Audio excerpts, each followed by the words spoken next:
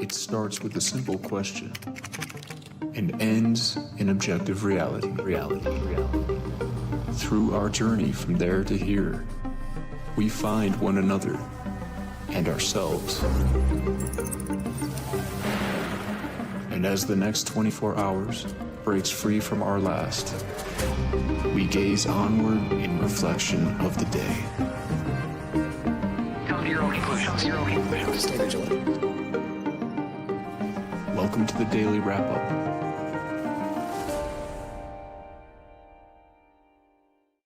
Saturday, October 18th, 2025. Thank you for joining me today.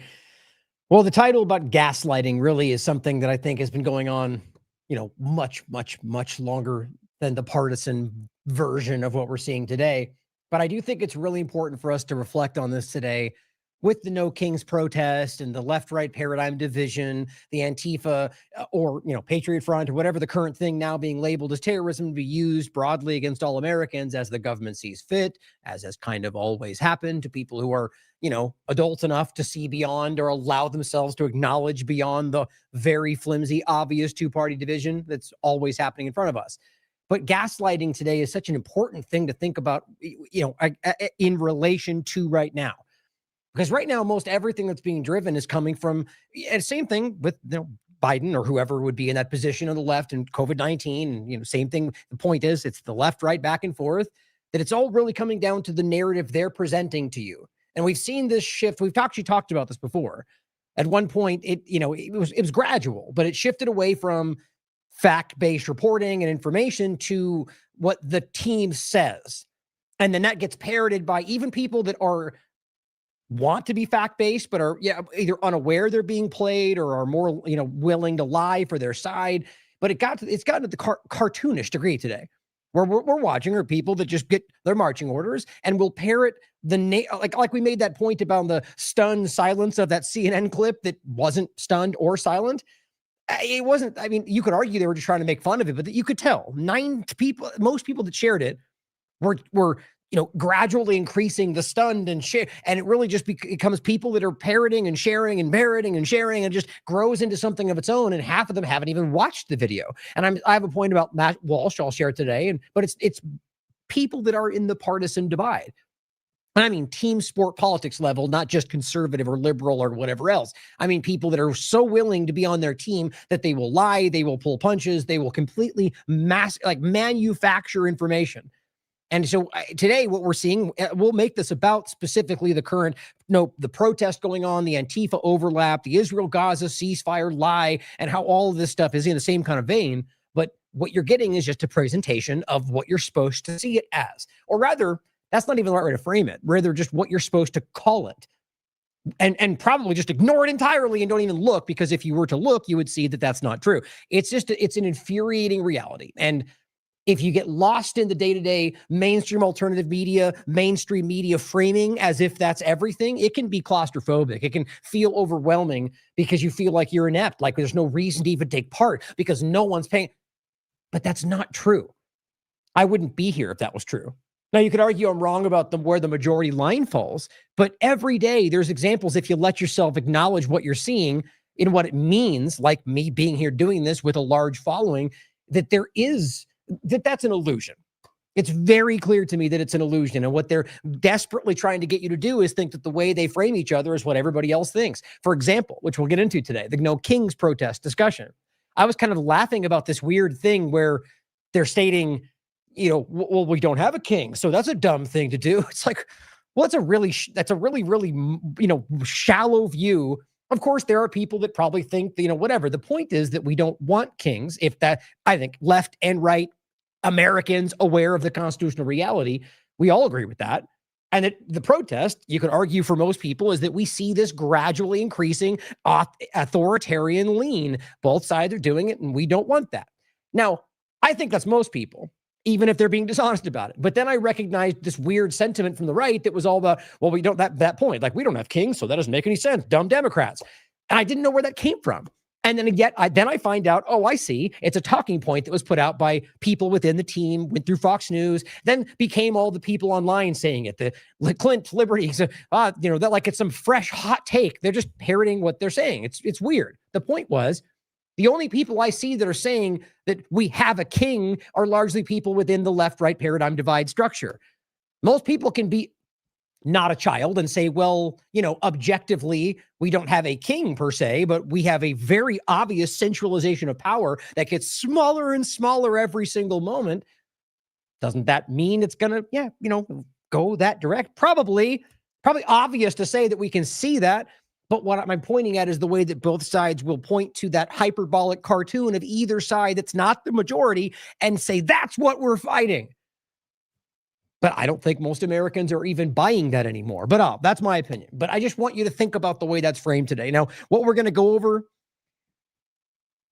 I did have one more sentiment that I want to say, but since I'm saying it, we're going to talk about just brief points about Epstein. And I was going to lay this out as well, that, I tend to give you a few things we're going to discuss. I never really go through every single talking point, and this won't even do that. But I just want to always point out to those that see the long show and go, oh, he's going to talk about the protest all for 4 hours.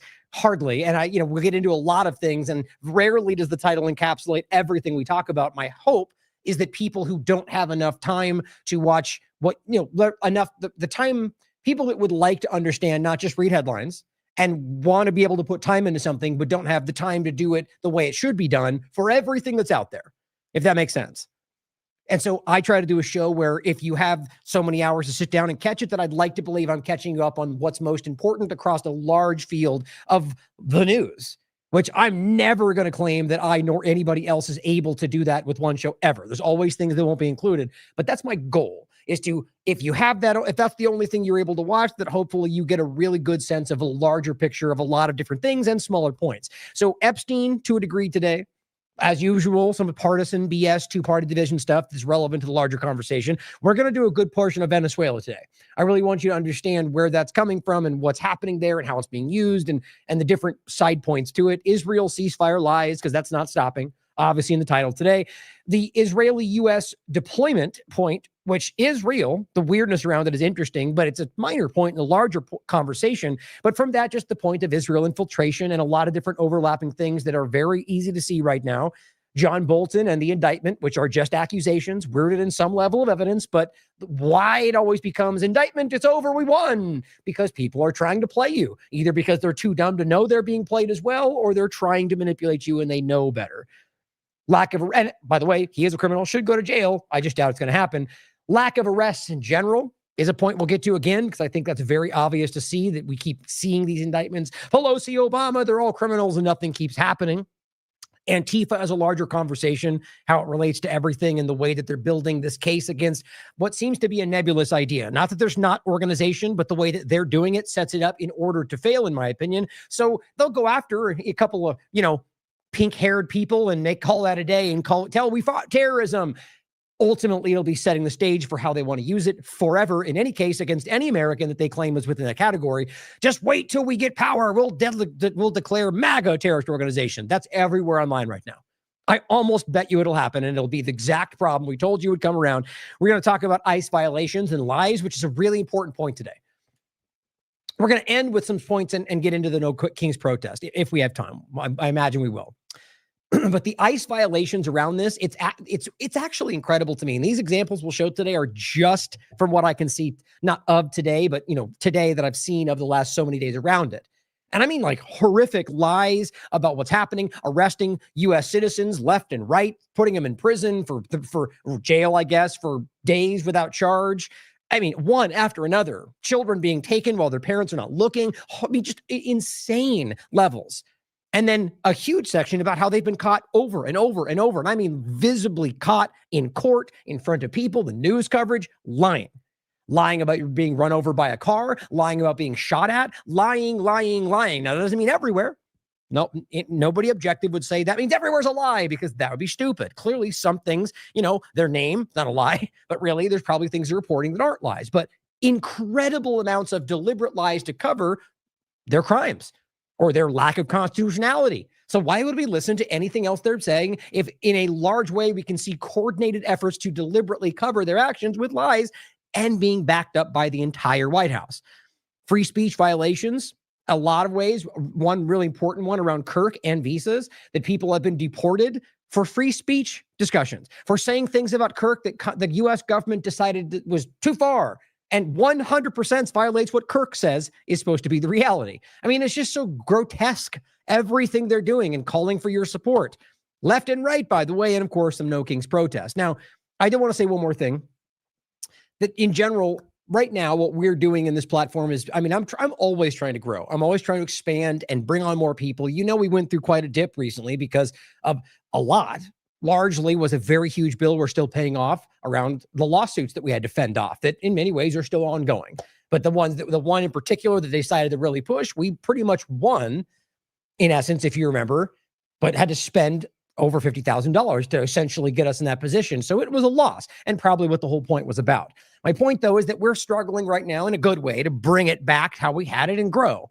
But I want you guys to understand something, that what I'm trying to do is I was recently speaking to a friend of mine that's a fan of the show and made this point. I said, do you ever get into this? Because I talked to him about this more than once, about trying to get to a point to where we can have things that are happening today, you know, like what's going on with these protests, or, you know, Dearborn, Michigan, and what's really going on there, whatever is going on, and being able to say, hey, you know, Derek or whoever, are you free?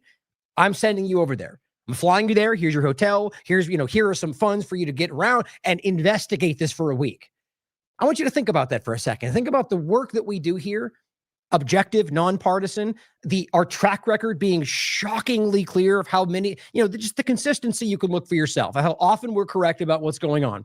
I'm not even going to press it further. Look for yourself if you want to pretend that others out there are right about everything, and understand that it's resources that are really what's lacking in our being able to bring that kind of point, that kind of objective, nonpartisan, we're not falling for both sides lies kind of presentation to everything going on. If we could be there at major conferences, if we could be there, the only reason that stuff doesn't happen is because of resources. That's it. And we, you know, to a degree, we've had some points like that. But just imagine these situations with all these screaming idiots out there yelling their narratives, and having people, whether us or anybody in the Independent Media Alliance, out there asking rational questions and presenting the facts on the ground in ways that can be easily digested and verified, and then comparing that to the cartoons everywhere else. Think about how important that would be, and then recognize that that's why this is going on. That's why we've been suppressed and why we're being attacked, because, and there's not just us, there's plenty of us out there who care about the truth. And every one of us are being suppressed in every which way we can. So if there's people out there that are interested in funding this platform in more ways than, you know, monthly donations on platforms, all of which would be donation-based and public for everyone to see, if you're interested out there, reach out to me. Because I would love to find some people out there that care about, and in an interesting overlapping point, if let's just say we had somebody with lots of resources out there, let's just say a very rich person who decided to come around and say, hey, TLAV, we're going to give you all this money as a donation because we believe in your work, which I would, of course, show everybody like we always have. Wouldn't that be exactly what they're trying to highlight around everything else they're pointing to? Yeah, kind of. Would that be terrorism? No. Would it be a crime? No. But the way they're framing all of this would turn it into one.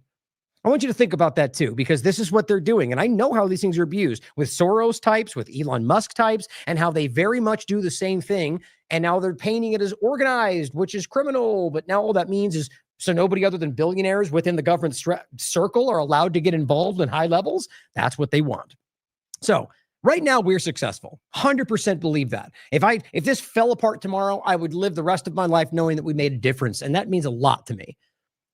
I mean, I can't even express how happy that makes me to know how far we've come with all the stuff we've been suppressed and how much the censorship and the attacks. But really the only thing holding us back in the growth in the way I want to see it, other than just writing more and doing more content, is that kind of revenue. And what that stops, more importantly than anything, is influence on the conversation. So hopefully you're out there listening and you're going, this matters. So reach out to me. Anyway, long open. I just wanted to make sure we made some of these points today. Let's start with a couple of points around some partisan information, and then let's get into it, go through all the madness today, because it really is an interesting discussion today.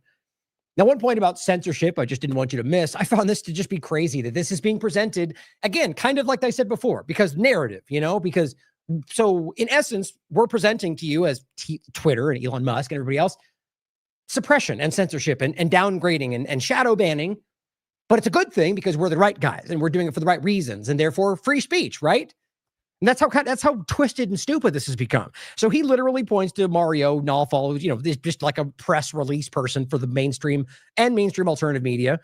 Algorithm isn't broken on Twitter. No, it's skipping lame posts. Oh, and who gets to decide what's lame? The controllers that always have. No, your post didn't flop because X hates you, because Mario knows this, right? No, he's repeating what he was told by people like Elon Musk. Great journalism, though, guy. Great job. The bottom line is he's simply saying that, no, it's just the fact that we're trying to make content better. Okay, what metric is lame, right? What's your metric there? Is that defined by something? Can we check that on the platform and then aim to not be lame? No, they're going to subjectively decide what that means to them. So to them, pointing out the genocide, that's pretty lame. Yeah, that's not a joke, by the way. This is very obvious. Elon says to get the most reach on Twitter with Grok, just imagine that you're texting a smart human who you've never met. If someone were to text you a link with nothing else to go on, you're probably going to think, wow, I should immediately forward this to everyone. Or how about information that is very, very valid and provable, and you still suppress it, and you still downgrade it, link or not, which I'll often test it by posting a link underneath the post and so on. And I'm not even talking about my shows. You can post things that are nowhere else. And this would even exclude TLAV from this. I can visibly see, like any of you can, if you're not a complete infant to this conversation, that this happens every single day. People can post valid information that is very important and gets shockingly downgraded. Why? Because, oh my God, they included a link. How dare they? Or they used hashtags. Or it's just stuff they suppress. It's obvious. They say, oh, it's not positive enough. It's too lame. This is where we are. And these are the good guys. Can you imagine what we would be told if Jack was going, oh, that's lame. Which, by the way, they did with different words. This is what it really is. This is how dumb they think you are. They're just downgrading it to, that's just dumb and lame stuff. We're going to get rid of it for you, instead of giving you some kind of technical argument about free speech and censorship and hate speech and whatever else, which are just as dumb to me. But what's funny is they're like dumbing it down for these people. I just think this is insulting to you. If you see it, you should be insulted. iHypocrite says, sorry, it's objectively transparently false until you can explain how a very high engagement rate correlates with bad content and low reach. Exactly. Explain it to me like I'm 5. You guys want to favor dry and neutral content, adding captions. That's your business, but no need to pretend this is what everyone wants. Or, by the way, that they're not subjectively doing it to content that they want to suppress for completely other reasons. This has been proven thousands of times over. For example, Elon Musk choosing to suppress content that he doesn't agree with, spinning out about H-1B visas, or censoring around South Africa. I mean, these were bombastically embarrassing moments. And then we just moved on like it didn't happen, sort of like Doge. It just doesn't imagine, it doesn't exist anymore. Freedom, #winning. But this person says, Grok, is the news this post is conveying being presented accurately? Will you be picking winners in terms of whose content will be more or less visible? Yes, Grok says, the report's accurate. Twitter's rolling out an algorithm enhanced by Grok to evaluate post quality, relevance. Right, this is social credit on Twitter. But, Elon's doing it. Trump probably supports it. So who cares, right? Right? Influencers in the team sport politics game, isn't that who we're supposed to look to know if things should work? Mario Nawfal, let us know. I don't believe even close to the majority is falling for this stupidity. I don't. But they look to people like this, even ones that disagree, and go, well, that's what everyone thinks, because that's how the game has been set up. Now, on the point of the technocratic administration, Derek put in a really outstanding article out. The technocratic Trump administration, the public-private partnership. Now, I'm going to make a page for this because this will be a series. This is part 1.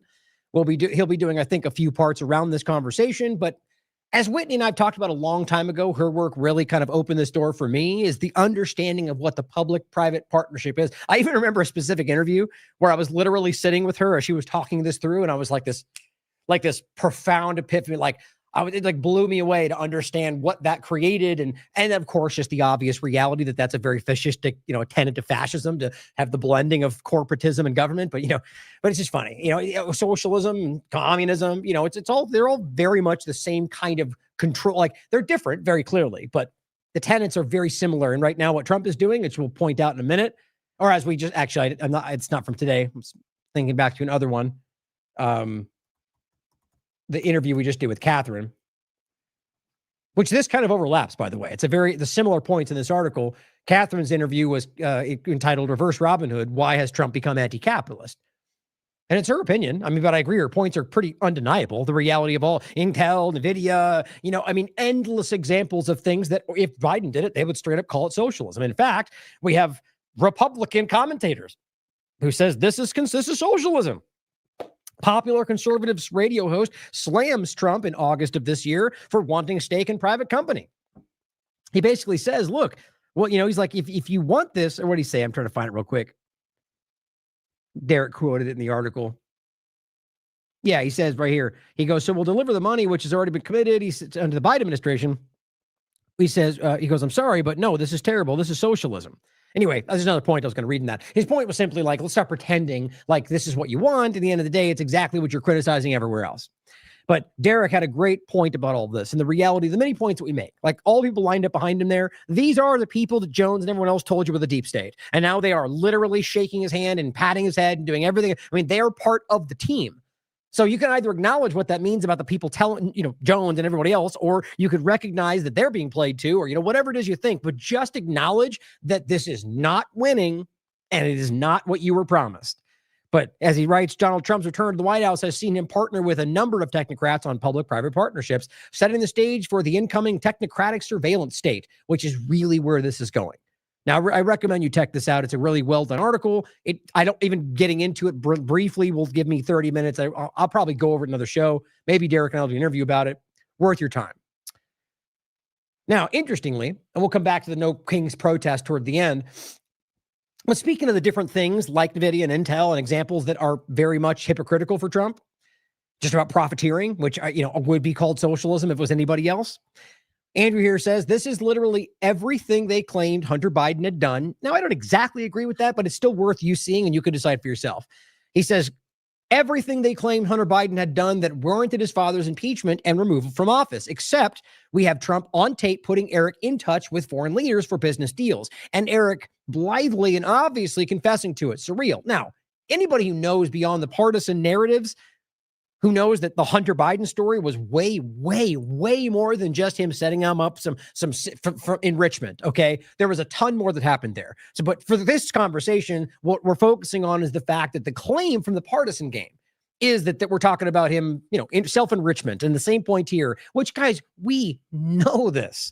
We just talked about the deal with the cryptocurrency thing in Pakistan, the World Liberty Financial. So you can all pretend that he's pulled himself out of it, but it's not true. He, first of all, from a legal perspective, has not. He just claims he's not involved. That's not the same thing as every other president before. So that technically is an unprecedented legal, he's basically not divesting for the most part. Now here, but my point was, even if you believe that he is, you can clearly see that this has been openly discussed, that Trump is negotiating and including his family's business in these kind of deals. Even if it is, well, once the time comes, we'll make sure you benefit from that. That's illegal, guys. That is what we've always pointed out. They all do it, though.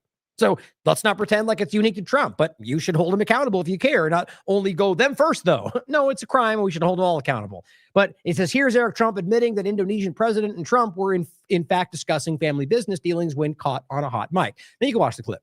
I just think it's worth knowing that it's your government, guys. The government of this country, who does not even represent you today, very much is all the same thing. If you really just break it down and you look from, not 30 seconds ago. If you track this back over many administrations, they'll have a lot of narratives and slightly different wedge issues that fluctuate over time, but the agenda stays the same. Now, this is Eric Dougherty, one of these very, very clear team Trump supporting cheerleaders every day. He says, breaking President Trump just showed the kind of man he is. His, of course, he's just the greatest thing ever. Every time they say a word, he goes, every time I solve a war, Trump says, they say, if you solve the next one, you're going to get a Nobel Prize. Nobody says that. Literally nobody. You know why? Because he hasn't solved the war. But he goes, I don't care about all that stuff. I care about lives. Yeah, you clearly don't care about the thing you bring up all the time. You don't care about the thing you said, but I deserve it. And she said she's going to give it to me, but I don't want it. I don't care. I'm above it all. But keep talking about it, though. Let us know how much you don't care about it, Trump. It's just pathetic. And people like this guy, Eric, will continue to go, the greatest thing ever. Democrats suck. But I said, please point to a war that Trump in any way has, quote, solved. Since Israel's currently bombing Gaza, which we'll get to in a minute, let's not waste time with that lie. Holding breath. I mean, can we not just laugh at how dumb this is? I'll see if anybody responded. No. What wars has he solved? I mean, please in the chat, even tell me what you think a Trump supporter might say. Am I missing something? Where is this narrative coming from where he solved all these wars? Ukraine and Israel are still obviously happening. Those were the main points. What else are we discussing? You can anything you want to claim from his first administration is not even on the table, but even then, I can prove to you that he lied about all those things. Syria, by the way, is literally overrun with the people that Israel and the U.S. have funded to overthrow it. The people they claim they're fighting all over the world. So that never even went away. The lie that they stopped, they were always occupying it. They're literally now dealing with trying to fight to take back parts of Afghanistan. What are we talking about? I mean, look, is anybody in the chat genuinely? Give me your thought. Who is it? What is it that they might go? But Ryan, here's what he solved. I honestly can't even think of what they might pretend to say, unless it was lying about Afghanistan and Syria or whatever else. I mean, I'm just curious. I'm actually waiting. I'd love to see. I'm blown away by how stupid this gets. But he hasn't done that. But also the joke about the Nobel Peace Prize that he brings up every day, but he doesn't care about it at all. But I'll wait to see if you guys comment on that. I don't understand. What this shows me is that that we're being gaslit to a degree that is insane. That nobody buys this. The people, the Erics of the world are either too dumb or don't care, and they're a minority. And everybody else is like, well, whatever, Team Trump, I'm on his side, so I'll pretend like I don't notice how wrong that is. I don't know. No one even has a comment, but I don't even know. Don't understand it. Okay, some other partisan points that I think are worth pointing out is that as this stuff is going on, as we get into Israel and other conversations, this is the kind of... okay, things like this go around and get parroted by all the same people. It's like clockwork.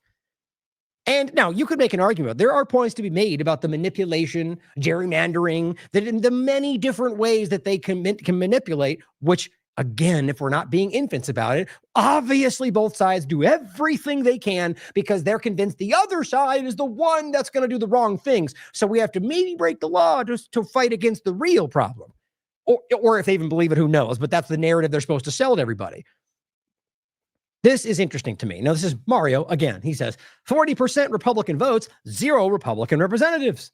This is one of the strangest political paradoxes in America right now. Of course, that's because that's what they're all being told to point to. That's what you'll see. Now, he says New England's 6 states, Maine, New Hampshire, Vermont, Massachusetts, Rhode Island, Connecticut, collectively give around 40% of the votes to Republicans, yet not a single one of their members of Congress are Republican. Okay. Well, first of all, just because there's that many supporters that you point to, first of all, I mean, look, you can get into 1,000 different things. I want to get past this quick. First, you could argue that the numbers they're pointing to are not real. You could point out the reality that our votes quite literally don't translate to the outcome. Let's stop being kids about it. But, that's not going to win anybody over. Like, there's so many ways around this that you can point to what they're saying is not really connected. Who knows? I think you can clearly prove that most people in this country don't even represent Democrat or Republican anymore. They literally represent themselves as we see through your lies, independent or whatever else. So all of this is predicated on the idea that everything's left and right. Now, you realize half the people they're pointing to at one point did and forever get the list as left or right. You realize that? So all the people they point to and all the red and blue graphs represent most people that probably haven't voted in 10 years or don't believe they're one of those things anymore. There's so many things to get into. For me, it comes down to the fact that they're trying to represent this as some kind of, manipulation of justice. The real thing comes down to this.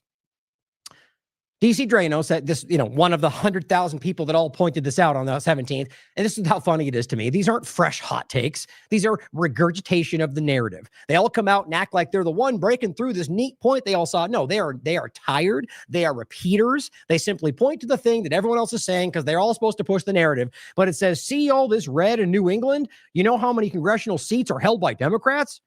21. How many are held by Republicans? 0. Don't talk to us about gerrymandering. Okay. All of it's rooted. All these narratives are rooted around misunderstandings or misrepresentations. Now, secondarily, you could point out that even these graphs they're pointing to seem to differ based on who's posted them or who wants to alter a little bit more here or there. The bottom line comes down to this. And shout out to this guy who posted it first, who I saw right here, Joseph. He says, see all that green in Maine? The large swaths of red land on your map of blue and red hardly have any people in them. You'd think that might be relevant, don't you think? That at the end of the day, the vast, vast majority of people are right down here, right? So if you're going to look at that, you can argue that that might be why it looks all red, is that the vast majority of people up there that they think, so this huge area of red represents 100 people or whatever it comes down to. You can do the math. It's a very small amount. The simple point is, you don't include that that very obvious fact and recognize that the vast majority of the population exists around the blue area, then you're lying to people. Simple as that. Now, again, with the other points that I made, you could have a valid conversation about other things. But I said anyone aware of and above the childish partisan division knows that they all lie. That's obvious. They lie, cheat, and steal. But also that grifters and morons like DC Drano will constantly push memes that don't understand that they don't understand to keep you attacking your neighbor instead of the real problem. I just think these things are everywhere. Now, what you'll find is literally everyone that's in a certain circle, we're all doing this. And here's J.D. Vance. This is really something. New England, 6 states vote about 40%. It's the same little point over and over and over and over, except they leave out that very important point. That where the people live, the majority of it, they seem to represent as Democrat. But again, I don't trust any of that. I don't believe that our votes even translate. So we get lost in the weeds of all this nonsense and we lose the fact that we've lost this a long time ago. Not that it shouldn't matter. Now, on Epstein, the lies around all of this stuff is distracting most people from the reality that Johnson and Trump and the team Republicans have literally kept this from happening until this very point. Are we still on the shutdown? Apparently, we're not even talking about it anymore. Why? Because they don't want you to recognize they're dragging this out, probably for this one reason. Massey said this on the 14th. Today, Speaker Johnson seemed to acknowledge something the FBI director hasn't. It wasn't just Epstein trafficking women. Yet he persists in the cover-up. The effort he supports hasn't released a single name. Yet we know at least 20 are implicated in the files. That's just what Massey can prove. Only one of the names he seems to know, unless he's holding it back. The reality is that this is something he can prove. They know that, and I think they're literally trying to suppress this as best they can.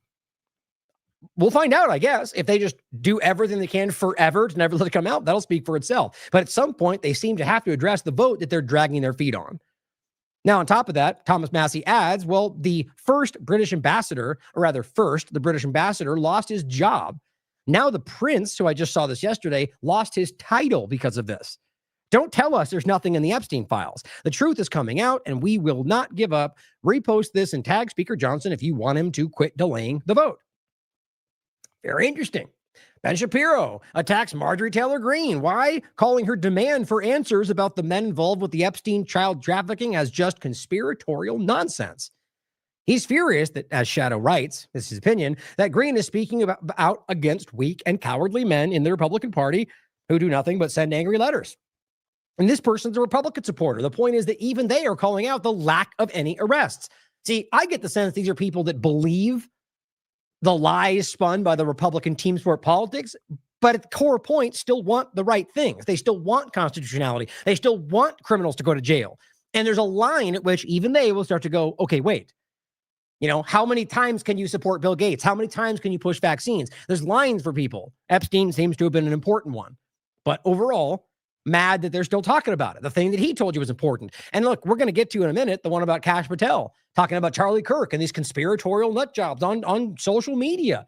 We have to do something about that. Exactly what they were saying on the left. Funny how that works out. Now, this is Diligent Denzian, just a very quick clip, by the way, that came out with the guy who they arrested, the Israeli a government entity who was caught in a child sex trafficking ring, who they then let flee back to Israel, and we've never heard a word about it since. He comes out and says, video of Tom Alexandrovich, the Israeli official being arrested for trying to meet up with a minor child for sex, has been released. He was allowed to flee the U.S. a day later. Just wanted to remind you all, it's very important to understand. And I said, don't let them hide this or the Epstein cover-up. Of course, my posts are shockingly suppressed at these points. Again, I make the point every time. It's not even about the engagement. It's about that. You're to tell me with 77,000 people that follow my account who chose to follow it, even by accidental scrolling, we would get more than 2,000 views. That's because they're not hiding it, guys. They think this is too much of a lame post. Right? It's got links and stuff. So therefore it's got hashtags. Therefore it's not. That's them cultivating what they want from you. That's social engineering, no matter how you spin it. It's disgusting. I'm going to post what I want, and it should be based on meritocracy. Isn't that all the lies that you spin? Isn't that what you pretend to care about? But don't let them hide it. The government will always hide behind the false partisan division to stop you from demanding meaningful action. Simon Godek says Trump attacks the only Republican congressman who wants to release the Epstein files. At this point, Trump isn't just sounding like a mouthpiece for Miriam Adelson. He is one. He is going after Thomas Massie, one of the latest unbought men in Congress. You could decide if that's true. A rare voice who dares to put America before Israel, slash the corrupt leviathan of government, and demand the release of the Epstein files. Only spineless cowards, sellouts, or politicians with something to hide would come for a man like that. Yeah, Simon Godek, who was a big supporter before, has come hard against, because he's got principles.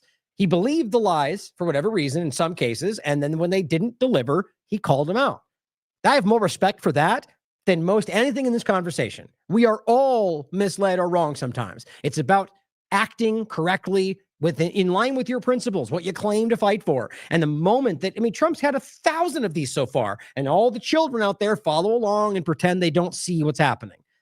He came out today and said, or it was yesterday, he said the third-rate Congressman Thomas Massie, guys, this is so crazy. Everyone in his support base who's not a complete manipulator loves Thomas Massie. This has to show you that Trump believes he can simply bully his own base into believing whatever they want or whatever he wants. A weak, pathetic rhino, he says. There's nobody more America first in the real sense of make America great again than Thomas Massie. Even MAGA supporters believe that. And it goes from the great Commonwealth of Kentucky, a place I love, and basically says that we need to bring in a new person. Bring in Ed Galbraith, a true American patriot, a person who's he posted more than once about supporting Israel. What a surprise. What a weird thing to talk, or calling out Hamas, or, so whatever you think about him, that's clear. Many posts about it. A brave combat veteran, Ed, knows the wisdom and courage required to defend our country. So, at the end of the day, hashtag MAGA. No, what you're doing is make Israel great again. Bring in another politician who will pull punches for Israel while Massie wants to call it out. Hey, how about the Epstein files? Nope, MAGA. General Mike Flynn, though, comes out and goes, China, as usual. What's funny about this is you have them screaming about these things. Little evidence ever being presented, by the way, not to say that they're necessarily false, but is Mario, as usual, press release from the government. He says, police raid Chinese-run human trafficking rings. Austin Police Department raided illicit spas secretly run by Chinese networks. Yeah, probably. The bottom line for me, though, is that I don't think half these things barely ever get any more follow-up. Let's give me the report. Where did it come from? Who were they working for? See, what you have to think about, guys, these could be Chinese-run, sex trafficking rings that are conducted by Russia, right? That's not that hard to think about. These could be Chinese-run groups, and I mean in the sense that they're run by a bunch of Chinese people that are presenting themselves as working for the Chinese government that actually work, on behalf of the Israeli government. You realize how much that's actually happened before, or getting into like a tech side of it where they can make technical things happen that look like they're coming from a different government? That was Vault 7. So I just want you to think about it. The presentation from your media and your government is the first thing we should be questioning. These people repeat what they're told. Overall, that's not the point for me. If this happened, good. I'm glad it happened. But it is overall, as Michael Flynn points out, while this exceptional law enforcement work, we need to penalize the CCP. Is there evidence that's tied to the government? Not that I can see. The bottom line is this is about, I think, trying to pivot to anything other than the gigantic blue elephant in the room. Now, let's talk about Venezuela, which I think is very important as they're trying to pivot to things to distract you from this. What's interesting about Venezuela is I'm not exactly sure where I place this. I do believe that this has interest for, like, for example, we talked about the flotilla or different discussions about international law and about how this changes that for the interest of both the U.S. and Israel, or the precedent might, I argue. But other than that, this just seems like, I think, more of an interest for the U.S. government. But then again, Israel's immersed in the AI direction as well. When it comes to the lithium that they desire in Venezuela, when it comes to the oil reserves, the gold reserves, rare earth minerals other than lithium, like there's a ton there that's important to them. So another boat, I don't know what's the sixth, the seventh boat, was just killed or was bombed, kills 6 people. Now, the interesting thing is there are apparently 2 of them that survived.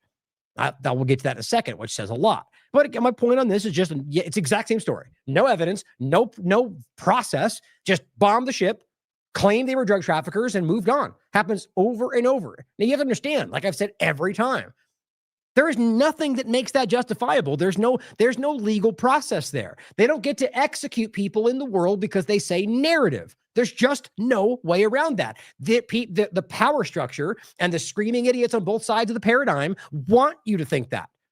When their team does it, they want you to think it's the best thing in the world. And both sides are desperate to make you think they can do what they want, whenever they want, if they claim emergency, national threat, insurrection act. These things have been slowly growing. The truth is, they're unconstitutional. At the end of the day, when you really break it down in the way that they're doing it at the very least.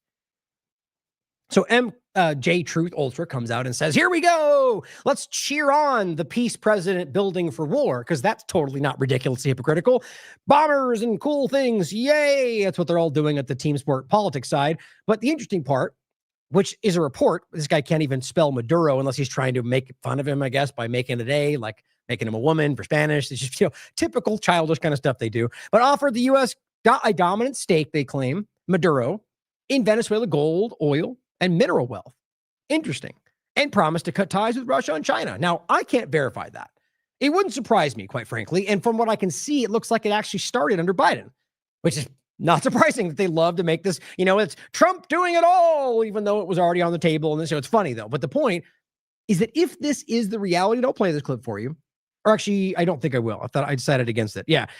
All he's doing is just basically praising all the cool, look at the ships and the war and we're great. It's just kind of embarrassing Jesse Waters stuff. But at the end of the day, if this was offered and Trump, that's why Trump said they don't want to F around with America, and you turned it down for what?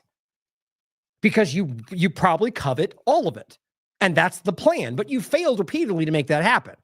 But just think about what interest would that serve if they're literally going, look, we'll give you a dominant stake in the things that you clearly desire, and you turn it down and continue bombing people. I mean, that either means that somebody's driving them to war and it's not even their decision, or they are not interested in some kind of amicable agreement.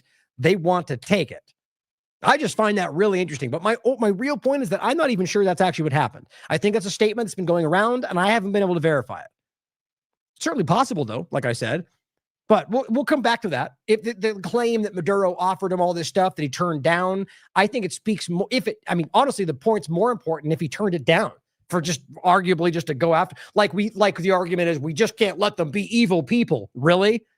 Can't let them traffic drugs. Oh yeah, Colombia. Oh yeah, Israel for evil and drugs. I mean, they're ridiculous to claim. So the point wouldn't be that we can't make deals with terrorists. They do that all the effing time. So that seems to be a little more nefarious, or it didn't even happen. And like usual, Waters and the rest will just repeat what they're told. Interestingly enough, U.S. military rescued survivors by helicopter after the Thursday strike in the Caribbean, and is now holding them on a Navy ship, 4 sources familiar with the matter say. It looks like they might have been released already, but it says the U.S. strike on Thursday, 2 survivors. Rubio just now in the Oval confirms the strike, but declines to provide any details. This is on the 17th, by the way. Trump says this was an attack on drug-carrying loaded submarine. It wasn't a submarine. It looks like it was a partial submersible. But the point is, it's just about giving you the cool story without even the facts don't matter. Oh, he got it wrong. No, they're giving you the narrative they want you to repeat. Oh, yeah, hold on. This is what Glenn said. He says, if they're actually drug traffickers, and this is where the first thing I thought as well, why not arrest them in the first place? And then prove their guilt with evidence, the way all civilized countries do with alleged drug traffickers. Answer, because that doesn't serve the actual goal of regime change in Venezuela, or, which I'm not going to say I know for sure that's the ultimate goal. I do believe that's one of their long-sought goals. Just ask John Bolton from Trump's last administration. We'll get to that as well. But the point is, doesn't serve the actual goal of whatever that may be, right? Even the deal, clearly, So we're going to get to in a second. I believe it was here. Yeah, we're going to get to the strike. Actually, I'll put this there. Maybe I'll just move this up, actually. I think I added that later and I forgot to move it. The point is that let's go over that point, the strike and the survivors, because here's the reports on this. U.S. to repatriate survivors of the strike. Okay. So this got a lot more interesting. This is from today. So now they're going to send them back to their country. Guess what they leave out? What their country is. How much you want to bet it's totally not Venezuela? How much you want to bet it might even be something uncomfortable to them, and that's why they don't want you to tell you. Interestingly enough, this in many ways damn near proves to you that what happens here is nothing they're telling you. So it says the Trump administration, and let me put this right out of the gate here, that by doing it this way, it guarantees that we never find out.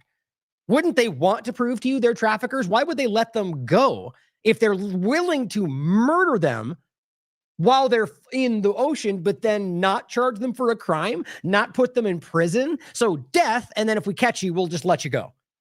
You see how insane that is? Like, these people are stumbling over their own manipulations everywhere right now. Trump administration's decided to repatriate 2 survivors of a deadly U.S. strike this week on suspected drug runners in the Caribbean Sea, rather than prosecute them or hold them in military detention. People with knowledge of the matter said this is today. The men who survived were being returned to their home countries. Oh, I'm sorry. It says, okay, I don't know how I actually missed that. I went through this twice today. So here, this makes my point even more important. They survived, were returned to their home countries, Colombia and Ecuador. Okay, so Colombia, or a Colombian, but to play their game, that means Colombia, because, right, if he has a Chinese name, we know China, right? It's just, that's what they always do. They love to assume. Either way, a Colombian and an Ecuadorian, same point we always make about Colombia and the trafficking through everything else, and we make it about Venezuela still? I mean, I think the point was to get them home, out of the way, because either they are drug trafficking and it's not Venezuela, so it kind of destroys your game, or they weren't any of those things, and you need to get them the hell out of the way so they can't go, they murdered my family, or any number of things that would challenge the reality of their story. The people with knowledge of the matter said they spoke on condition of anonymity to discuss operational and diplomatic matters. So also question it all. As always, it was not clear if the government of either nation would prosecute the men upon their return or simply release them. I mean, why would they prosecute them? In what standing? I mean, so they sent them back to Colombia and charged them for what? Almost dying in an attack that nobody proved you were committed a crime? There's not even a place in which that would be possible outside of an authoritarian country. It's not clear if the government would release them. President Trump has previously described people aboard suspected drug smuggling boats, which basically just mean boats in the ocean, which the United States has targeted in several deadly airstrikes since early September, as unlawful combatants. Guys, this is Obama's, if they're rebombed, then they're combatants. It's the same exact logic. Guess what? Another point added to the endless list that they're the same thing. When Obama started bombing with drones, they didn't make it public as to everybody, but it became public over time. If they killed people where they bombed, then they were deemed combatants because they were deemed in a place that they deemed was an area of combat. It's just insane. Therefore, everyone, children included, were combatants on the list. It's exactly the same. By deeming them already problems before you prove anything, they're therefore unlawful combatants if we kill them. But they survived. Oops. Get them the hell out of the way. He has claimed the authority, widely disputed by legal experts. What a benign way to say that. You mean provably breaking the law by every measure? Yes. To summarily kill such suspects in military strikes as if they were enemy soldiers in a war. There's no world in which this becomes legal, guys. The problem is that Trump has made it clear to anybody, test me. I will burn the world down to make sure you don't benefit from calling me out. Trump has made that clear to his own detriment in many ways, but he's made it clear. I will not allow you to. So if somebody comes out and goes, guess what? That's a crime. Media, anybody. Guess what? Funding starts disappearing. People start getting charged with crimes. Their family gets accosted, arrested. You know, this is happening across this country right now. This is or has become, or maybe it always was, basically a third world country at this point. There's really no denying that with the way that our government is reacting. And that doesn't have to mean, debris in the streets and people's in, little huts. I mean, that's not all right. Whatever you want to argue, the real point comes to wealth inequality. It comes to government overreach. If you take the metrics, I wrote an article about this a long time ago. By all metrics that they used to, and they don't really use these terms as much anymore, by all metrics, they used to deem things a third world country or first world country. The U.S. government, this country's met all of them and exceeded them for a decade or more. I talked about it a long time ago.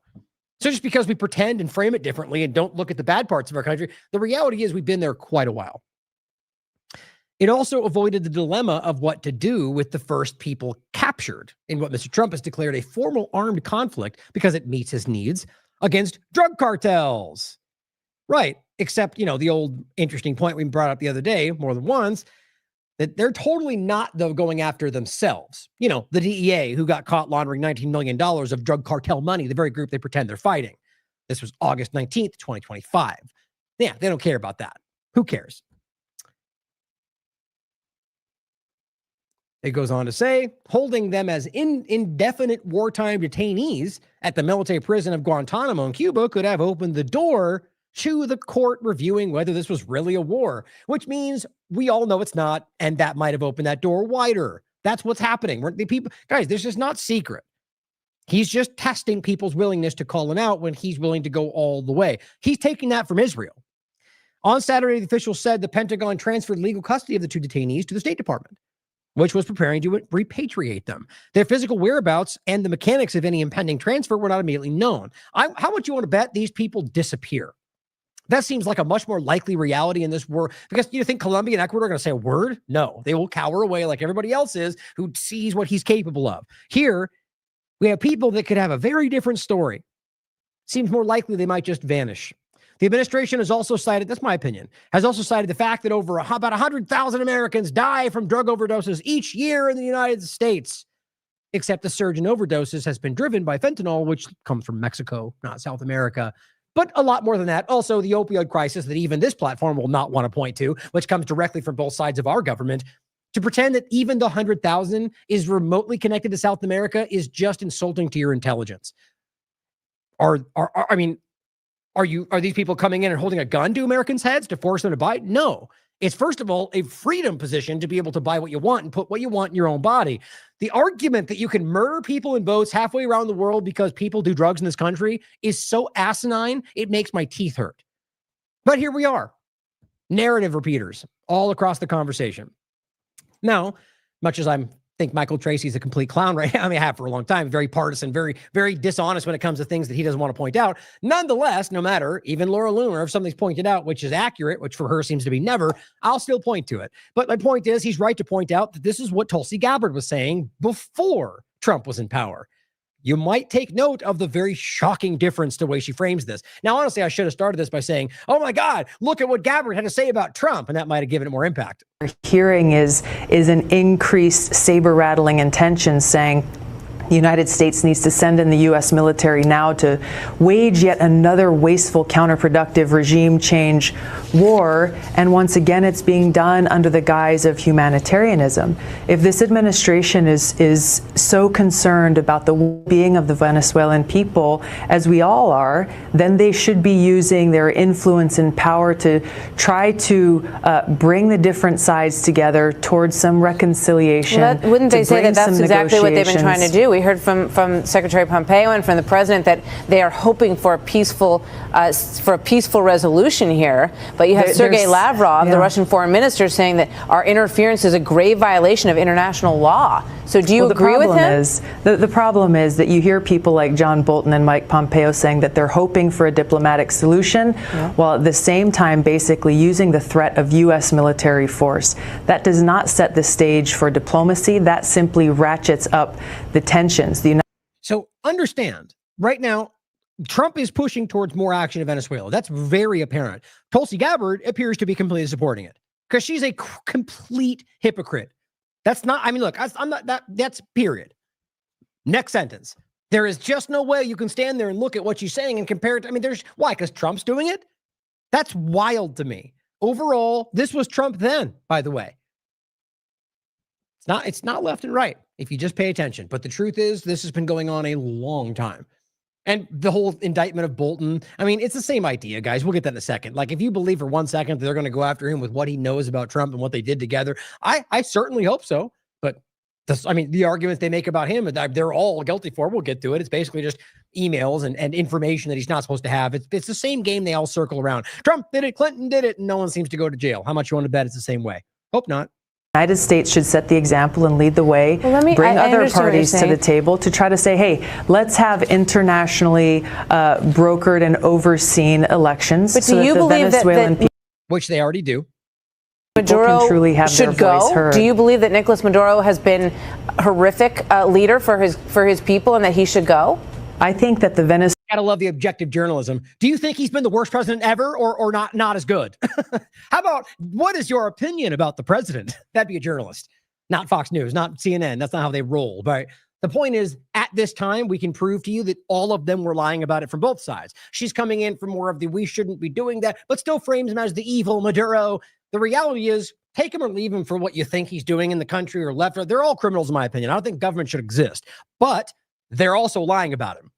Those two things can exist in the same conversation. They're lying aggressively about him, about the starvation. Abby Martin's work has broken that apart every which way. They lied about what they're doing and how their actions have created the starvation, have created the money issues. I mean, the oil issue that they took over and stole, the gold they stole, the oil, by the way, which was being given to other countries that was helping them out of poverty, but they took that away. And then you get how this works, guys. They don't want countries rising and getting stronger. They want people under their thumb. That's what authoritarian, that's what empire is. So even what they're pointing to in Venezuela in this very, let's not forget, they were the ones that were trying to pretend. That was Guaido, guys. That's that lie. Trump was lying to you just like he is today. Not unique. That's just your government. But you get the point. In another additional article, this is from Max Blumenthal on the 17th from the Gray Zone. Who were the CIA assets and key Trump figures who orchestrated the failed Bay of Piglets mercenary invasion of Venezuela? In this explosive tell-all interview, coup leader Jordan Goudreau exposes the Trump organization and U.S. intel in a plot to steal Venezuelans' resources. That's what this is about. So the point here, and read the article, as Max adds, watch the leader of the 2020 mercenary invasion of Venezuela. Tell me how Trump or top Trump figures hired him alongside Venezuelan CIA assets to take over Caracas so they could plunder the country's wealth. That's what was Trump saying? Take the oil. He wasn't even hiding this about Syria, elsewhere. So why would you not understand the same thing today? He's learned a little bit. He's still very clumsy, but he's learned to be a little bit less so. Has documents and names. What's worth checking out, guys? The point is, even Gray Zone pointed this stuff out back then. This is just somebody on the inside now saying, look, that's what the administration directly told me, or through their assets they were speaking to. That's what they're doing today. Not secret. Now, this is embarrassing. And this just shows this is the junior team. That's what they are. They don't off the top of their head know what to say because they're not educated on these things. None of them seem to be able to respond like this. But as John here makes fun of, I'm not familiar with, looks like public speaker. He says, the question is, what legal authority did the Pentagon invoke to strike that boat? And so John's response is, so he doesn't have any idea, basically. Here's how he responds. What legal authority did the Pentagon invoke to strike that boat full of drug smugglers? We have the absolute and complete authority to conduct that. First of all, just the defense of the American people alone. Oh, okay. Well, the defense of the American people you could cite what that would stem from. He doesn't understand.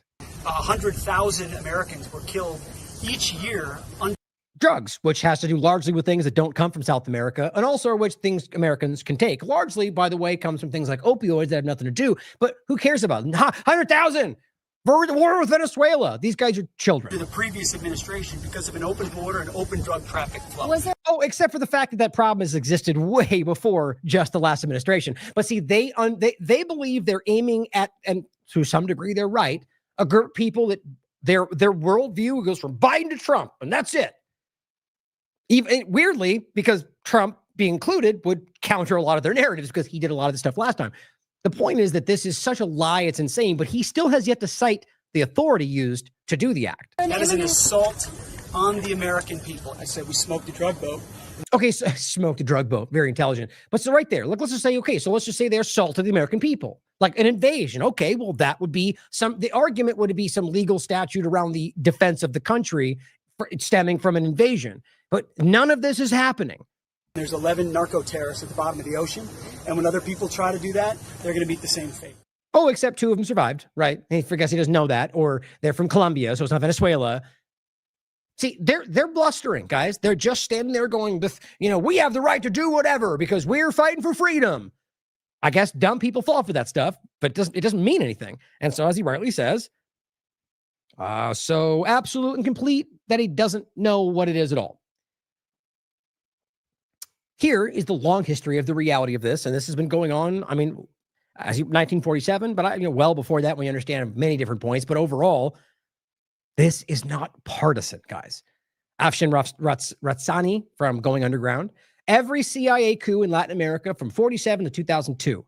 And there's been many efforts and actions past that, but it says to enforce Washington's hegemony with an iron fist by installing fascist dictatorships and disastrous neoliberalism. See, both elements to create favorable conditions to U.S. corporations to cheaply extract resources.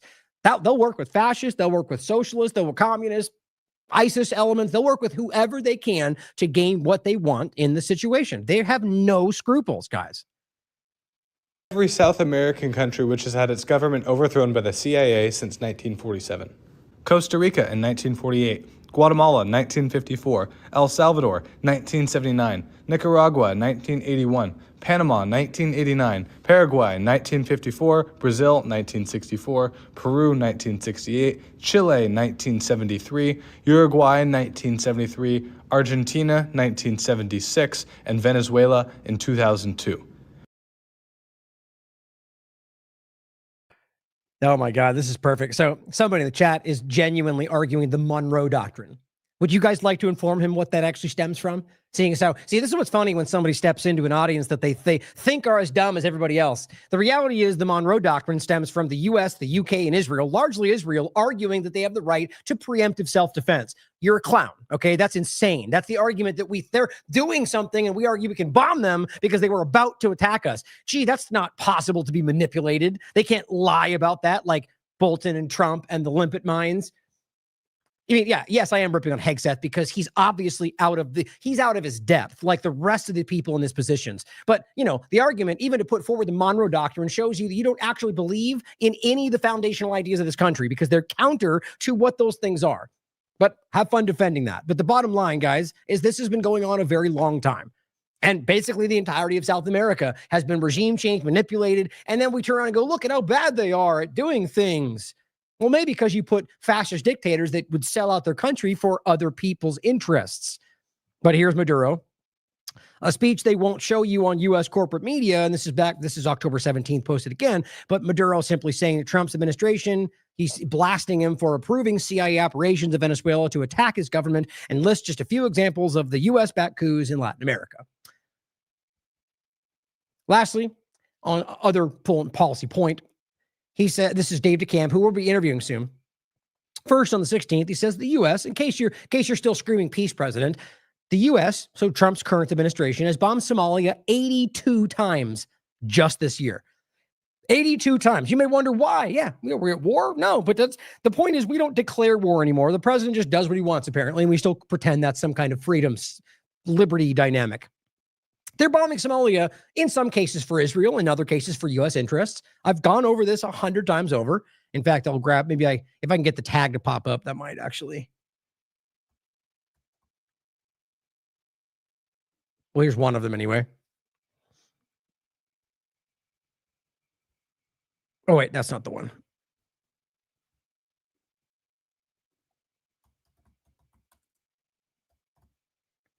I thought it would pop up there. I guess not. But anyway, I'll try to find some in the, here, let me just do it right here.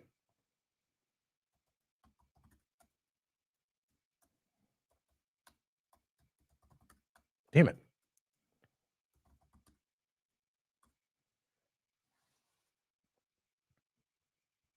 Trump bombs Somalia. Here's one from the Ron Paul Institute from 2017. I'll just include that. I know there's ones where we've talked about it more than once.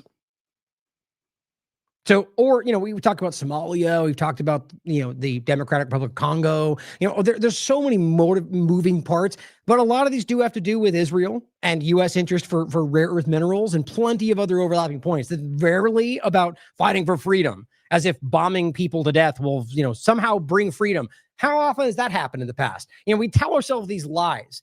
World War II, except that the bombings that they conducted in most cases were unnecessary and were over the top. And, we look, Israel going Dresden and all these different things. The bottom line is obviously, or how about Japan and bombing them as they were retreating? It's just the stories we're told are lies. He says, here's some context. Biden launched a total of 51 airstrikes in Somalia throughout the 4 years in office. Obama, 48. Trump, 82 where was it? That's the 82nd. It's 80. Yeah, it is 82 times just this year. Wild. So getting into the Israel overlap, I want to start with a point that I thought was very relevant because we brought this up many times. In the Knesset, I forget this guy's name actually on top of my head. I forgot to look it up. He's been the one that's been dragged out of there many times. He speaks out pretty strongly against largely Likud and Netanyahu's party, but he's been very critical of a lot of this stuff. So he came out and said, I'll just read it to you because it's in Hebrew.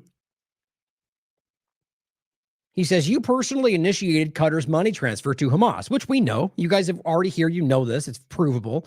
And in no way does that undermine the reality of the armed, or the defense, the legal act of armed resistance by an occupied territory. Even if every one of them were funded by Israel, it still wouldn't invalidate that legal reality of an occupied territory. So it's not used to undermine that reality. It does matter, though, that Israel did do this and clearly either allowed some of this to take place because of it or failed entirely in doing so. Either way, Hamas has changed quite a bit from when this was largely happening, I think. Either way, though, he's saying together with Mohammed al-Ahmadi, you bear responsibility for it, and that was your personal order to fund Hamas in order to keep Palestinians divided. That's what it was.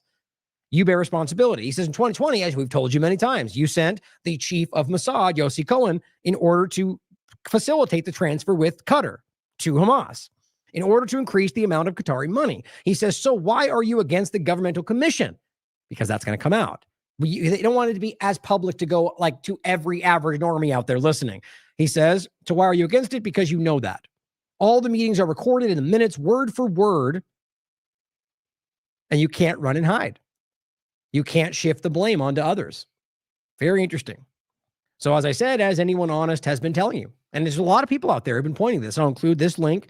There's both Ami Alayon he's a former head of Shin Bet, Ehud Barak, former prime minister, and others openly admitting to you they transferred $1.4 billion to Hamas in cash, in briefcases that have no way to be, like I say every time, a place where you have to bring in food aid because you can't buy enough to feed everybody. The idea that you would give them money like that to buy the aid it doesn't make sense. If you have to bring it in, the aid's not there to be bought with it. So it is obviously for not aid, like they try to lie about it. But we also have the article this was Haaretz, the Post. Anyone who wants to thwart the establishment of a Palestinian state has to bolster supporting Hamas. That is our strategy, as well as the Post from I believe it was Haaretz, Mossad chief, visited Qatar, financial aid. Just important to remember all this. Very important stuff. Now, we also pointed out Ryan Razbiani, and this is before this, we know that they had twice reinserted the point about Hamas disarming.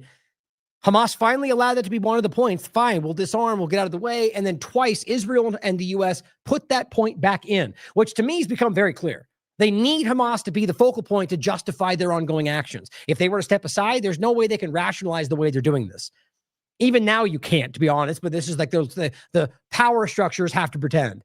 But he says Trump approved Hamas to rearm.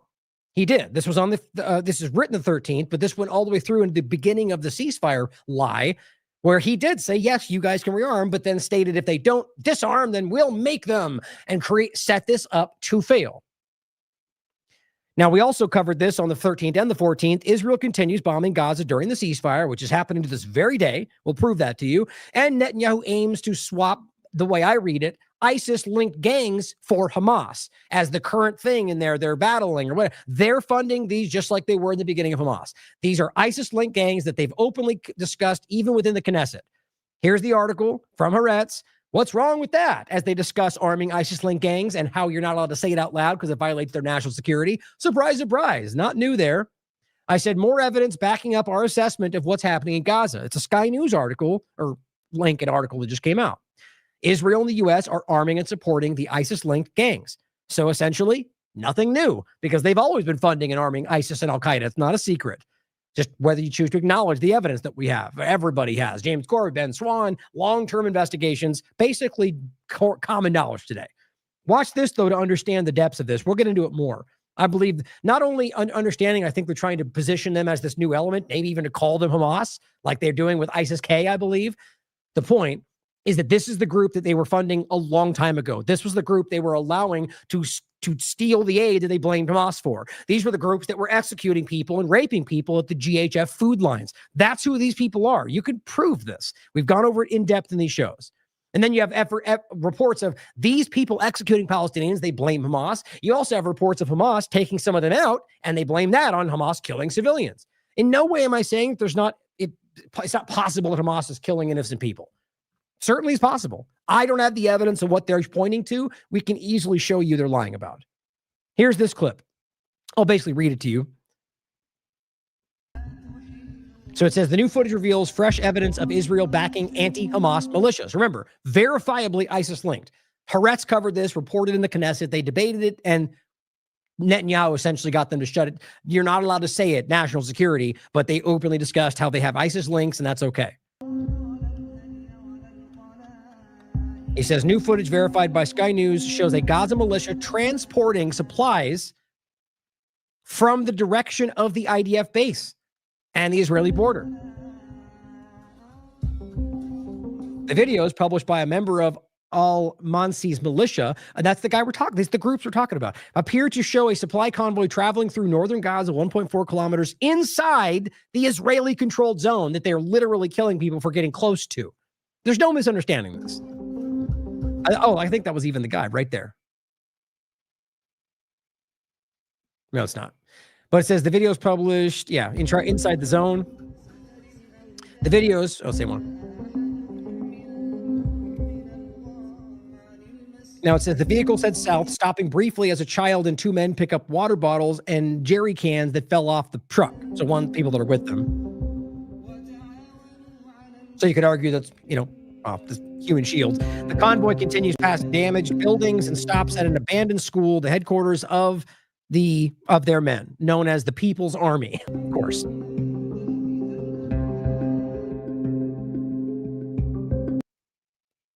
It says the armed group is one of 4 active anti-Hamas militias identified by Sky News, all of them based inside of parts of Gaza still controlled by Israel. I mean, how do you misunderstand that?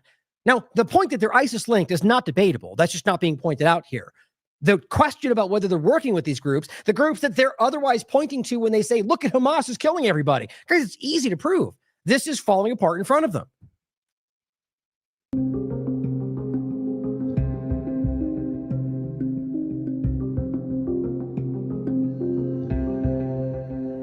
It's simply saying, why are the videos important? Last week, a Sky News investigation revealed that Israel has been facilitating the supply of guns, cash, and food to Yasser Abu Shabab. That is the leader of the ISIS-linked gangs and his militia based in Gaza's far south.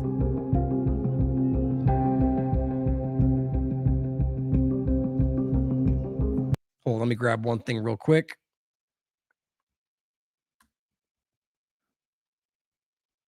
Oh, that's weird. I wanted to grab this article real quick just to show you, if we can, the guy, and I'll grab this one too.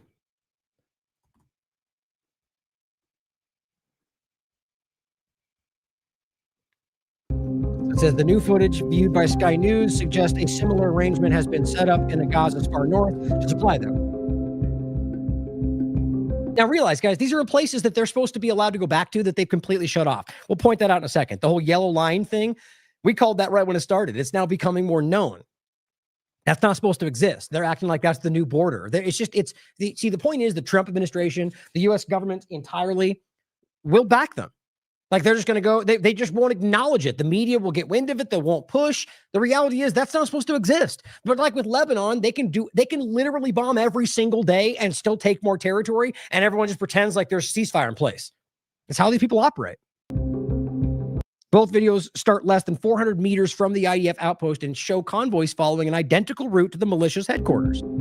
It's a supply line of the ISIS-linked gangs they're working with, and they're sending them out on missions and back and forth. It says just north of that point lies Israel's Erez crossing point.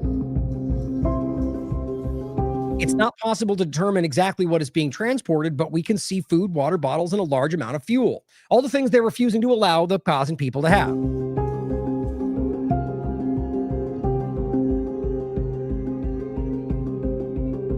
One brief video shows the back of the car filled with plastic jerry cans branded by SOS Energy, an Israeli fuel supplier. There's just no denying this. So Israel's quite literally arming, funding, and supporting the groups that they're claiming are ISIS killing everybody.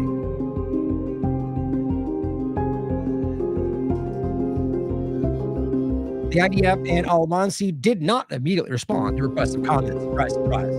See, the way that they'll operate, they'll just hope that nobody, if it doesn't get pushed enough, They'll ignore it entirely. If it gets pushed just enough, they'll come out with a very clear lie to say it's the opposite of that or something. And if that doesn't put it to bed, then they'll try a slightly different version of the narrative. And they'll keep doing that until eventually they get something that sticks. Then they'll jam that forward and they'll push everyone to the next conversation. It happens every single time.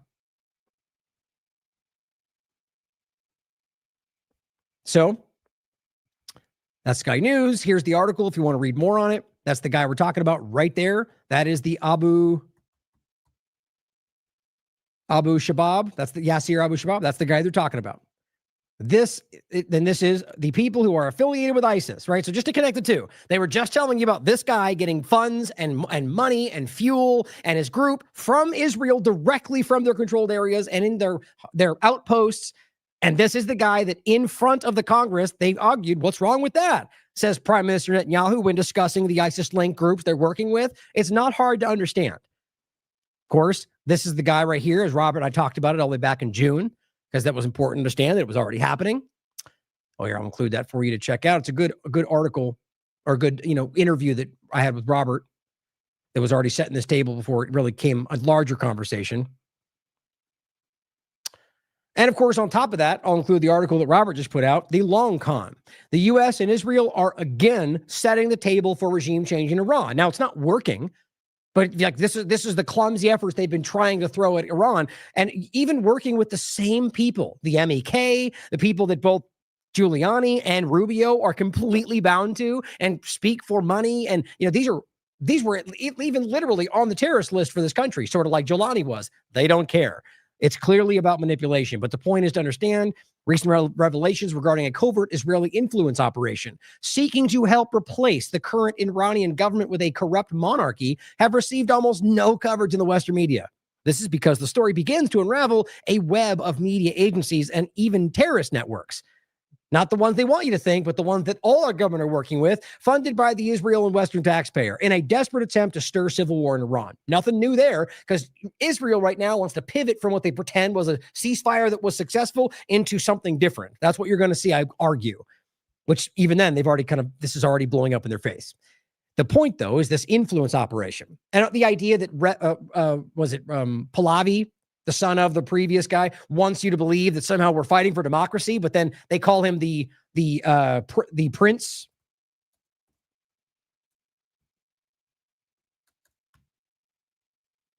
Yeah, they call him the crown prince. That's what Israel named him, right? Israel named him the crown prince of Iran. Why? Because that's what they want. But yet he's out there going democracy and freedom and liberty, but I'm a prince and I'm a monarchy now. Like they are gaslighting everybody everywhere you look right now. Here's the article from Haaretz. The Israeli influence operation aiming to install Reza Pahlavi, the Shah of Iran. The guy who literally created an oligarchy where the top 0.01% of the Israel, U.S., Iranian people, the collaborators, they benefited wildly. And they love to show you the pictures of how much they had enjoyed themselves and pretend that's how great it was before. The reality is that's what they created for a very small percentage of people, like we're living in this country too. And then when they took it back over, they framed that's when the point is that they illegally with Operation Ajax set it up to begin with. Nothing new though, guys. You probably know all of this. Now, talking about the ongoing the lie of ceasefire, which I think is really important to understand.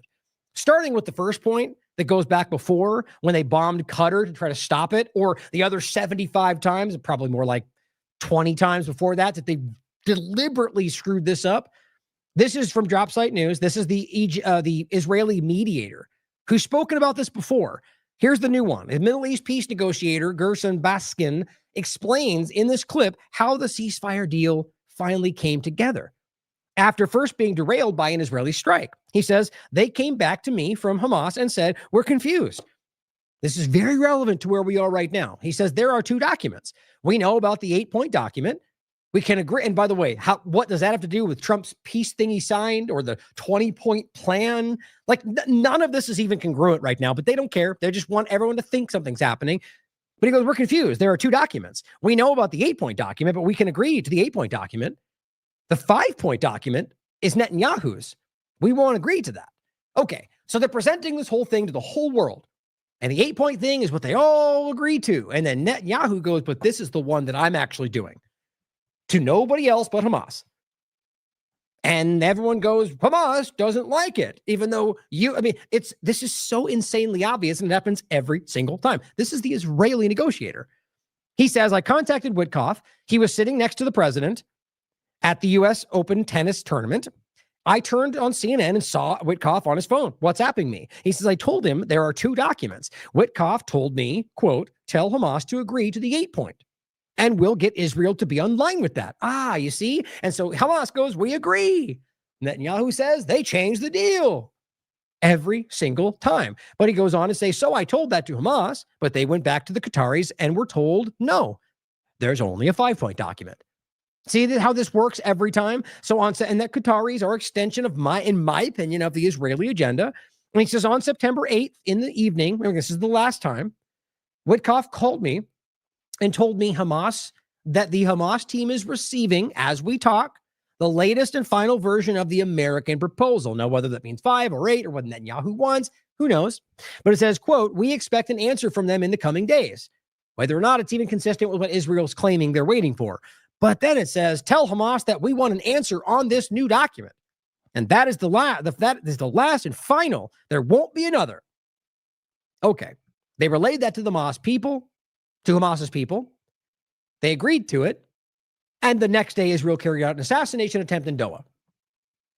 No, it's every single time. So they finally get this, Netanyahu throws in the 5-point deal to kind of, I think, clearly confuse and mix everything up and let the U.S. negotiators and Trump's team act like that's not embarrassing to them and just they know what's going on. And so they force it back and forth. And finally, they work it into some kind of agreement that they might actually agree on. So they bombed the group that was doing the negotiation.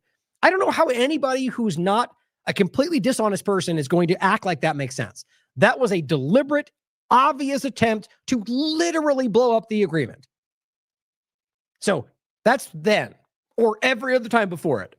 So since we're ceasefire, that everyone was going, how dare you not cheer for this? Where everyone's super quiet right now for this. Clearly we won the world. It's over. The war is done. No, ceasefire wouldn't even be the war's over. It would mean to stop. And they start every time. But the point is, it would be a pause. It would be a ceasefire, not an end, not a reconciliation agreement, or there's another term for it. But nonetheless, they all came out and were like, he did it. Trump ended the war. And on that day, they were bombing Gaza.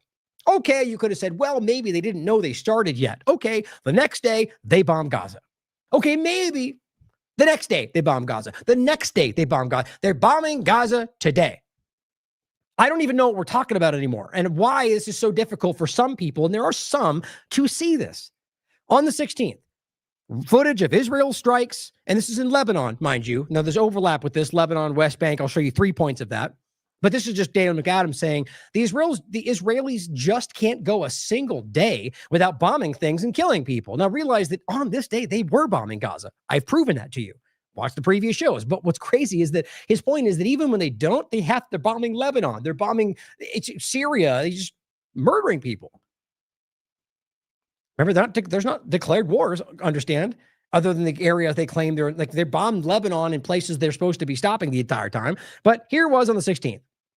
From Haaretz, Gaza Health Ministry, 4 killed and 10 wounded in the past 24 hours. Now, Gaza Health Ministry. No, this was completely verified and even acknowledged by the Israeli government. They are doing this. There's always some kind of side narrative or some kind of claim. Ceasefire. How in the world can you continue calling it a ceasefire when this has happened every single day? I don't know. Okay, this is on the 16th still. This is what you get, you understand? So this is how this continues to happen. So they kill people in Gaza. There's maybe in the other examples we showed you, there was an example of 3 Palestinians that were kidnapped and posted on Instagram by IDF members. There was all sorts of actions in regard to, what was it? There was the bombings that took place.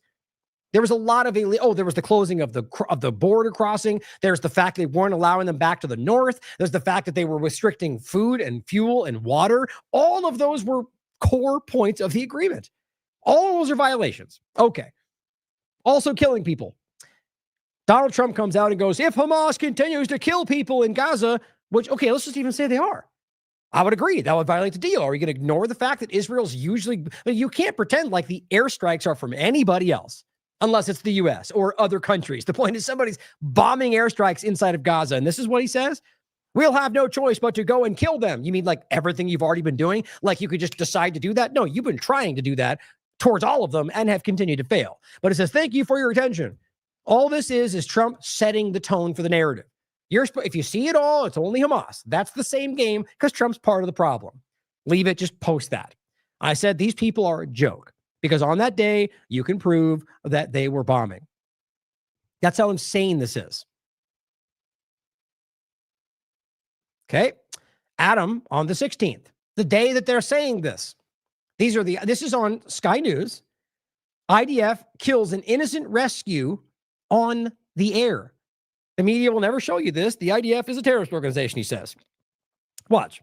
These are groups that are literally in rescue setup. They're trying to help people in a building that was already bombed. You tell me that Hamas has this capability.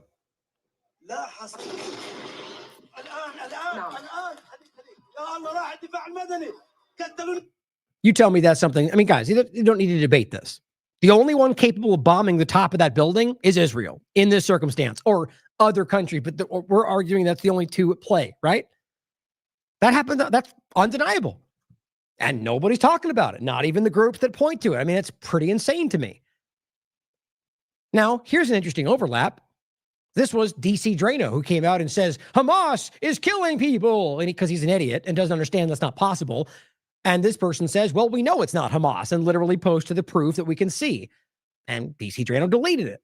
And I before that on the 16th says shameless, absolutely shameless, or just stupid, likely both. And he deletes it. And it is deleted. There's the link, just in case you think it might be unavailable like some of them are, where they just don't show it to you. But see, these people are absolute cowards. And I said, of course you delete your post, Drano. And you know why he's a coward? Not because he deleted it, because people can be wrong, but because one, he doesn't acknowledge that, but two, because he's yelling the same lie today.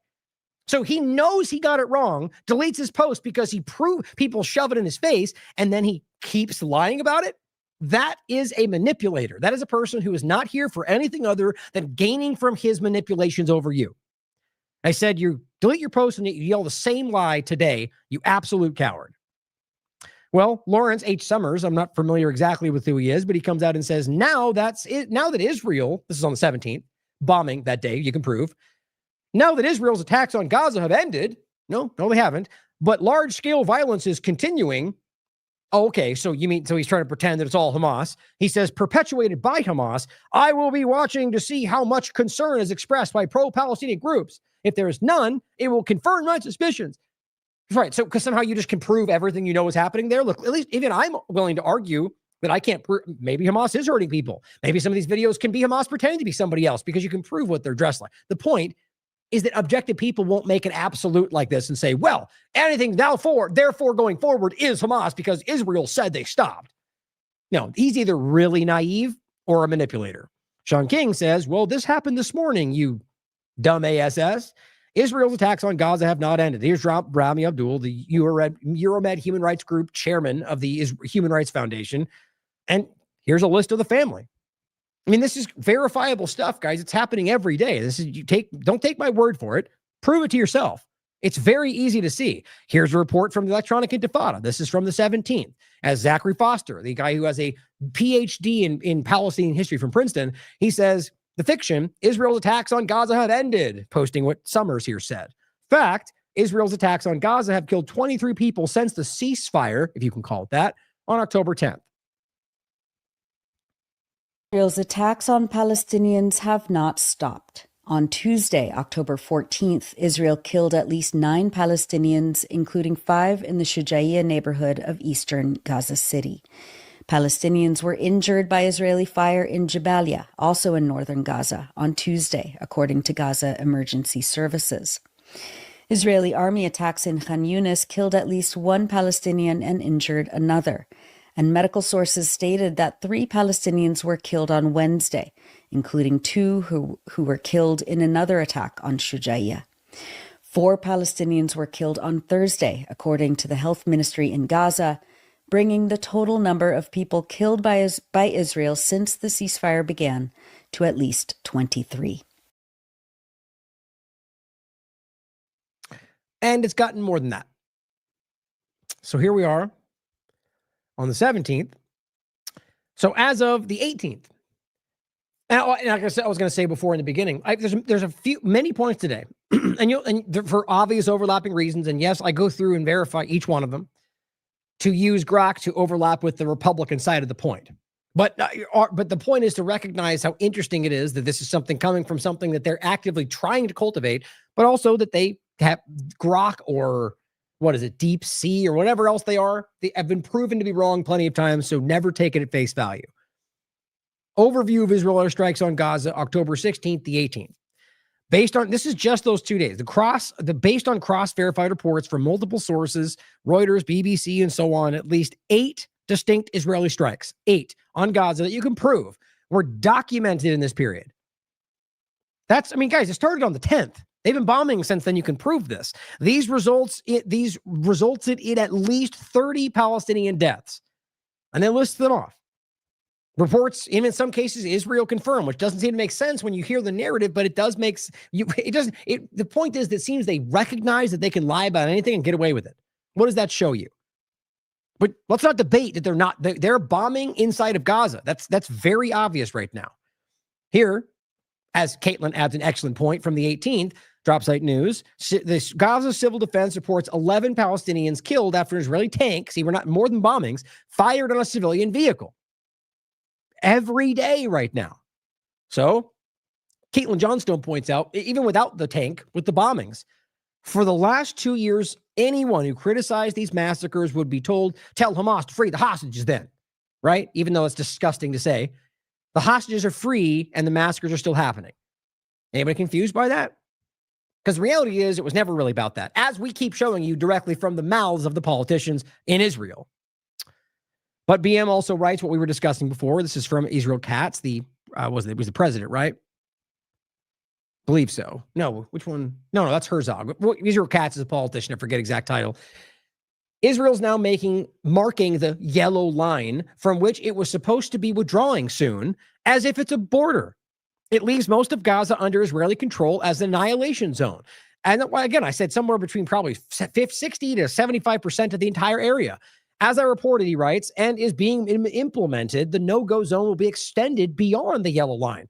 How do you make sense of this? How do you argue they're allowed to go back to their homes, that you're allowing them to, and we know that's not true, and now you create a line that's going to slowly encroach? Well, guess what? This is the slow drip, ethnic cleansing push into wherever else, forcing everybody else to respond to their genocide. Kills me. Now, the West Bank, because it does matter, because that's Palestine, guys. When they make an agreement, they're talking about Palestinians. That's what we're discussing here. Occupied territory, the right of the return, the self-determination for the Palestinians, a Palestinian state. All these things are intertwined with this ridiculous fake ceasefire. Yet, the moment it starts, not only do they keep bombing people in Gaza, they bomb people in the West Bank. They demolish homes. They rape and steal and torture.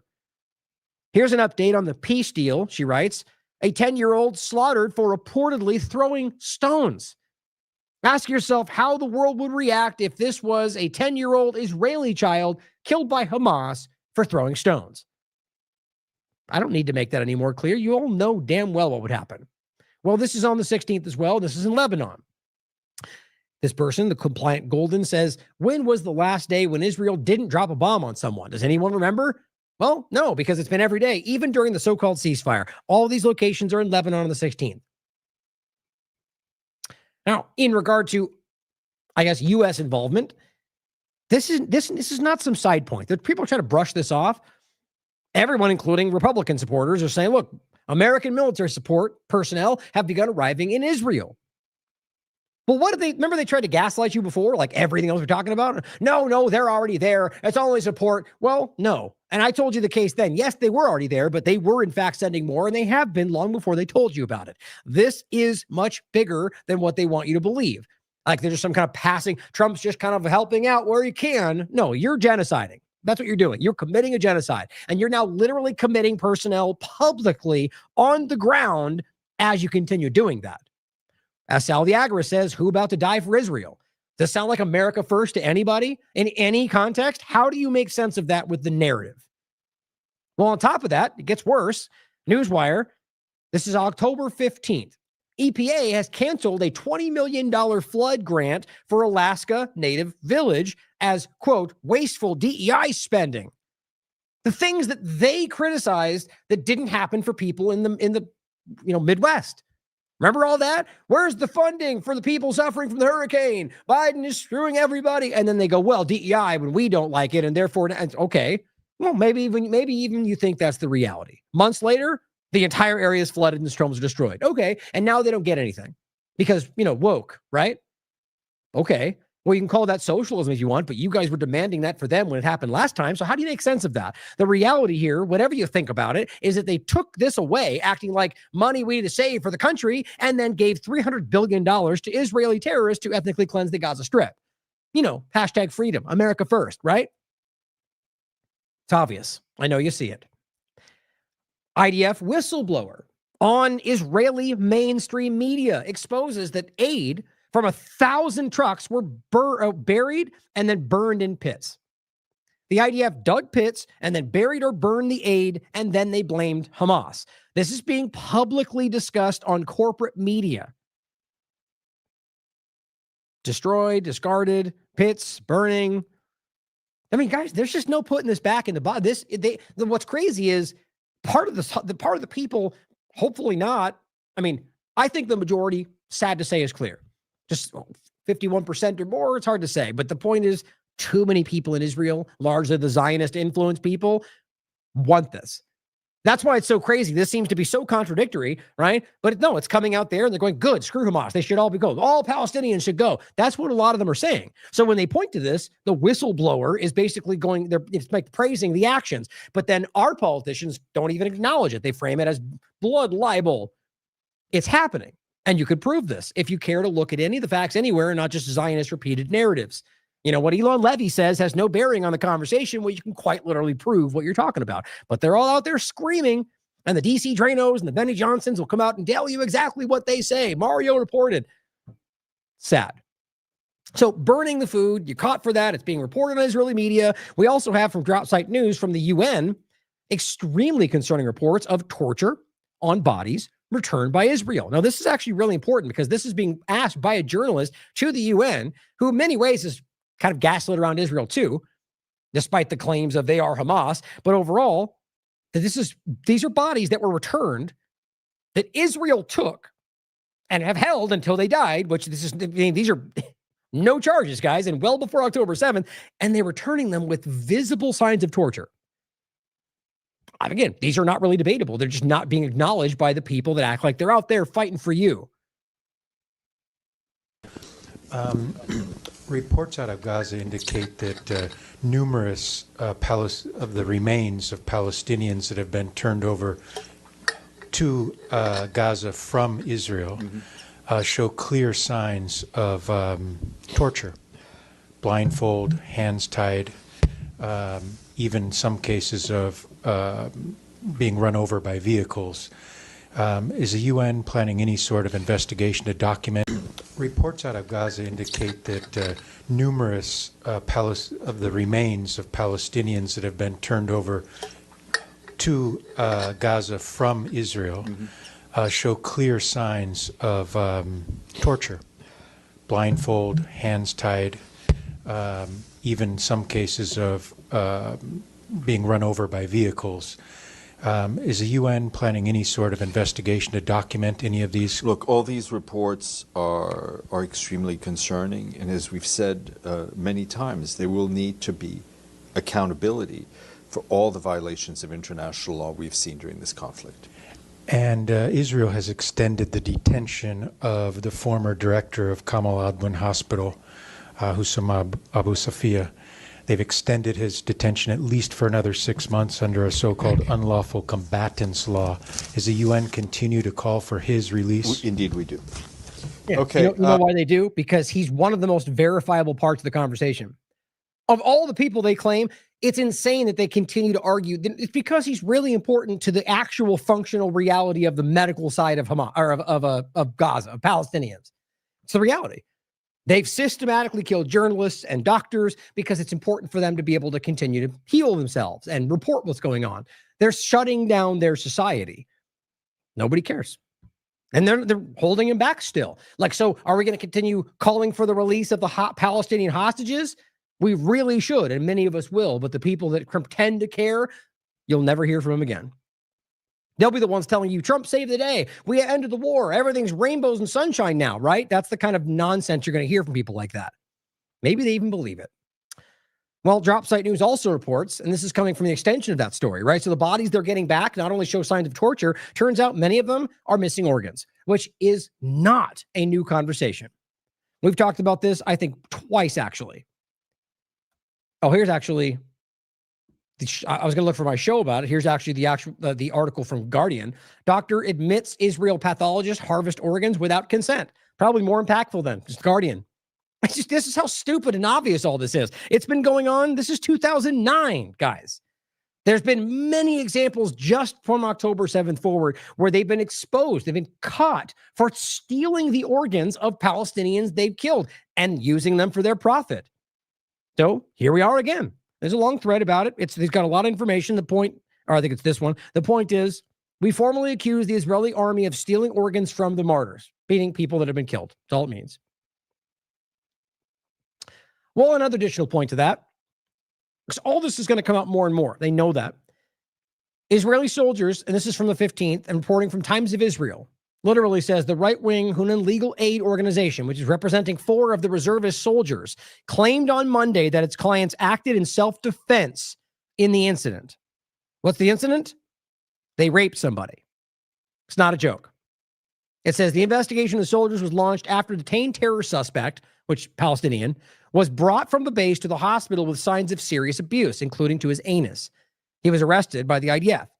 They claim they did this in self-defense. That's not a joke. They're laughing at the world. They're going, look, we know you know that's false, and we're going to say it anyway, and we're going to get away with it. That's what they're telling you right there. Zachary Foster said, a new Israeli invention, rape as self-defense. You can't make this up. They sure can. Israel exposed. This statistic is unique in human history. You've heard this before, but it's incredible to look at. Israel's killed more journalists than World War I, World War II, Vietnam, Iraq, Afghanistan, and Libya all combined in a much, much shorter period of time when you look at, well, I guess you could argue differences about Libya. The point is, in all of them took longer than a year and a half more. This in Gaza has 308 killed total. 153 were killed at their homes. 749 of their family members were killed. What that shows you, if 308 journalists were killed and 749 members of their family, that's what the 153 is. They're targeting them with their families in their homes, and that they're showing them, this is what we'll do. If you report on our genocide, we will kill your whole family. And they followed through. And guess what? Your government didn't do? Care. You think they don't know that? Our government has done this to some degree around the world. Just look at Iran, look at Lebanon, Syria, West Bank, and you tell me who the terrorists are in this conversation. Like, look, even if you can't pretend they're all Hamas members, you're going to justify 700 innocent family members? Special kind of evil we're dealing with here, guys. But guess what? The evil we're talking about, Trump just referred to it as we. No surprise there. If you watched this show, you already knew this. We lived like this for a long period of time. It's a horrible atrocity. At the same time, we, meaning Israel, but I knew everything they were doing pretty much. Oh, you did? Thank you for the acknowledgement of genocide, co-belligerence, Donald Trump. I don't even know if he thinks this stuff through half the time, just selling you on the thing that Miriam Adelson wanted to say. That you knew what they did? I mean, he's not stupid. He knows the ICC and ICJ in most countries are going genocide. He knows they called him Genocide Joe. So if you knew everything they were doing and you used Genocide Joe, then you literally just admitted you knew what they've been doing. So he literally is going we because, I knew everything was going on all the time. He's so desperate to make himself seem important all the time, even though he's the president, so he's important anyway, that he does things like that. Listen to it. For a long period of time. It's a horrible atrocity. At the same time, we, meaning Israel, but I knew everything they were doing pretty much. Even using most of the things they were doing, but they've killed probably 70,000 of these people, Hamas. Oh, thanks for yet letting your stupidity allow us to see through what you're doing, which isn't that difficult. You understand that the majority, it fluctuates on a little bit. Most reports will tell you that there's at most 40,000 people in Hamas. And that I've seen to somewhat have been an exaggeration in and of itself. But let's just say 40,000. Okay, so Trump, how do you account for 30,000 people you just kind of brushed into Hamas? Not even your numbers make that claim. So are you literally admitting right there that you've killed 30,000 innocent people? Yeah, pretty much. But we know it's way, way, way, way more than that when you understand that it's somewhere probably 600 to, 600,000 to a million when you break down the reality of this. Now, you may think that sounds crazy. Even the Lancet and others have shown you that's what 600,000, that's where it really is. When they tell you they're looking for a new place for 1.5 million, they're admitting it to you guys. They know what they've done. And he literally just admitted it to you in some kind of casual way. And he says that we've, or listen. 70,000. They've killed probably 70,000. Because that's the number that people point to, right? The 69,000, whatever, which is just a fraction of what you can prove. And he goes, yeah, because, and they killed those people, which nobody argues that number means Hamas. But he, I think, recognizing his clumsy path, just goes, Hamas. Oh, oops. Of these people, Hamas. And I said, it's time now. So we'll see what happens. We'll also see what happens. Your next question is going to be the weapons. We'll see what happens now as Israel's bombing every day and you don't care. The weapons to be given up, sacrificed, and they've agreed to do it. Now they have to do it. And if they don't do it, we'll do it. Yeah, we'll do it. We'll do it, except for the fact that you told them they didn't have to disarm. These people are lazy. Really, genuinely, at the end of the day, you must know that they know to some degree that you can see through what they're doing. They are just hell-bent on continuing and saying, well, call me out, right? Call my bluff. And if you do, we'll destroy your life. Well, and this is why a lot of people that do what we do have struggled quite a bit. Many different lawsuits that seek to destroy your life, kind of like that. Signed in Hebrew, not a joke. But the point, Trump claims we, as in Israel, have killed 70,000 members of Hamas. Only issue is that's about double most pre-genocide estimates of their numbers. Not only is Trump openly stating that he knew what they were doing during this genocide, but he exposed how they see them all as Hamas. But come on, guys. In what world does anybody do that? He's literally telling you he sees them as the same. We have legislation in this country that says IDF members are immaterial. That's the same thing as a U.S. troop. What is that called again? But they said that poorly. But the legislation that we talked about, I think it was 2024, very clearly laid out the reality that they treat IDF members the same as they do U.S. personnel. That's a better way to say it. That's shocking to me. I didn't even know that until a few months ago. I was like, how in the hell did I miss that? Come on, guys. It's impossible to miss what's going on right now. And if you're going to let the idiots like Johnson and Jones out there corral you into away from the obvious, the things they told you, rather more Jones, were coming, and now they're pointing anywhere else, then in a way you deserve what you're getting. You know what I mean? If you can see it happening and you choose to ignore it, that's on you. I believe most people aren't doing that. I think most people in this country are calling it out. Well, after what we just showed you, here's what Netanyahu comes out and says. He says the Gaza genocide is fictitious. It's a theoretical genocide he imagines Hamas may have committed on October 7th. That's the real one. The one where they killed most people. The one where they ordered that to happen. The one where they lied about all the atrocities. That's the real genocide, not the year and a more than a half long, ongoing, visible destruction of everything they hold dear. Amalek, no stone on top of a stone, no food, no fuel, no water. Starve them all. They're all animals, human animals. Kill every one of them. Kill all the doctors, all the journalists. Bomb every hospital. Bomb every school. Right, but October 7th, that was the one. Guys, that's just, it's again, the evil is in trying to sell you on that kind of an argument while we all see what you are. That's what he's doing. And then the most cowardly want to go, you hate Jews, or something stupid like that. When it's like, where are we even talking right now?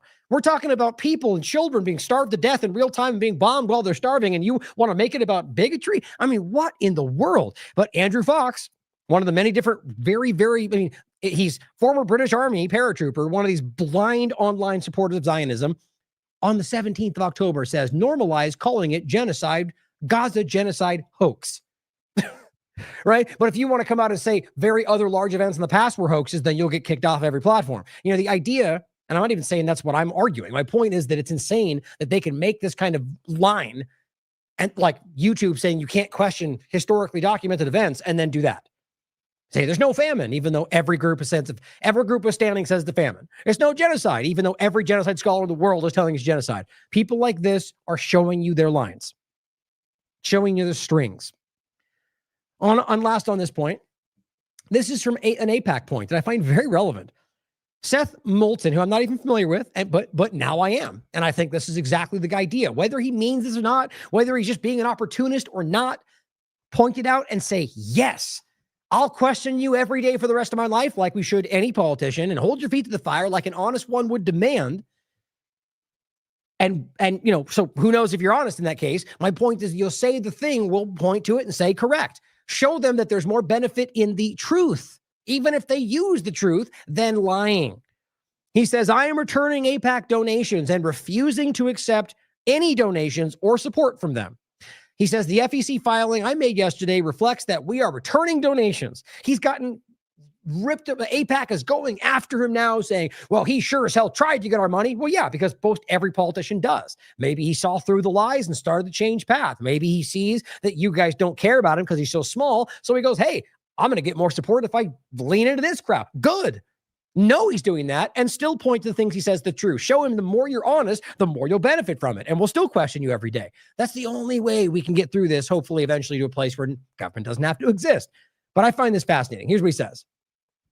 Or what I say. I was talking about this in regard to the AIPAC point and what he said. And this is just the simple framing of this. Guys, I really think, like, I feel like some people might feel like this seems like, I mean, you know my stance.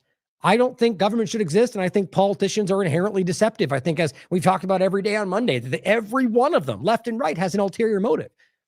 But if you see a gap in what I'm saying, please let me know. I think it's important to recognize this. Look, right now, that's the reality. These people are fair weather, right? They're windsocks. They will go whichever way the wind's blowing. They will work with what benefits them. That's what, and Israel has seen that and has woven its way into the fabric of this country to the point to where everyone seems to think they have to bow to AIPAC and Israel and the wall before they get any political position. Some of them, I don't even realize why that's weird. My point is, if we start to build in another direction and show them that they can benefit, yes, they'll probably get attacked by AIPAC, but let's help them survive because they're pointing out the truth, and then make that work with everything. Make them call out the two-party illusion. Make them call out the Fed. Make them call out Donald Trump and Biden and everything else, and recognize the waterfall that they will see. Now, you watch how many new politicians, including older ones, start to follow that path. That's how easy that is. And we just need to start making that case. So I said, this is what I'm talking about. They're likely all opportunists, and we should almost just assume that, by the way, and we should never blindly trust a politician, ever. Always question their motivations, as honest ones would demand, but show them that their benefit, that they will benefit far more from acknowledging the truth as opposed to obfuscating it for anybody. Support this. Support him. And I don't mean, I'm not even talking about voting. You know I don't. I think right now our votes don't even translate. But stand up and go, yes.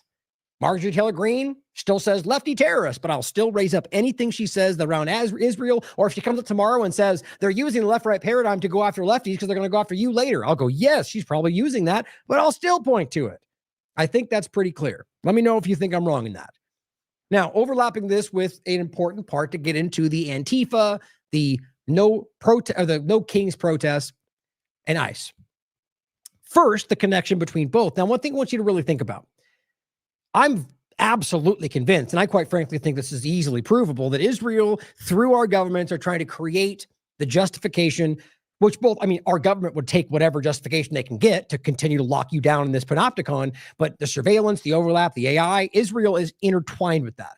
So what we're seeing is a lot of agendas that suit the U.S.'s interest that lean over with Israel's, right? Which is creating this hatred towards Muslims, the idea that we're being infiltrated by. This is all something Israel has been cultivating. So in this case, or things like, I'll wait to go show you that in the end, things like we've seen before of like the border conversation, all these, or Loomer, or who's another example? Every day, another 9/11 is coming. Or these people are invading. Hamas is invading. They'll, what if they don't stop it then? It'll be on your doorstep next. All of this kind of idea, right? It's building. We don't know how to stop it. Like they're building this idea, the vanilla ISIS overlap. All of that's the same idea that somewhere secretly they're built, and the Antifa, radical left terrorism that's weirdly overlapped with Muslim Palestine. You can't miss how obvious that is. I'm arguing they're trying to set the justification up for false flags, for coordinated events. You can decide. This stood out to me as very, very obvious. Now, I'll go through this and give you my thoughts on it. I could be wrong on this. It's just my opinion, but I think the evidence speaks to a very clear reason we should doubt everything about this, other than always questioning everything. This is a post from Fox News, and it's discussing, it says, a town hall posting Fox News, FBI just arrested, they claim, which again, even that could be a lie for all we know, an October 7th attacker in Louisiana. Actually, I should grab the, what was that now?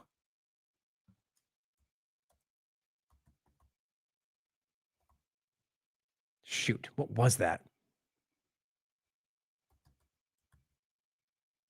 There it is. Nice. Oops. Happens every time. So this is something that we talked about before, and I'm glad, sorry I didn't think about it before. I mentioned it already, but so you have it. This is from January 2024. Suspected terrorist at the Texas border works for Mossad. Now, this is all broken down. The guy came through. These are two different people, by the way, in the picture. That's what they conflated. The guy came through saying, from Palestine, and you'll know who I am soon enough. It was obviously an operation. He was a guy they were trying to pretend was a Palestinian. He turned out to be a guy from Jordan who had worked for Mossad. I mean, and guess what? The moment that came out, they dropped it entirely. But they were trying to build the idea that Hamas was sneaking into the border. And look at that. That works for Israel. That works for the U.S. agenda. They mash them together. Very important. It's been going on a while. So in this case, FBI arrested this guy saying, oh my God, he's an October 7th attacker. He's in Louisiana. He says a 33-year-old man took part in the Hamas attack on Israel and then traveled to the United States on a fraudulent visa under Joe Biden. See how it kind of just mashes it all into one argument? And it says, this is why secure borders are absolutely critical. Okay. Well, so what I found interesting on this is like, well, first and foremost, right? If you watch the whole clip, you don't get any real information other than the surface. They give you the points, right? October 7th, Louisiana, evil guy, Palestine, Hamas, they're coming after you. Okay. Where did the information come from? Is what an honest person would immediately ask. Get past all the talking points. Give me the source material. That's where we should be every single day, no matter what. And guess what that reveals? Can you guess where the information came from that led to this guy's arrest, if he even exists? I know you know what's coming. So here, how was he identified? Now this goes over the first question was simply, they arrested him. What was his name? And so on. The guy's name was Mohammed Amin Yaqub al-Matadi. So very quickly, you'll find out, I'll just cut to the chase, that he was identified as an operative for the National Resistance Brigades, who they claim supported Hamas on October 7th. Okay, so it's not even, the way that they're framing it on the show is not even remotely accurate when you break into this. It's saying that a military wing of the Democratic Front for the Liberation of Palestine, which, by the way, I mean, there's so many angles to go into this. There's like the PLO, or rather the Palestinian Authority as well. There's very obvious Israel manipulation through even Hamas, for crying out loud. Okay, the point is that he was identified as an operative for the NRB, the military wing of the DFPLP, through a combination of intelligence from Israel authorities, and then what they claim was FBI's data scoop social media, is what they mean. So it all came from Israel, in case you missed that. Israel intelligence in May of 2025. The Israeli government provided critical information to U.S. authorities identifying this person as this guy for part of these two groups that aren't Hamas, who participated in October 7th. Hamas-led attack. This intelligence included specific details about his role in Gaza that Israel provided, including his involvement in coordinated fighters and crossings into the southern Israel that Israel provided. Evidence placing him near the kibbutz Afar Azah, where atrocities occurred, supported by geolocation data from his phone pinging a nearby cell tower that Israel provided. Intercepts of his communications, of which confirmed his NRB affiliation and activities during the attack, which Israel provided, all of which is shockingly easy to simply make up. Okay, but maybe not. Digital forensics and communications, fancy way of saying they got social media information that Israel provided. This is not a joke, by the way. This is all included. You can read it for yourself. There's more, they say. Multi-layered evidence, Israeli intelligence, geolocation data, intercepted messages, blah, blah, blah. The FBI's complaint filed in the U.S. District Court of Louisiana provides the primary legal basis for these findings. So Israel comes up and says, hey, this happened, and they provide you with information, and then they go after the guy and arrest him. Now, we're going to get to a point about the like a fake riot conversation. Wag the dog. Hopefully we're not so far gone in the partisan, minutia mire that it all is, that we can all stand back and go, can the government, the government, meaning all of it, both sides, if you want to pretend that, fake entire events? Of course they can. Have they? Yes, in more ways than we can count. So, like, wag the dog is a reference to faking a war, right? They can quite literally create a false war and use that to justify their actions, and based on something that didn't even exist. So the argument is that something they're capable of? In all these cases, we know that is the case, right? So the point was from before is that, is it possible this person might not even exist? That they could tell you they arrested him, have data they're swinging around, and the guy's an intelligence asset. Of course that can be possible. Is it possible the guy was simply used and he's not any of those things and they're arrested? Yes. My point is that if Israel's providing the information, and it's just not an opinion, they've been caught lying in more ways than I have ever seen in a single conversation since October 7th. I don't know why anybody takes what they're saying at face value, which is why I bring this up as well. Concerned Citizen came out, and it's all happening in the same time frame, and yet again shows a video from MEMRI, which, again, if you want to remember, you can look it up on Wikipedia, for crying out loud. This is the one I did to break down the case, and I called out Loomer and Jones. By the way, there's Jones doing it, sharing the MEMRI platform. It is quite literally a platform, and it's the easiest thing to research. I think this is a Haaretz article.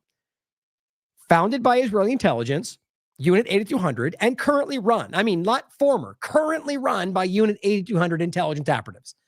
How dumb is that? And what do? They fake things. They put people out there who aren't what they say they are, or they selectively clip out people in radical places and claim that means every Muslim thinks that. It's not hard to recognize. Even Israel has called this out in some cases. Parts of the society, Muslims and Jewish organizations, because it's so plainly deceptive. And then you wonder why Jones and Loomer and these people constantly go, oh my God, this is what we're fighting, and point to this channel. And every time you get one of these things of ISIS says they're going to attack you, it comes from MEMRI. What a weird coincidence. Here we are again. When Tel Aviv fans come to Birmingham in a few weeks, we will not show them mercy. Why? We'll get into maybe another show, the whole weird Israel soccer club thing that's going on, where they go, you guys are historically wildly violent and are very racist, and so we're going to stop you from coming, which I frankly disagree with, because that's preemptive. See, that's called principle, objectivity, even though I know that's who they are, and even though I know these are raging Zionists in most cases, at least from what I've seen. I shouldn't even say it like that, just from what I've seen on these, the worst of them, rather. I would still argue that you don't get preemptively called a bad thing. People may support that and want to go out and not have anything to do with that. The point is, it's creating the air of going, bad thing, we can shut down your speech. It works both ways. The point, though, is this is happening because they're trying to frame this as, anti-Jewish, and that's what they're doing. It's just wild to me.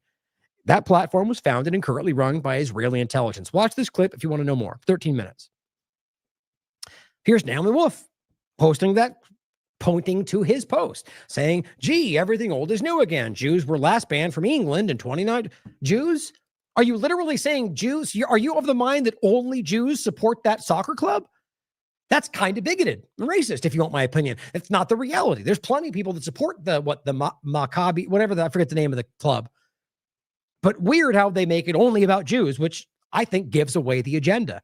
You can decide for why she would do that. And I said this platform too, because she was just supporting one that was a similar overlap to a group that was constantly lying about stuff like this. And I said, have you looked into these platforms? If so, that speaks volumes. MEMRI was founded and currently run, same thing, by Israeli intelligence. Gen X Girl points out to another example, which is what they're all pointing to. That's the one that Alex Jones was pointing to. And says, Israeli propagandist Laura Loomer, this was back in June, is using an Israeli propaganda media clip to claim Al-Qaeda is calling for jihad in the United States. I'll actually include this since it's relevant. It was this one here. Oh, that's not right.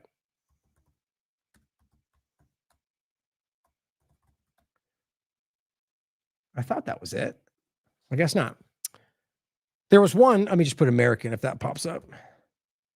I guess not. Anyway, there was a post that I had to come up earlier when I was typing those in. That basically shows Laura Loomer Might even be down. Oh, here it is right there. Look at that. All the different times that she's like, no, another 9/11. Get ready for another 9/11. 9/11's coming. It's over and over and over and over. Sort of like Chak Posobiec and what was it? What was he doing? Oh, what was that now? Like I think it was Civil War. Oh no, that was Tim Pool. Over and over and over. Alex Jones is World War III. Like they're just incessant. There might as well be a slight variation on the same person. MEMRI is Israeli operated, Zionist funded Israeli propaganda outlet. And all they're doing is using it. There's Laura Loomer to claim Al Qaeda's coming to get you. And when it turns out to be a Mossad agent, nobody will care because they'll push right over the top. Now, question all of it. Any extremism can come from anywhere. There can be Muslim extremists, there can be Christian extremists, there can be Jewish extremists. It's all of it is the same problem, you understand. But they want you to look at a certain vein and then call people who aren't those things under a broad umbrella what they want you to think so they can demonize the whole group. They're doing it to the left right now. They're doing it to Muslims all over the place. It's pretty much in your face everywhere you look. So I'm going to include this. I'm not going to get into it too deep because it might just be an overlapping coincidental thing, but I don't think so. But I'll just point to it. We'll come back to it. Drone attack hits the government office in Tijuana. And this is the U.S. consulate in Tijuana. Now, the bottom line is a random drone with weirdly like homemade devices essentially drop these things on this area, explosives, and that's confirmed by the prosecutor. But doesn't that seem odd? The timing of all of this, a drone attack on a U.S. base, and they claim there's cartel connection. I mean, I feel like this is going to like almost lazy, but maybe it's just random. Who knows? Because it is possible. Anything else could happen. Anybody, that could be a random guy in Mexico that did it for fun. I mean, who knows, right? That's being objective, but it does sort of hit the boxes, right? Where they're the ones telling you we're at war with the cartels while they pretend to fight Venezuela and actually work with them in most cases, and Israel too. We've never even gone to the show. I've pointed to it before, but the Israel Zionist connection to the cartels as well it's wild, man. These people are gaming the world, it seems. They're gaslighting everybody. Now, John Bolton and lack of accountability as this overlaps with Antifa and the protest. I mean, it's the same story, guys. It's the same thing. Kash Patel comes out, and by the way, I'm kind of laughing these days. It's like it continues to make me wonder whether he's even being included in these conversations, and he's sort of like a fake front to this. I don't even know, because he keeps posting Fox News articles as if he's like breaking the story. You're the one doing these things, man. Like your Fox News press releases are kind of embarrassing. But he says anyone who threatens our national security will be held accountable, unless it's Epstein or Israel or anybody else you guys don't like or Trump's friends. Yeah, we don't buy it. But I said, of course, national security means whatever the hell they decide it means, guys. We've already seen this from Trump and from Biden and everybody else, as usual. And it says #freedom. And I said, and I'll believe it when he's in jail, right? You keep saying this. Pelosi, Obama, even Comey and Letitia James. I don't think any of this is going to happen. Now, of all of them, Bolton seems to have the biggest case, but I'll go over this in a second. I said indictments are just accusations. Don't forget that. And the cases against Comey and James appear to be designed to fail, which I think are obvious, guys. It's like, almost embarrassingly designed to fail. They're going to claim Democrat coup or whatever, which who knows, question everything, but they're going to claim because they lost, therefore it's judicial manipulation. Maybe, but it doesn't appear to be. In this case, the accusations are all there and nothing continues to happen. Now we're going to go into this in a second. This is the same point as he's saying the national security and Dan Bongino, because they just kind of high five each other and do this over and over. And he goes, without fear or favor. Okay. Well, you've both demonstrated that's not true already. So it's meaningless when you yell it out loud. And this person says, unless it's Epstein related. Exactly. Nobody buys it, guys. Half Republicans down there are saying that. But of course, Gunther Eagleman, like all the rest of the cheerleaders, come out and go, the thing they did, we're winning, before anything's happened. Okay. 29-page indictment, he says, has just been unsealed, which is an accusation. Either these people don't know what an indictment is, or they continue to argue that it's somehow the only thing we need, even though it's never succeeded in regard to people on the inside, as far as I can tell. But it says, and it's huge. There are 18 federal counts. He's been indicted on Espionage Act, holy SHIT. He's really trying to push this one out.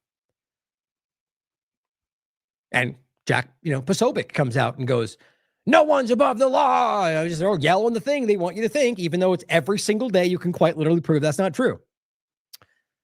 Here's what Bondi said. This is Bolton pleads not guilty. Probably what's going to happen. Hope not. He's a criminal. One of the worst, in fact. But she says, there's only one tier of justice for all Americans. I guess Israelis don't count, though. Even that's what point is, that's not true. Even every day, especially in this administration, you saw it before too, but it's very transparent. They're pulling punches for their team everywhere. So it's just sad they keep trying to play this game. At least make an educated argument. That's where they fall short about why that would be the way it should be. But they don't. They just lie, right? But she says, anyone who abuses a position of power and jeopardizes our national security will be held accountable. No one's above the law except Pelosi and Obama and everybody else and Bill Gates and Klaus Schwab and Zuckerberg and all, but not them. They're coming. Save them for last, whatever the narrative is.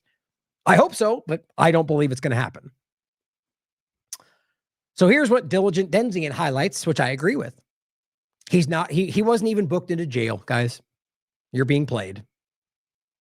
Appearance in federal court facing 18 counts of mishandling or transmitting classified information. That hearing, it only lasted about 13, 15, 20 minutes. Not long at all for Bolton to be here before a judge. They did get some business done in court today, though, Dana.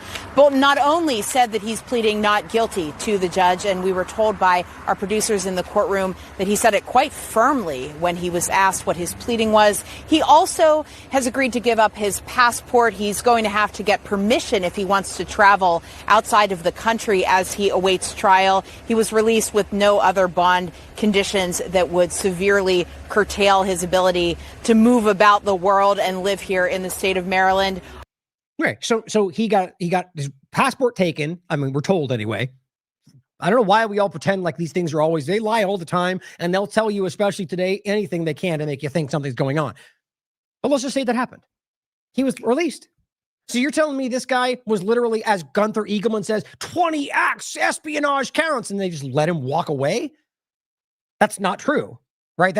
So that's meaningless. If you have somebody that's a traitor to the country with 20 crimes in the Espionage Act, that person does not walk home or walk out the front door. That's like screaming Obama's a traitor, treasonous. Okay, I happen to agree. But the fact that you guys keep pointing to that and keep saying it and nothing happens shows you that they're playing you. I think that's as simple as it gets, guys. They don't, if you believe this person would walk away after all of that, like you have to, okay, think of it like this. These are all, it's indictment. They're charges, right? They're just accusations. They're not necessarily proven. But if somebody is arrested for the murder of 17 people, and you're not provably the guy until you go through that court process. That's what we all should know. But the point is that it's the evidence they have. And so they go, look, show the judge, he can't be allowed to walk away from this. He has to stay in custody until we seek this out. That's what they would do. If the guy was quite literally like the highest crime of the land, a treasonous Espionage Act, they wouldn't let him walk away if they had enough evidence to prove that. It's kind of simple, isn't it? So I hope I'm wrong, and I do mean that, but I agree. They're playing you. So John Bolton's case, former U.S. National Security Advisor, you know that, Trump's administration, and just briefly, don't forget, as Scott Horton writes, another person with principles, why did Trump hire John Bolton in the first place? Well, that's because Sheldon Adelson asked him to. Nothing new under the sun, guys. And now they're like, I don't believe that Bolton's going to be held accountable because I think he's on the inside of a lot of this, but very well could be the case. Maybe Bolton got a little bit too big for his britches. Who knows? At the end of the day, I think people like this never end up in that position because they do know secrets. But it says, indicted on the 16th by a grand jury, 18 felony counts under the Espionage Act, right? That's not inaccurate. That's what they were saying. But here's what it says. 8 counts, right, of transmission of national defense information. So essentially 1 crime of transmitting information they claim is national security for allegedly emailing. Oh, we're back to emails again. See how they bombastically bake this into just spy, 20 counts of spy. Well, he sent emails. Which, yeah, I'm not belittling the reality if he did do these things, but it's just funny how they build it up into something. This is what you charge John Bolton for? Emails? For lying? That's the same thing everyone's getting used because they feel like this is the best they can do because they know it will be pushed aside. I think these are designed to fail. allegedly emailing over 1,000 pages of, quote, diary-like entries. Interestingly enough, he's claiming it was his diary, containing classified material that they claim is classified to unauthorized relatives of his wife and daughter between 2018. Okay, so he's literally sending these people in his family who, even in that context, there's some level of allowance, I would argue, for like like if Trump's sending something to Melania, for example, right? The point, though, is that these are indictments, they're claims. So if it turns out they were diaries and what he was sending was something, I mean, this is where I get the sense this is going. I don't want to go too far into it because we'll have to see. I really do hope Bolton goes to jail. I think he's a terrible person. 10 counts of unlawful retention. So at the end of the day, you're charging him with emailing things you claim are top secret and then holding some of those things. That's it. Keeping sensitive documents, notes. Trump's done that. Biden's done that. Clinton's done that. Have any of them gone to jail? I bet you they all do it. And writing at Maryland home after leaving the office includes details from the White House meetings. Okay, easy. I guarantee you this gets put away. The judge is going to say that's probably, unless you can prove to me something that was actually a top secret revealing of information, then this seems to be like an effort to aggrandize something that's not even there. The indictment stems from a criminal investigation that, guess what, began under the Biden administration and involved the FBI search of Bolton's home. So look at how crazy that is. So Biden searches Bolton's home for the same things, claiming that that's something that had to do with Trump's administration. Trump and then push back on it, defend Bolton. And now they're the ones going after Bolton. Why? Because between then and now, Bolton's become, at least on paper, an enemy of the Trump administration. This is such a cartoon. And on top of that, I think it's clear that these people don't get held accountable. Probably because they're not the ones even making these decisions for all we know. But I find that insane. They're trying to act like they're the ones delivering Bolton to you when it was Biden's investigation based on things they were going after to indict, at least by association, criminalize Trump. And now they're all high-fiving about it. We live in such a crazy time. Bolton's defense preview. They were personal diaries, not a crime to keep. I bet you that holds up. Shared only, and that's not because I want it to. Be clear about that. Shared only with immediate family. I think that does hold. Previously cleared by the National Security Council. Aha, and that's my point. And the charges distort revealed facts for political gain. No evidence of intent to harm national security. All of those things are legal realities that they need to prove. And it says, like selling to foreign powers. They haven't even alleged that, which would weaken the case. The point, as usual, this is flimsy. That you can show that he was, he claims diary, they're diary-like entries, even in their case. He has family members that were cleared, and you're telling us that he emailed these things to his family. Doesn't that, guys, this seems like them building a case to make it look like they're doing something that they know will go nowhere, like James, Letitia, like Comey. Can we just be honest about this and call it out? I hope they go to jail, but my God, I'm just tired of this. I'm tired of things like this. Of Alex Jones could tell you big indictments coming back on August 23rd. It is now October 18th. What are we talking about? Huh? It could be tomorrow. I say it every time. I hope so. Genuinely. But every one of them keeps happening. And so was these people giving Jones his false information that they know he'll parrot without due diligence? Or did he believe them? Either way, they're simply using him. Or he's part of it for all we know. Any updates, Alex? I'm super excited about these clearly not fake big actions coming. Well, I simply re-upped it and said, well, we're waiting. Nothing. Not surprising. Well, Pam Bondi comes out on the 16th and says, incredible work from the U.S. attorneys nationwide who are defending national security, protecting communities, and restoring faith in justice, and law applies to everyone, and justice never sleeps. Cool. Meaningless. We're the thing that we want you to think we are, says Twitter. The funny thing to me is that they actually think in some way that by yelling the thing they want you to think on Twitter, that people just go, oh, okay, that must be the truth because look, she's got that symbol next to her name, so it just must be what's going on. And it's not even like a specific thing. It's just like, we did good and saving you and we're the best. Hashtag freedom. It's wild to me. My point as usual is that these people are way outside of their depth, and that's the best they can do. On top of that, it's not true. But this one's kind of funny to me. This is Kash Patel posting this as usual, as Fox News reports. depoliticize, de-weaponize, one mission, making America safe, is what the guy rattles off to begin the interview. It's the most softball interview I've ever seen in my life, and I'm only going to play the beginning of it.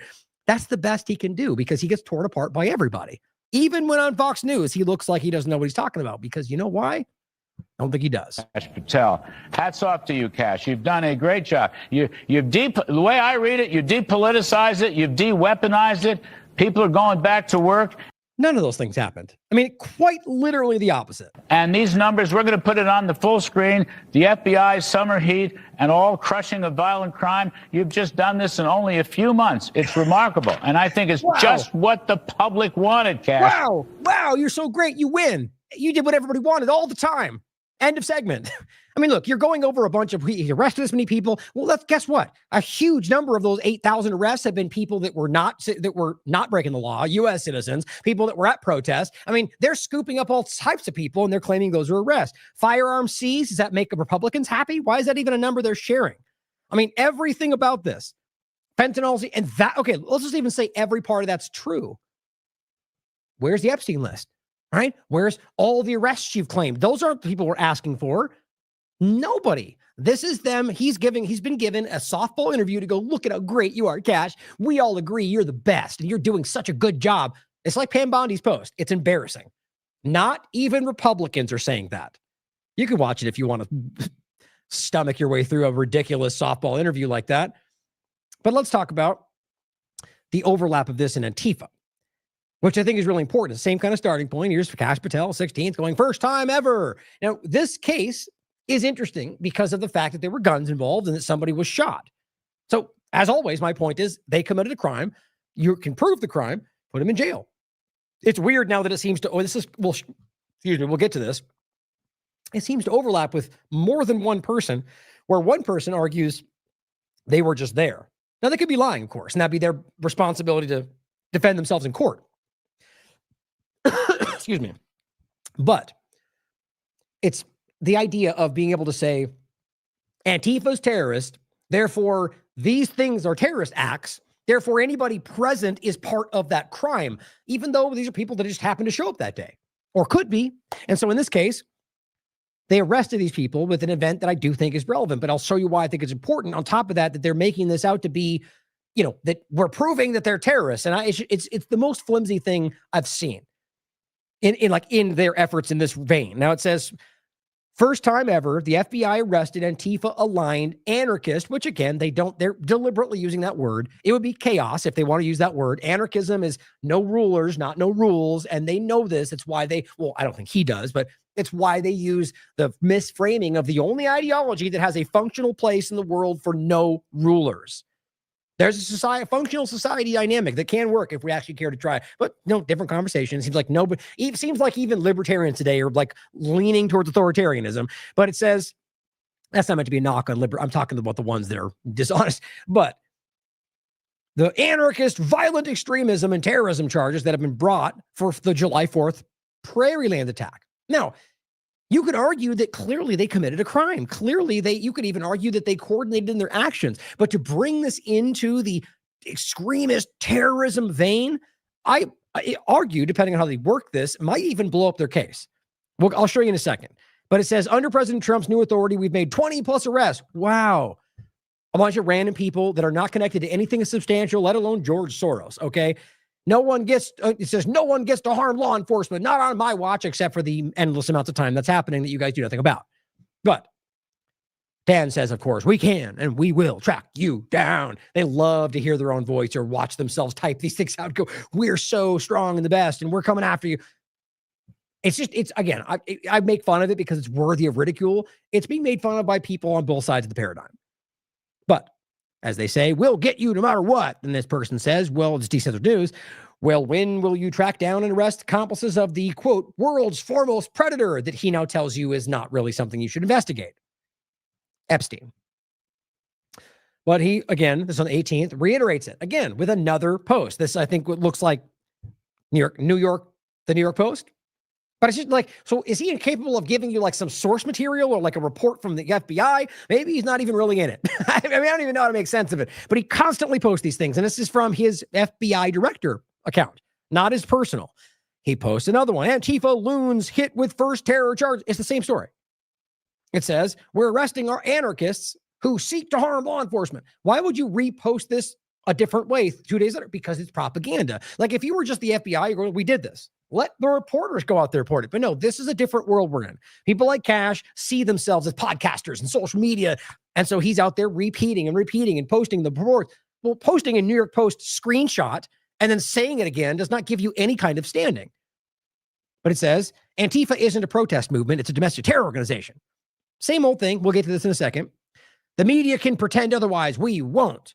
Well, we'll get to the reality. Even Grok will tell you that's simply not true. That there are organized elements of it, but by every single metric and definition and law in this country, that's not what Antifa is. Doesn't matter whether you disagree with that. It's the verifiable fact. I can prove to you that there are organized elements of this that can be used by the likes of George Soros or Elon Musk, depending on what side you're talking about, or many others, Peter Thiel, Mark Andreessen. It's the same point. The argument, though, that they just go, they're domestic terrorists. Therefore, anybody we claim is within that dynamic is now terrorist. It's just flimsy. And I know most Americans can sense how that will be abused. Even if you don't think your team's going to do it, just wait until the next team gets in. But posting about the same argument, sell arm with 50 guns. Okay. Here's the post. DOJ brings first Antifa-related terrorism charges. So if you were really going to go after these people, you would charge them for the crimes they publicly committed. To try to broaden this out to terrorism when there's really nothing that makes that make sense other than you declaring that anybody in this group is terrorism, I think it's designed to make this go, like whether it's designed, I shouldn't say that. It seems like it might be designed to blow it up like the others. Maybe. Either way, it seems like it will. October 16th. Now, it says a federal grand jury indicted, again, accusations, 2 alleged Antifa members. See, now that they're making the claim it's terrorism, it seems like they're going to have to prove that these people are part of the organized network to make that case. Now, it depends on how they frame it. If they make the case within that, like that everything else hinges on that they're terrorists, they'll lose this case, it seems, unless they have a judge willing to, go along with whatever the team says, which does exist on both sides. But that's why it has other cases, and that's how the check and balance works, where you can bring it to other courts, and it'll work out both ways. Point. Antifa members with terrorism-related charges for July 4th attack on the ICE facility in Texas. The indictment issued Wednesday and unsealed Thursday charges Cameron Arnold and Zachary Evans with providing material support for terrorism. That's the crux. And it says attempting to murder federal and assisting officers and discharging firearms. Now, both those two last parts, for at least one of them, does seem to be a very easy case. And I'll go into it. So just the other parts from here, which is more of the case, that the point is they're claiming that there's multiple people involved. It seems to me that there was an organized element that probably seems to have included more than one person. But ultimately that there was the one of these main guys, I'll read it the next time, is simply claiming, I was just there. I'm organizing, but I wasn't aware this was happening, which, you could argue is hard to believe. Maybe he's lying about it. But at the end of the day, people who organize to carry an event is not necessarily terrorism. There are definitions of this. And so I think that this might be problematic. Cameron Arnold, also known as Autumn Hill, and Zachary Evans are two of the 10 individuals accused of participating in an armed ambush attack in the Prairie Land Detention Center. Now it says prosecutors allege the group, described as a North Texas Antifa cell, used fireworks to distract them essentially, and then shot at least one officer in the neck. But to my point, at least unless that's also how manufactured, it seems like somebody very much should go to jail for this. It says the attack is said to have involved extensive pre-planning via encrypted messaging apps. So even at that point, even if they plan to shoot these people, that would not end up being terrorism. It is a term that is used to broaden this out to apply to people that aren't necessarily involved, that might have just been associated there and so on. It's the same way they did with Red Hats, January 6th. Like, it's an easy thing to see if you're not being blinded by partisanship. And it says the federal grand jury indictment unsealed on the 16th marks the first terrorism charges against alleged Antifa members, following just the executive order. Now, the case is providing material support to terrorists, knowingly providing support, training, or condition to terrorist attacks. Now, it says Arnold allegedly trained co-conspirators in firearm use and combat, both used encrypted apps to plan the ambush, is what they're framing it as. The other ones are simply attempted murder, which again seems to be pretty obvious if they can prove that that's what happened, and discharging a firearm. So those seems like so why wouldn't you just make those cases? Because there's political motivation to make this something larger. So wouldn't you argue right there from a prosecutorial standpoint that you're potentially muddying the waters of a case you have a slam dunk about in order to make an argument for political purposes? Yes, 100%. Like, because you have to understand that even if you think the terrorism part is real, which there seems to be no evidence for in this context, I'm willing to look at it, that this is deliberately broadening this out in ways that work for their team that don't actually make the case any more obvious to work or to, like a slam dunk. Now, as the defense says, Evatt's attorney, Patrick McLean, claims the event was a peaceful protest under First Amendment rights. Now, this is important to understand. That can be the case, and people then still showed up of their own accord and took action. But for them to frame the entire protest, which what they're trying to do as terrorism, is the abuse of it all, even if the guy or more than one did plan to shoot cops. Like, this is where principles play a factor in regard to the law. What they're doing is making it the line muddied, and they'll go after who they want and then use political motivation. People out there going, get the lefties, supporting it, even potentially in a court of law in the jury box. Now it says Arnold's lawyer. Saying that he asserts Evatt's had no weapon and intended no harm.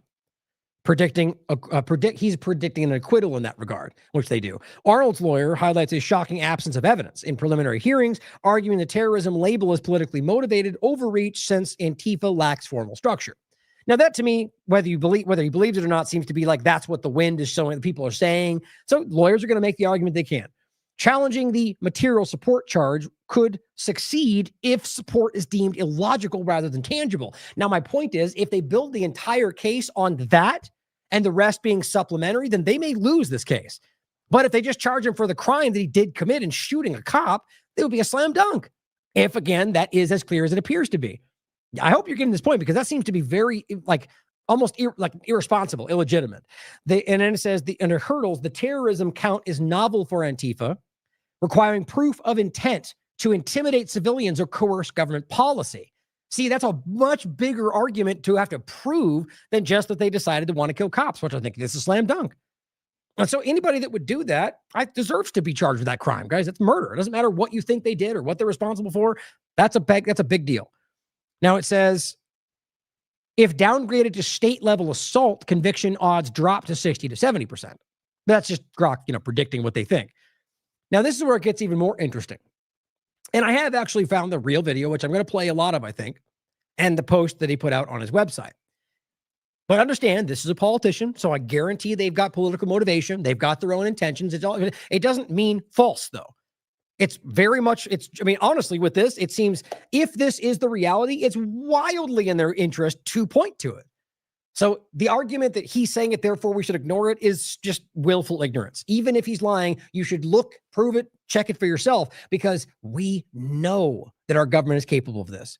And that is potentially hoaxing or, faking a riot to use to go after people. Now, I'm not saying that's the Dallas point. What he appears to be referencing here is more September, October.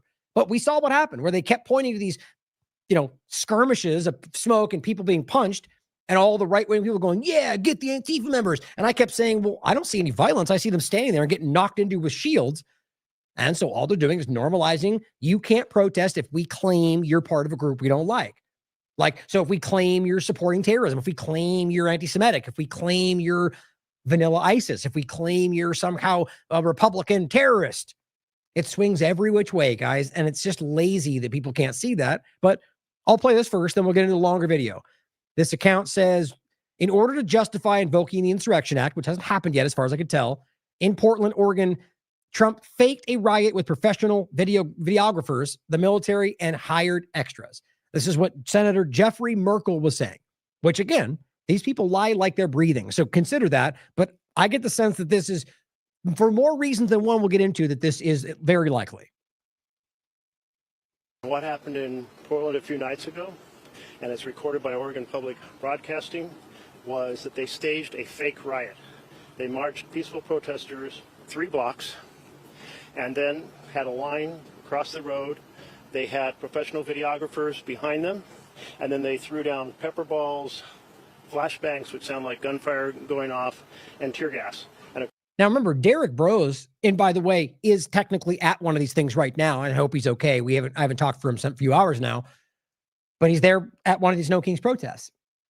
And historically, he's done this a lot. And in his experience, left and right, the government does this all the time. He's done reports on kettling and, using the confrontation to justify shutting down the protest, left and right.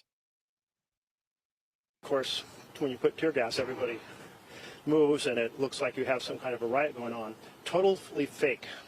This is the first time I know of, at least in my lifetime, that the federal government has faked a riot in order to try to justify, if you will, the Insurrection Act being invoked.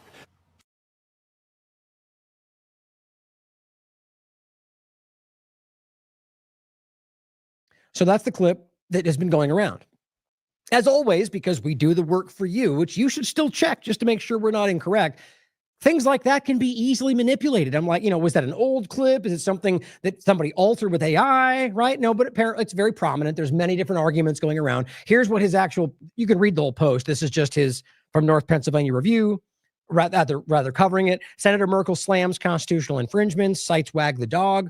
Here's just the one part. So he says, this is like Wag the Dog. There's where a totally artificial war is reported. Only in that case, it's happening overseas.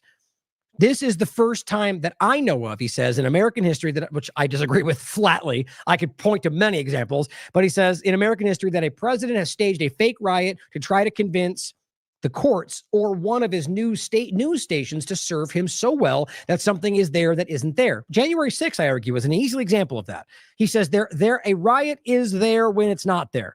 Any true-blooded patriot of the United States of America should be terrified that we have a government faking a riot to try to be able to justify sending troops into our cities. It's a very alarming thing to consider. And I'm not left or right. You guys know this reality. I'm called out them, every one of them, going back as far as I've ever done this. So for them to, claim that it's a lefty thing. No, the reality is this is alarming to people that are aware of the Constitution. Now here, let's watch the longer point where he presents this in front of Congress.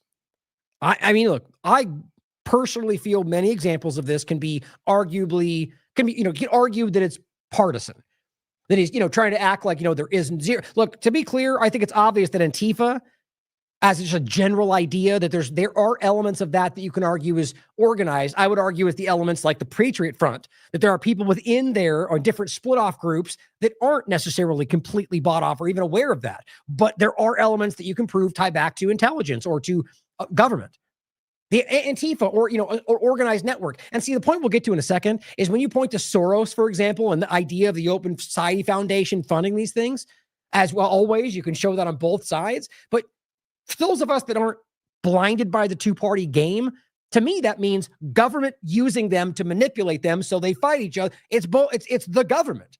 Elon, Soros, it's the same agenda. So that's, they're trying to convince people to stay within the two-party illusion because they desperately need that. If you can see the Soros funding of protest groups that were designed to cause problems or, problem reaction solution, then you should acknowledge that Elon or anybody else doing it from the other side is the same agenda from the government. Very important to think about. My point is that within this guy, I could point to things I argue are sort of partisan, like arguing that they're, everything they're doing is peaceful no matter what, which I probably disagree with that. But it's about the presentation. So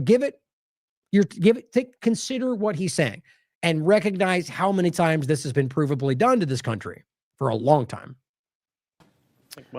So let me get this to about 5:20 here. That is extraordinary risk to our republic. That is an extraordinary risk to people, a government of, by, and for the people.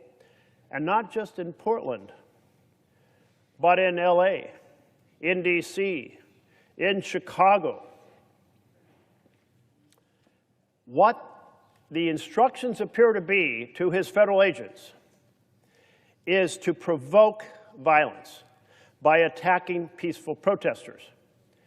The Oregonian, the major newspaper in our state, did a report in which they said their staff witnessed the federal agents attacking peaceful protesters. You realize, guys, that you can show like U.S. government documentation about how that's supposed to be used to shut down whatever. protests, you know, it's very, very classically known to those that are not lost in like the last 30 seconds of the partisan division game that seems to capture everybody's minds that are, you know, somehow believing that the world started with Donald Trump. The truth is this has been a long term, and you can prove those things from both sides of the paradigm. I thought that was a very unusual article. It wasn't the newspaper reporters saying people present at the protest alleged that the federal agents attacked peaceful protesters. No, it said our staff witnessed this. And then there's Oregon Public Broadcasting.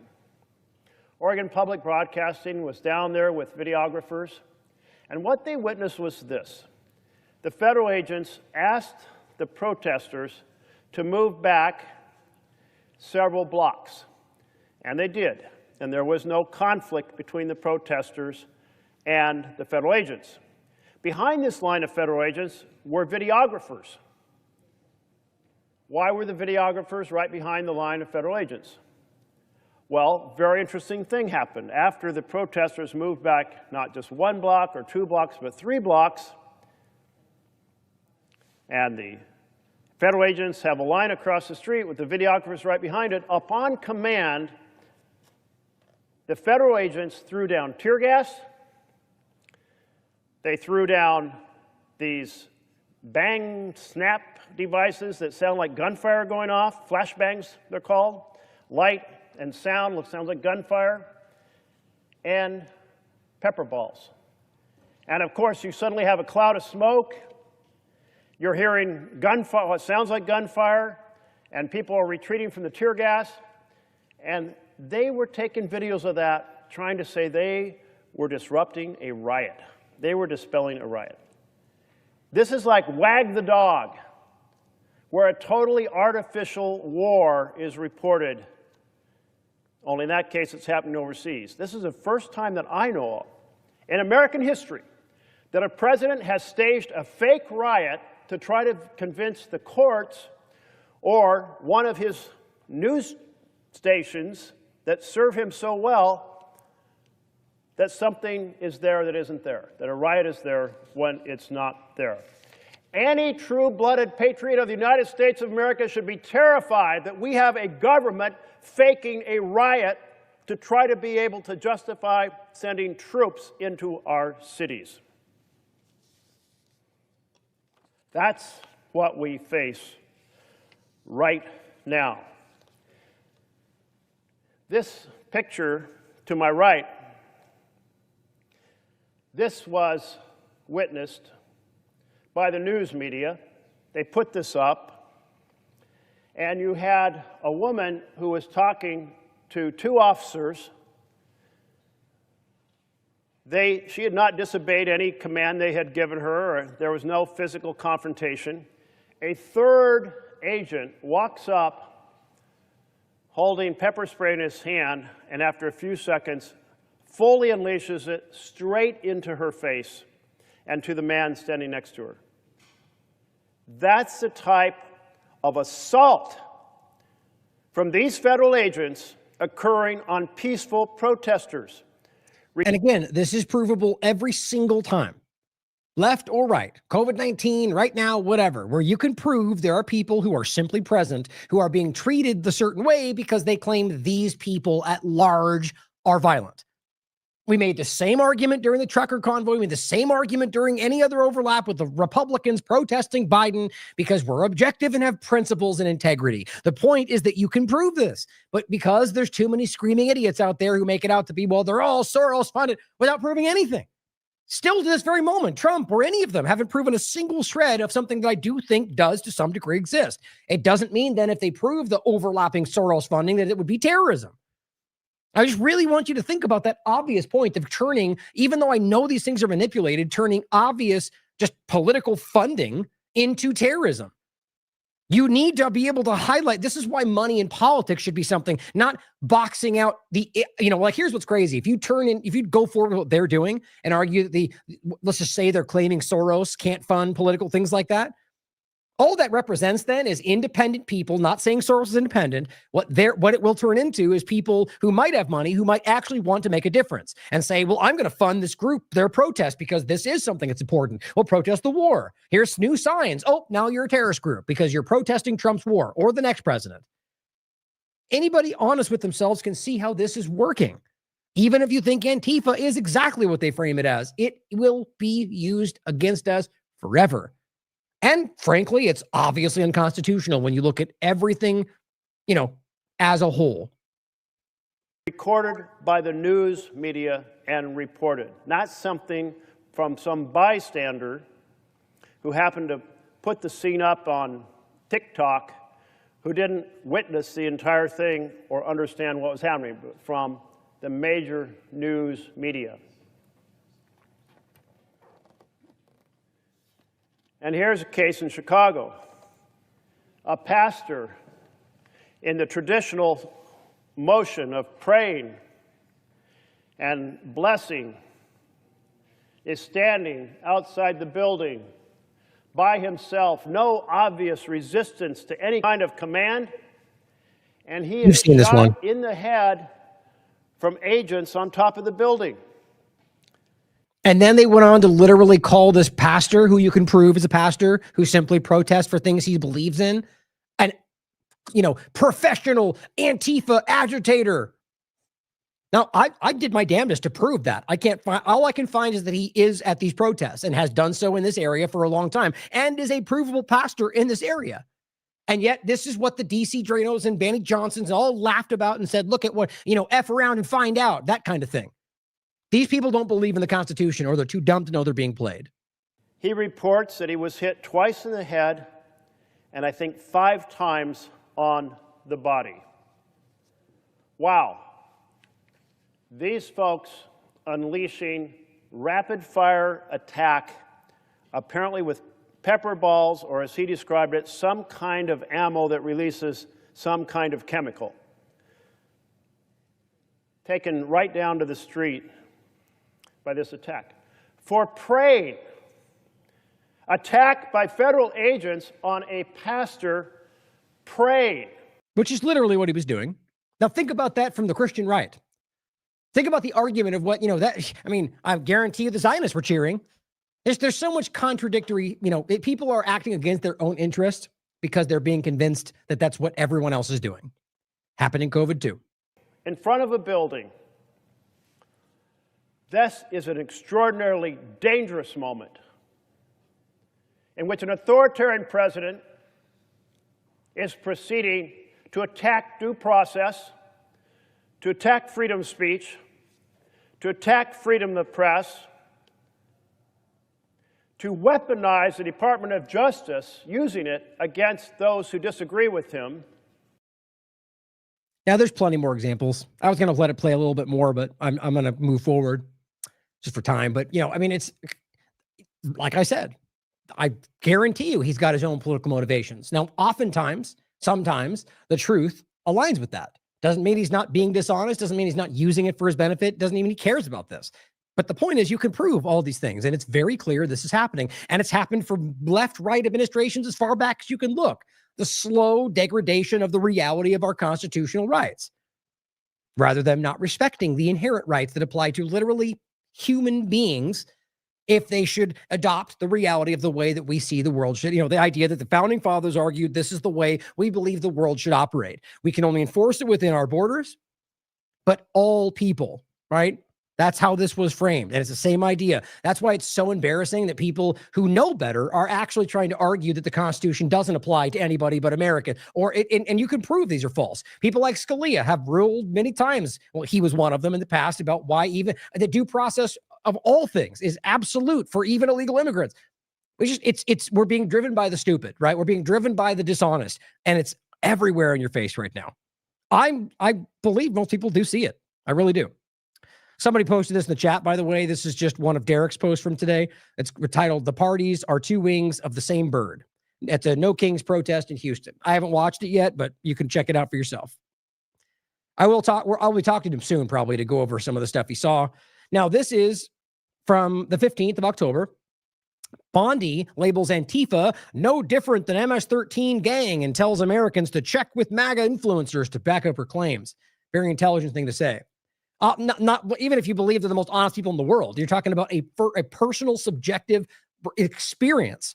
That does not then prove that they're an organized terrorist organization. But that's the kind of dumb things you get from people like this that don't realize how stupid they look when they give you these kind of arguments. On top of that, this no different than MS-13. I mean, how silly is this? At the end of the day, you can look at the provable reality, not even what they frame MS-13 is or what they frame Tren de Aragua, but look at the provable reality and compare it to what we can prove about Antifa, and it's just an insult to your intelligence.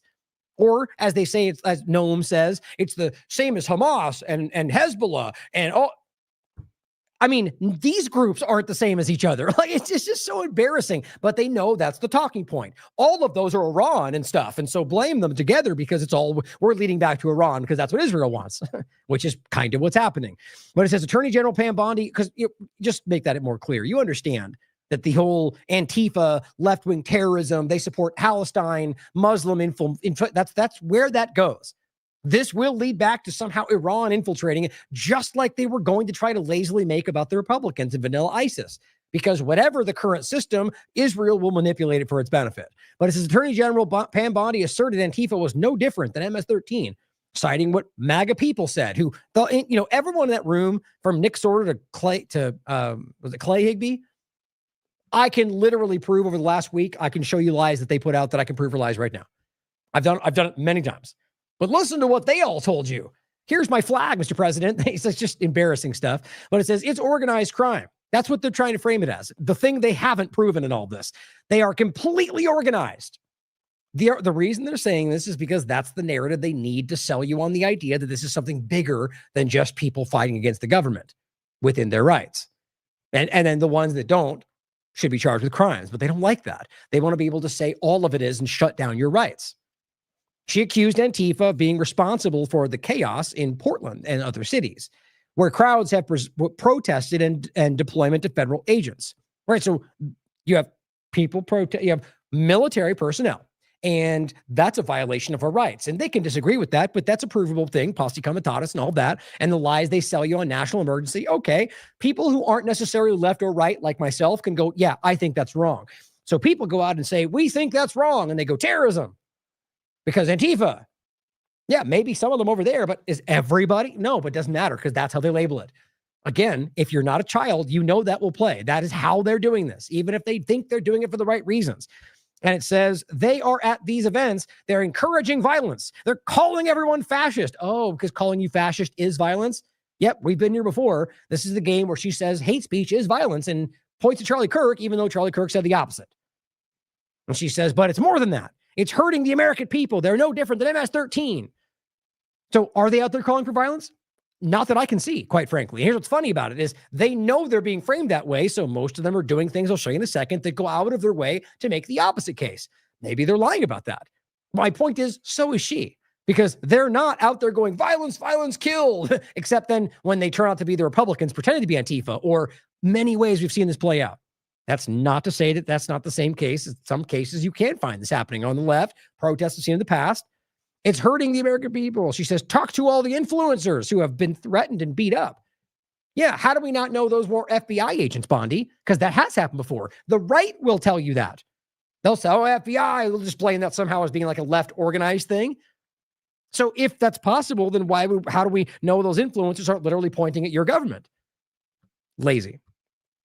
It's all going to stop under Donald Trump. How much you want to bet it doesn't?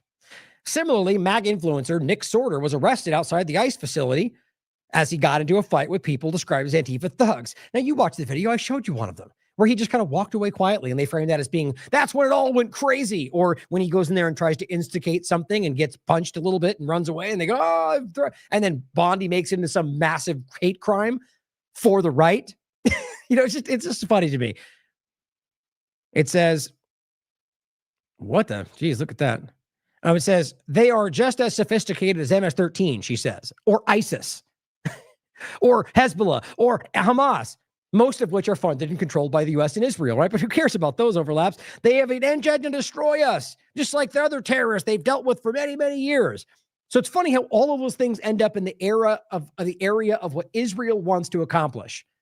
The only one that doesn't fold into that in some way is, I guess Antifa. I mean, no, all of it does, because it all relates back to, I mean, how do Republicans not see how clear that is? The president condemned the continuing violence from radical left terrorists. They just keep saying that.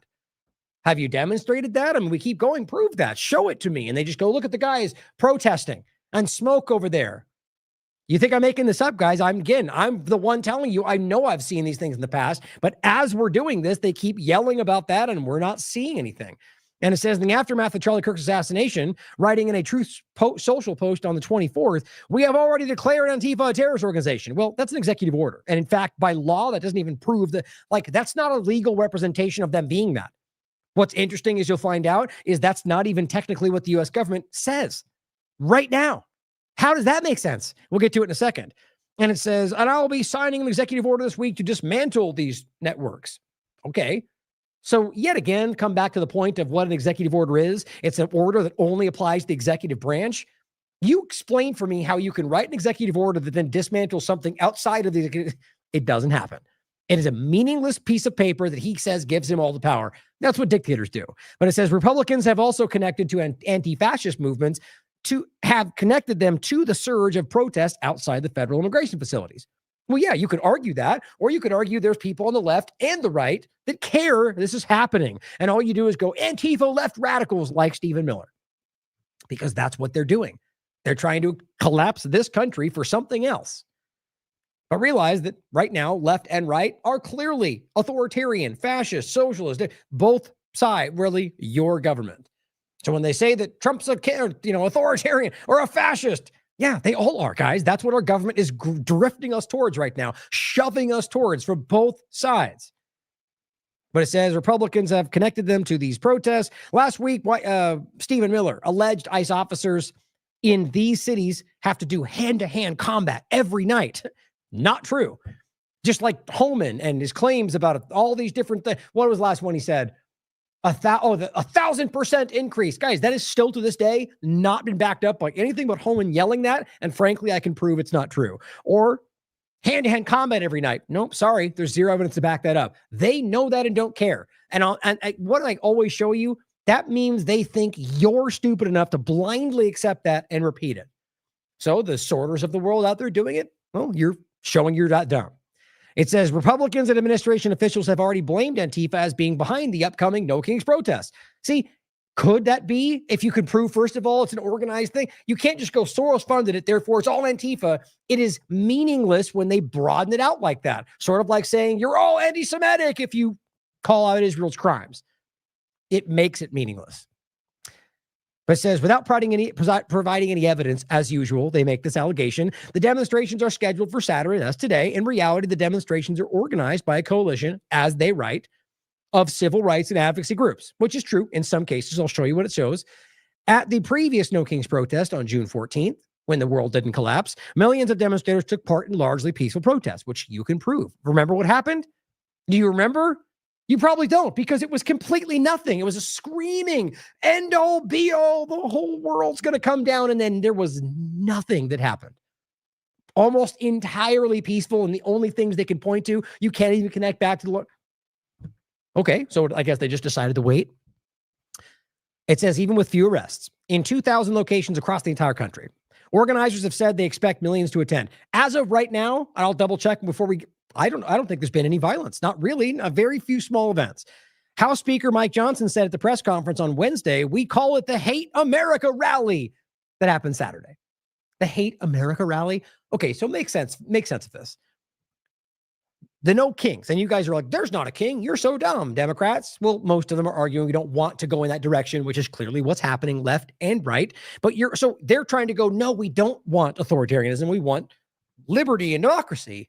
Right? And then you go, but they hate America, as they literally, at least in their minds, fight for the tenets of America. This is just so silly. This is my point. When they just lie about everything, at some point you contradict something you've said before. You can't call them out for wanting democracy and then go, but you hate democracy. And not even saying that's what America is. I'm just saying this is clumsy. And goes, let's see who shows up for that. because that's how dumb they think you are or how dumb he is. It's the Hate America rally. Now what? Now, if you show up, you hate America. See how easy that is? Does anybody believe these idiots? He says, I bet you'll see pro-Hamas supporters. What he means is Palestinian supporters, which of course you will, because people out there are fighting that kind of authoritarianism all over the world. I bet you see Antifa types. Wait, didn't you just say that it was Antifa that put it together? Well, then obviously, man. But see, they are floundering.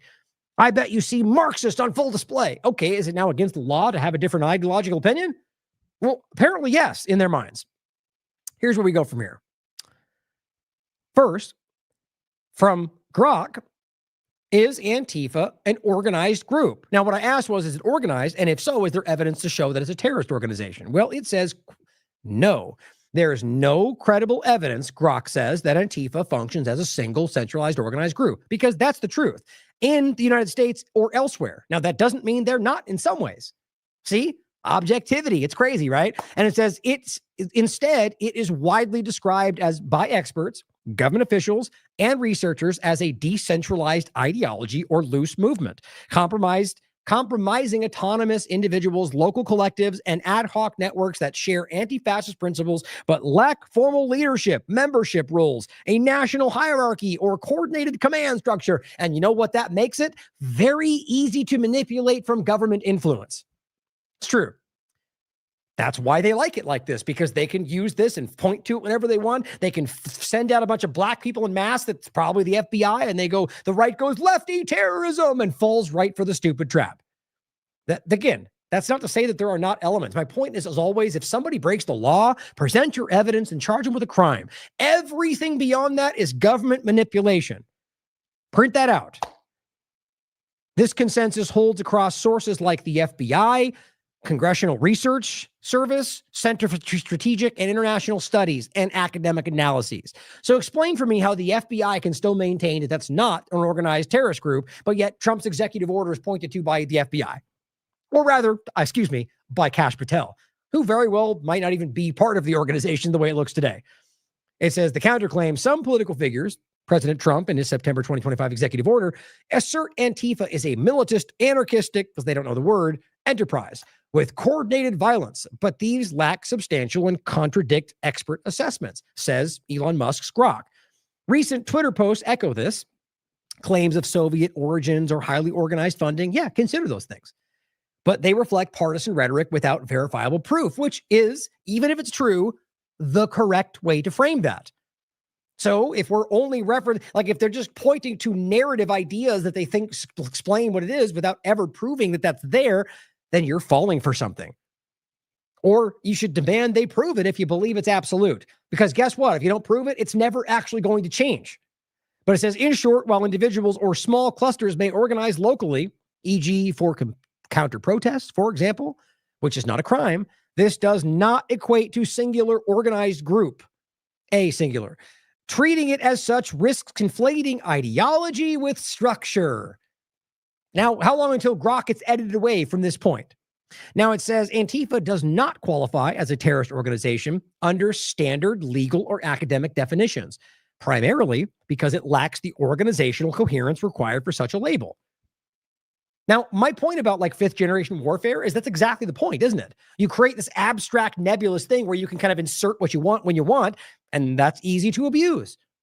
But you can't then label every group that organizes as a terrorist. That's what they're trying to create largely, it seems. Now, evidence of terrorism. It says no official U.S. designation. Make sense of this for me. Antifa is currently not listed as a domestic or foreign terrorist organization by the FBI, by the DHS, by the State Department, or any federal agency with designation authority. How does that possibly make sense?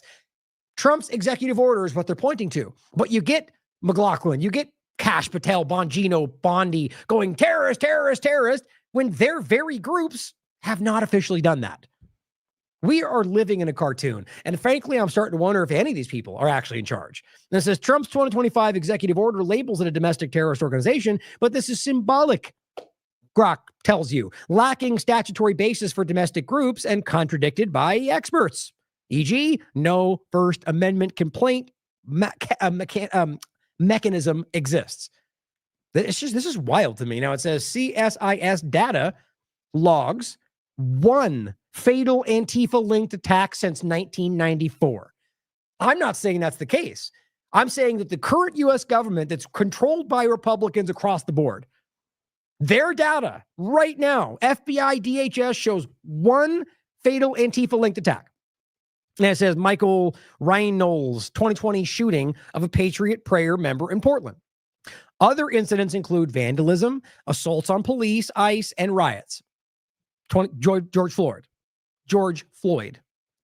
But FBI and DHS reports found, quote, no intelligence indicating Antifa involvement in many cases. That's left and right.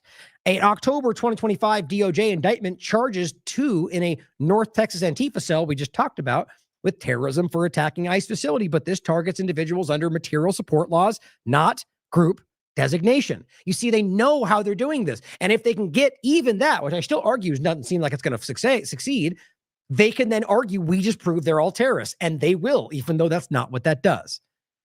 Now it says, in conclusion, while Antifa's tactics can veer into unlawful territory, it's exactly what we're talking about, warranting prosecution, which they should do, as individual crimes. It does not meet the evidentiary bar for terrorist organization under neutral definitions, or any for that matter. Designations appear politically driven rather than fact-based, says Grok. Potentially chilling protected speech, says Grok. For deeper dives, I recommend these groups. The point is, guys, this is a Republican-created, Republican-edited, and updated platform that's supposed to be, giving the truth, I guess, and I do agree this is the case. But just think about how wild that is. So we don't have any real evidence of any real violence other than domestic, riots, protesting, assaults, right? No, 1 fatal attack. Okay, you have all sorts of overlapping evidence that shows you actions, but many of which don't even involve Antifa, just people they claimed were Antifa. This is the best they can do? So no, according to the Republican-run Grok, no, it is not organized, and no, it is not a terrorist group. But as I said to begin with, I can also prove, and have called out many times, the Soros types funding these things. But as I think we made clear, and all the evidence shows, it's really about the thing they can insert into what that is, not that it's the group itself. That seems pretty simple to understand. Now, here is a report. FBI suggests Charlie Kirk's assassin, the alleged assassin suspect, they write, Taylor Robinson, possibly, this is interesting, quote, received help from an extended network. See, now what's funny about this is they've been trying to bury this under one guy, and even Cash and Dan were trying to shut down even Republicans that were going, but there's more to the story. And now they go, oh, wait, where there was a network. All they're doing is going, Antifa, see? So you're right. And it was Antifa, which I don't find, there's zero evidence to back this up. The extended network.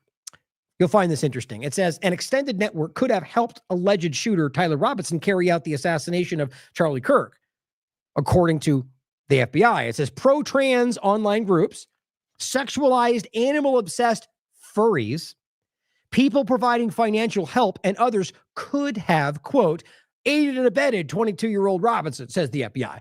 You know how lazy that is? So basically what you're doing is going, these groups could have been involved because, look, he's lefty and they like those things, or whatever you're doing to subjectively connect them. Look, he lives with this guy, therefore he's a part of these groups, or he said something in this tweet about furry, so therefore we'll investigate all the fur group, as if that's left or right. I mean, this is just so bad. And overall, the main point for me is all you're saying is they could have helped them, they could have aided and abetted, and leaving that as if that's somehow connecting them to Antifa. Now it says FBI Director Kash Patel revealed the agency is dedicated every asset, because they're not going after Epstein, apparently, to reaching out to, quote, anyone he contacted, assuming it was this guy that we've yet to prove is even the killer, and called and text message or had chats online with. So now, or social media platforms. So now literally anybody this guy even overlapped with is now going to be investigated for possibly being involved with something they've yet to even prove that Tyler Robinson did himself. You realize, regardless of the evidence, he has not been proven to be a criminal in court of law. Isn't that what we demand to be the threshold for? Yes. And it says law enforcement reportedly is probing several groups, including online gaming community Steam. They're still playing this game, as well as pro-trans organizations called Armed Queers, which has seemingly nothing to do with the statements he wrote on those bullets, if that's even what actually happened. because at the end of the day, it was things from the game. But it says, as well as the group and which took down its Instagram after Kirk was killed. So I just find that to be such a lazy connection to the group they want to overlap with only left-wing things. This is Shadow of Ezra making a point about this. And again, even supporting the team, Kash Patel is doubling down, blasting what he calls online conspiracy theorists. I mean, this is the same game from the other side, guys, and accusing them of putting Charlie Kirk's family in danger.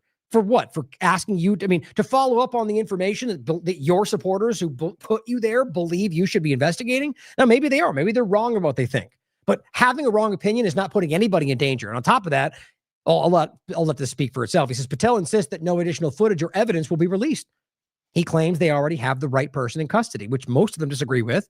And the point is that he's saying that the social media platforms are part of the problem. You know where this goes, guys. It's nothing new.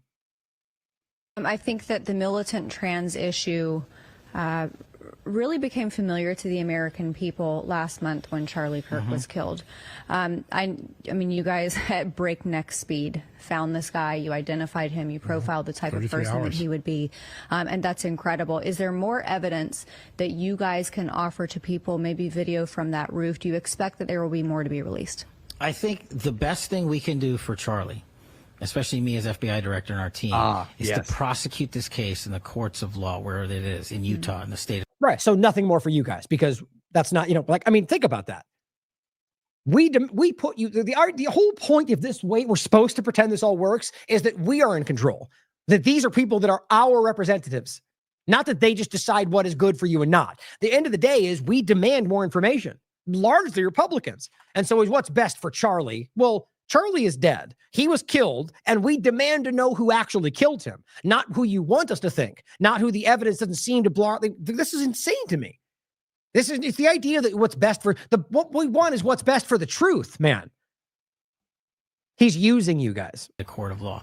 And what we're going to do is what we've done. Give them every piece of evidence we collect. Our cellular analysis systems are the best in the world, and that's not to you. What the FBI does, and that's what we flew in and did. That's how we led the manhunt and got him in 33 short hours. And every single piece of video or forensic evidence or witness interview, we've done dozens and dozens, gone on these platforms, found every single person. All of that material, and I know this is frustrating to the public, and I understand it, but I'm not going to allow the Charlie Kirk prosecution to be dismantled because we want to get over our skis and publicize information.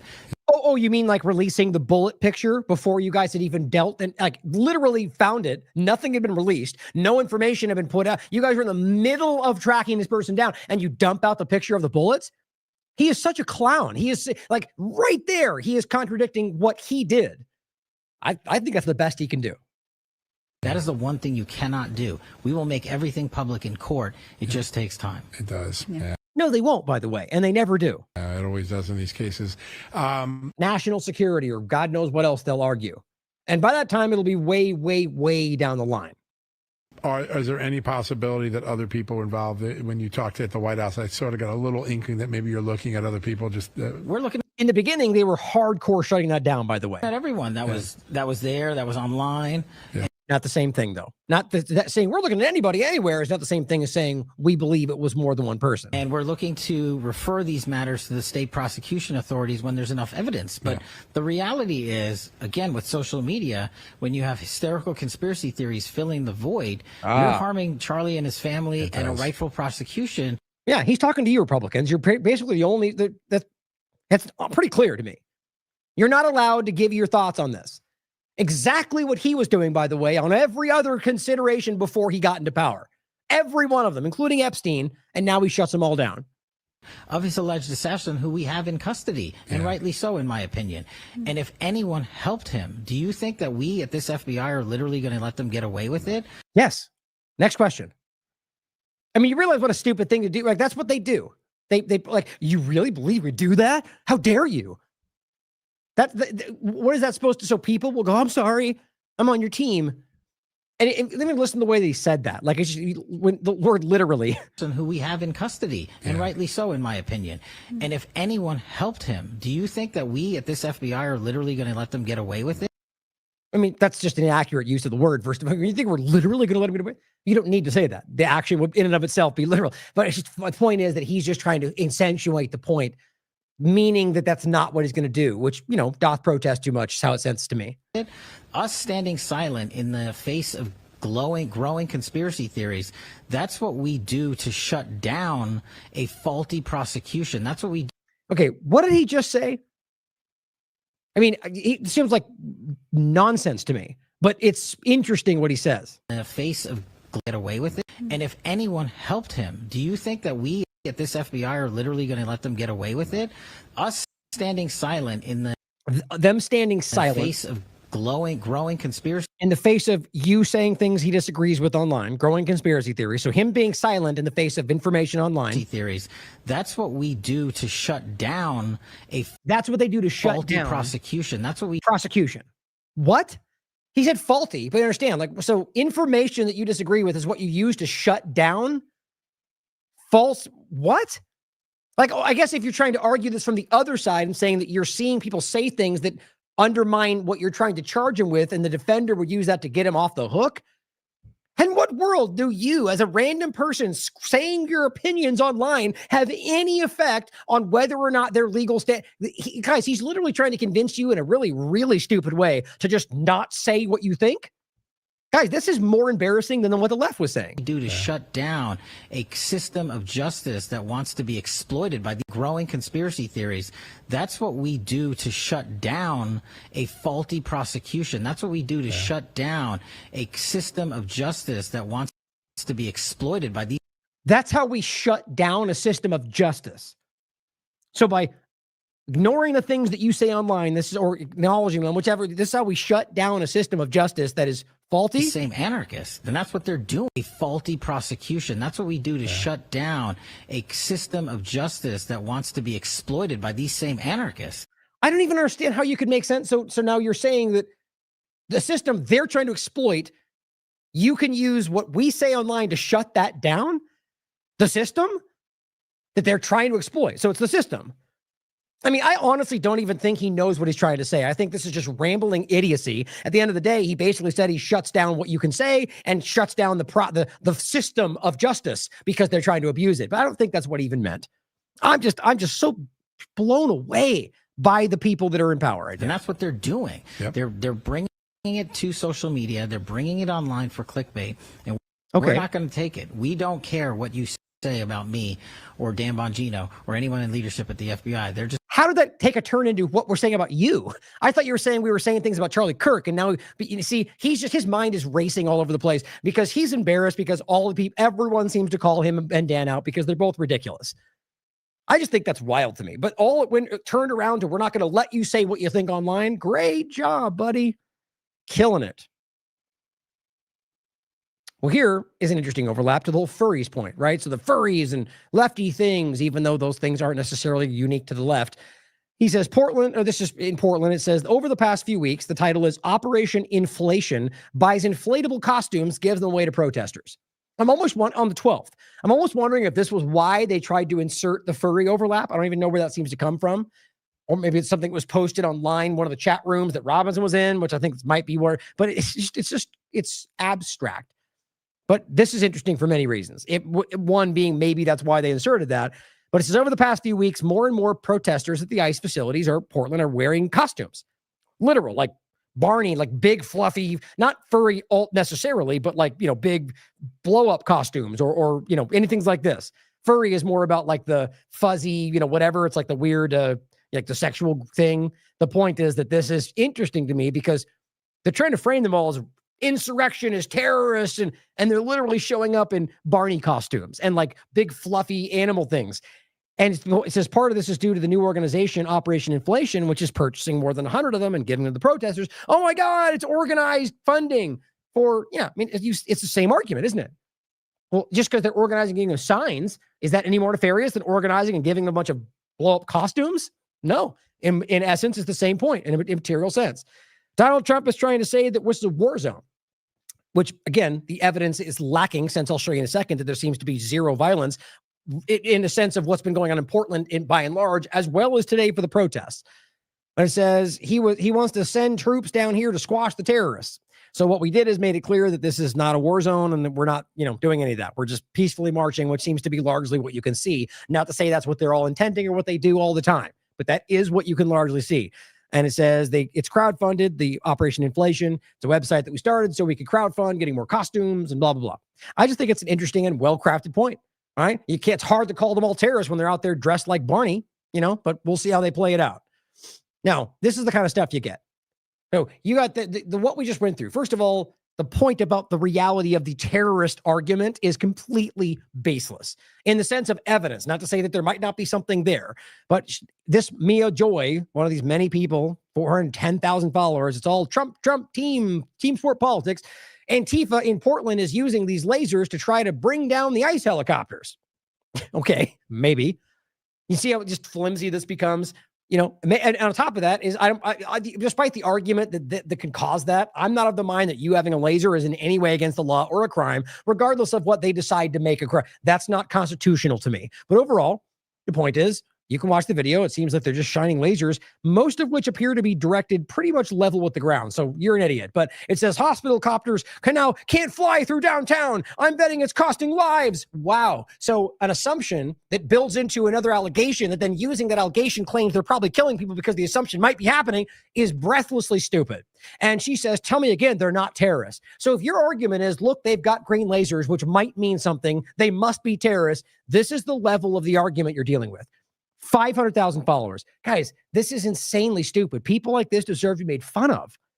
Even if that's even what's happening. Like this is, the argument is lost. Eric Dougherty. Great news. Federal agents decimated Antifa Portland. Well, we just went over the reality of what isn't happening, right? Not by and large, at least not to the level that they're claiming it is. And Antifa, and apparently only one fatal example going back to the decade. So he's going, yeah, get him. Playtime is over. I voted for this. And what is it? Well, a very clear video of Antifa members totally on their knees, not doing anything violent, which appears to be the majority of this, on top of considering the case of whether they faked some of these things over the last month. They walk up and just push them down. Oh, yeah, get them, dumb lefties. Like we're dealing with children. People like this are going, rah, rah, get the other side. Who cares about my constitutional rights? Alternatively, the Constitution's everything and fight for freedom. I mean, it's insane, guys. So the only reason that people believe, well, they're doing all the bad things Trump told me, so therefore get them. But it appears that's not what's happening. And so all you're doing is justifying the shutting down of American rights. That's your legacy, Eric, and all the rest, whether you know that or not.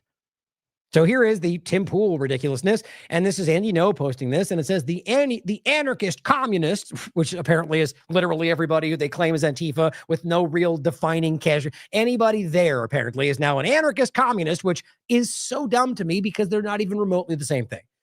They don't care though because they want it to be chaos and communists. No, you moron. Communism is a centralized idea. Anarchism has no place for rulers. So they're either that dumb or that manipulative, probably both. And it says Antifa, they're trying to overthrow the U.S. government and destroy the concept of borders and nations. No, what you're pointing to is the framing that you guys use of every lefty and every Antifa member, not necessarily everybody who's there. But that's okay because the journalists in the room are the ones being completely broad stroke, whitewash subjective about everything they point to. And their motto is become ungovernable. I find that really interesting coming from the rebels fighting the deep state. So are you arguing that we should be acquiescing and becoming governable? Governable? I mean, think about how weird that is. Like, you can't keep framing yourselves as the ones fighting the power and then go, but we're too ungovernable right now. We have to be more passive and docile. I just think it's insane. It's embarrassing, as always, everything else. So here's the case. This October 10th. Now, you watch this and you go through this is only 1:50, but watch all the cases of all the things they're showing. Rioting in Portland. And you get still shots of what is making it look like the crazy. Now, what's crazy about this is, if that guy did these things, if he broke the law, then you should arrest the guy. Not then go, everyone there is a terrorist. That's stupidity. Just like they did with red hats and the trucker convoy and the random Nazi flag that probably was planted there. Or not. Maybe the one guy was an idiot. It doesn't change and make everybody a terrorist. So these still shots they're showing you, apparently 3 of them. Look, they're at the White House. Look, there's fire behind them. What a terrorist. So maybe they're FBI. Maybe they're a bunch of idiots. The rest of them didn't support. You can't just keep playing this game. But this Trump supporter says, 1 minute, 50 seconds of seditious conspiracy caught on tape. They're all terrorists. Same thing. And this was the point, though. Dark mode, just random count, simply says, I'm following to make sure we'll see if they end up posting more. He says, just wait until we designate MAGA a terrorist organization. Now, you would be probably not surprised to find out how prevalent that thought is right now. Why? Because part of what they do with this is angering people who might otherwise want some form of actual representative government or maybe beyond that entirely, and instead convincing them that they have to get back the other side when their term comes. And what does that do for the same government using it now? Well, they get the same thing on the other side, and they can keep using it. What's going to happen? They're going to swing around and go, MAGA's a terrorist group. See, we can prove it because of their... And all they're really pointing at are the team sport politics idiots and the government using them, and then frames everyone in a red hat as a terrorist. You see how easy this is? Well, here's what the DHS put out on the 13th. So first, Maria points this out. Now, I'm not supporting people on CNN or Fox News or Journal, it's not about the person. Anyone saying this person says an important point. ICE is engaging in egregious criminal behavior, which I'll quite literally show you in this next last 3 segments. Criminal behavior, violating people's civil rights, provable. Kidnapping, provable. Snatching innocent men, provable. Women, provable. Children, provable. All of it. I mean, and I do not use these words lightly. Provable. I'm not saying 100 million people. I'm saying in individual or numerous cases, those things are true. And even one of them should be enough for us to have a problem with this. Detaining American citizens, many examples. While doing it, not identifying themselves, provable. Hiding their faces, provable to the point to where they're defending it. The government. Not telling people where they're being taken, no warrants, 100% provable. This is not normal. It's not American. This is not acceptable. So here she is arguing American, and then they turn around and call her an American terrorist for arguing about what she believes America should be. It's so stupid. Not acceptable. And videotaping these agents, asking them questions, and even hollering that they should not be doing this does not in any way constitute a violent attack, which is many cases they're using, right? Where they're trying to film, or they're trying to say, hey, you can't do that. Hey, you're fascist. And they mark that down as a violent attack. And it goes, it's part of the Constitution to peacefully protest violent behavior against innocent people and American citizens. So keep these videos coming. Now, whether they all believe that or they're using this to manipulate, it does not change the fact that that statement is true. Here's what the DHS had to say. And just in their like some kindergarten, some guy in junior high is posting the account, or probably Pam Bondi or Bongino or Cash would make sense to me. It says, what you've just said is one of the most insanely idiotic things Americans have ever heard. Oh, now you're speaking for every American? And on top of that, she said a lot of different things. So all of what she just said is just dumb. It's provable. And they say, at no point in your rambling, well, no, it's very coherent, incoherent statement, no, it's very clear, were you even close to anything that could be considered a rational thought? What? Yeah, it was just, you understand, see, this is what's showing their own stupidity. They can be wrong, and it can be a very rational, coherent thought, which it is. They can be wrong, but it can be very rational, which it is. So again, I'm genuinely pointing out first and foremost that whoever's doing this they think they're much smarter than they actually are. It goes, everyone is now dumber for having listened to it. And they're paraphrasing a statement made on Happy Gilmore, which is what it comes from. And everyone is now dumber for having heard it. It's the only place I've heard that. I've heard it stated, but it's funny how they're making the statement and it feels like that's what it comes from. And it says, far from engaging in criminal behavior, federal law enforcement actions have significantly reduced crime in the city. That's not even remotely the same point. They're stupid. Just because you may have reduced crime by being present, which I can almost guarantee military tends to do that, doesn't mean you're not breaking the law. And it says, we have been deployed, or this is locking up criminals works. Imagine that. I mean, come on. I said Billy Madison, right? Oh, I'm sorry. This is Happy Gilmore. Billy Madison's what I meant. I mean, it's kind of over the top to me that this is what they think works. Again, as I've said so many times before, either I am doing this for no reason, and most Americans are far too gone and too dumb to know what's happening. I don't believe that, and I think you can prove it's not true.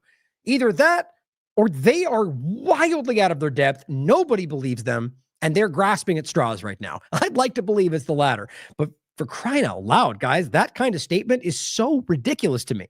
It embarrasses me as an American. And so I simply said, DHS clutches its pearls, which is what they did. Like, how dare you, at the easily verifiable facts. All while badly quoting Billy Madison. See, I did know. Claiming they are now dumber for this person's outlining the constitutional reality of the situation. These people are not on the side of Americans, guys. Constitutional literacy. I mean, think about this. And realize the whole, like, you know, how dare you kind of moment. Like, that's very, very, very lefty of you if you want to pretend it's only on one side. I only do that to kind of make fun of the people who see themselves as one side of the paradigm.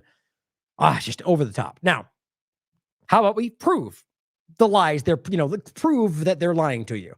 Drop site news. Now, this next little part, these are all examples. Actually, frankly, pretty much all of it, save for the last part. These are examples that I scooped up over the last few days. Like, you realize that I'm not like grabbing every example that I've got over the last year or 2 year to make my case. I'm literally scooping up only ones that I have not shown you.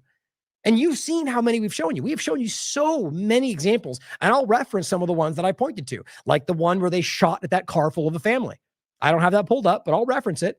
And they got proven in court to be lying about that, and they still arrested the guy. They're lying aggressively. And I'll even show you a clip of a guy who's drunk and pulled over, making racial comments about a Haitian cop trying to arrest him. I mean, these are the DHS. These are the up jump people that do not deserve to be in these positions, that think they are more powerful than everyone. You'll see. First, ProPublica. The government does not track how often immigration agents hold Americans. So ProPublica did. We found more than 170, and that is not even remotely all of them, 170 incidents since the start of the second Trump administration.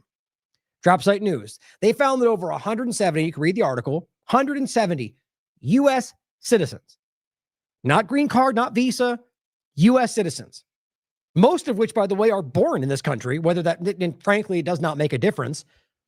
170 U.S. citizens were detained by immigration, by ICE, during the Trump second administration, beaten, tased, held for days without contact.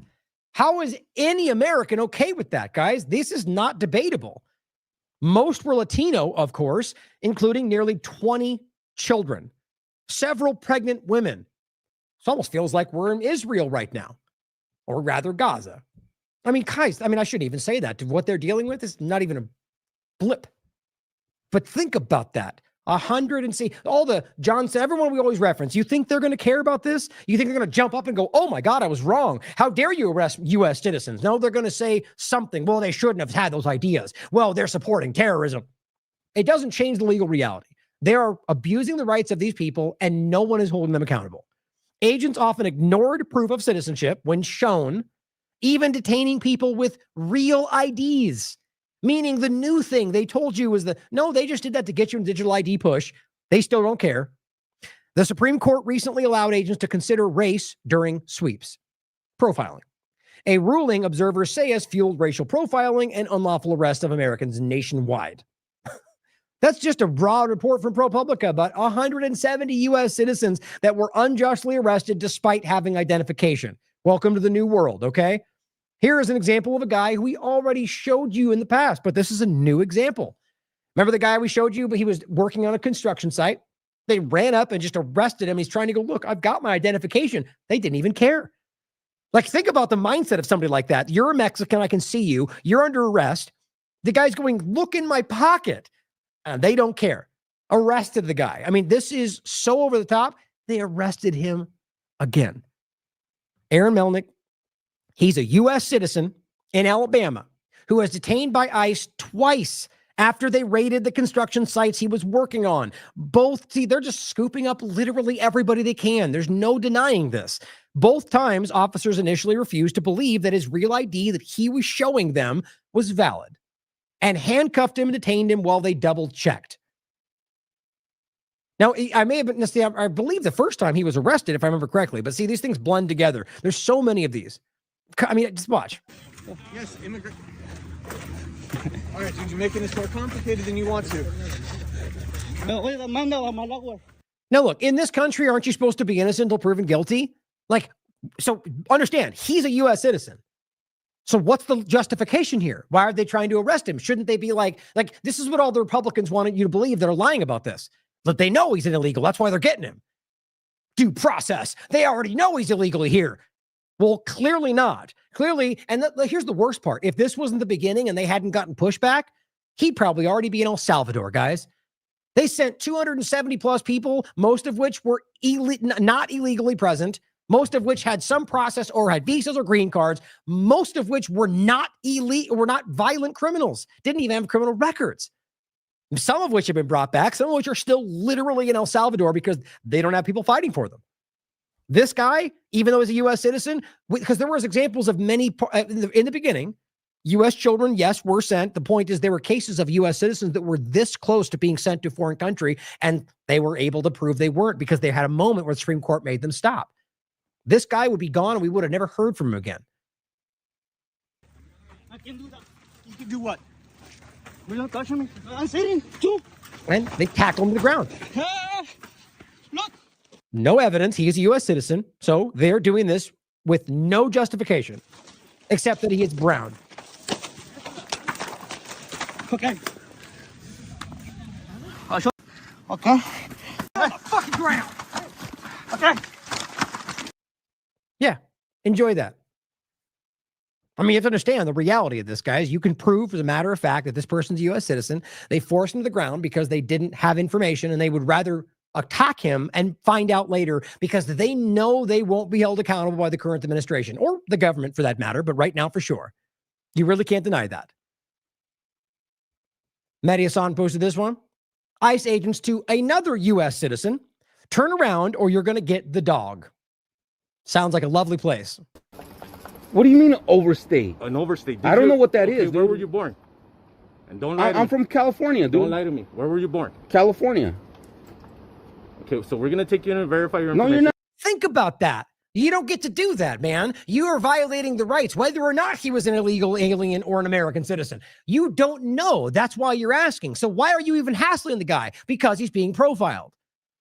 He's an American citizen. This has already come out. The point is he's going, look, I'm from California. And he told him he didn't care. So why did he even ask in the first place? Why not just scoop him up and put him in the car? Because they're hoping they get something to go on, guys. He said, no, I'm an American. I'm from California. And they didn't believe him. It gets worse. Nah, dude, no, you're not. Yes, we are. Okay, so we're going to... My point was, no, we're going to check. You want to scoop you up and we're going to double check. But no, that's not how the legal reality works. These people are operating on extrajudicial authority. Guys, they can do whatever they want and they know it.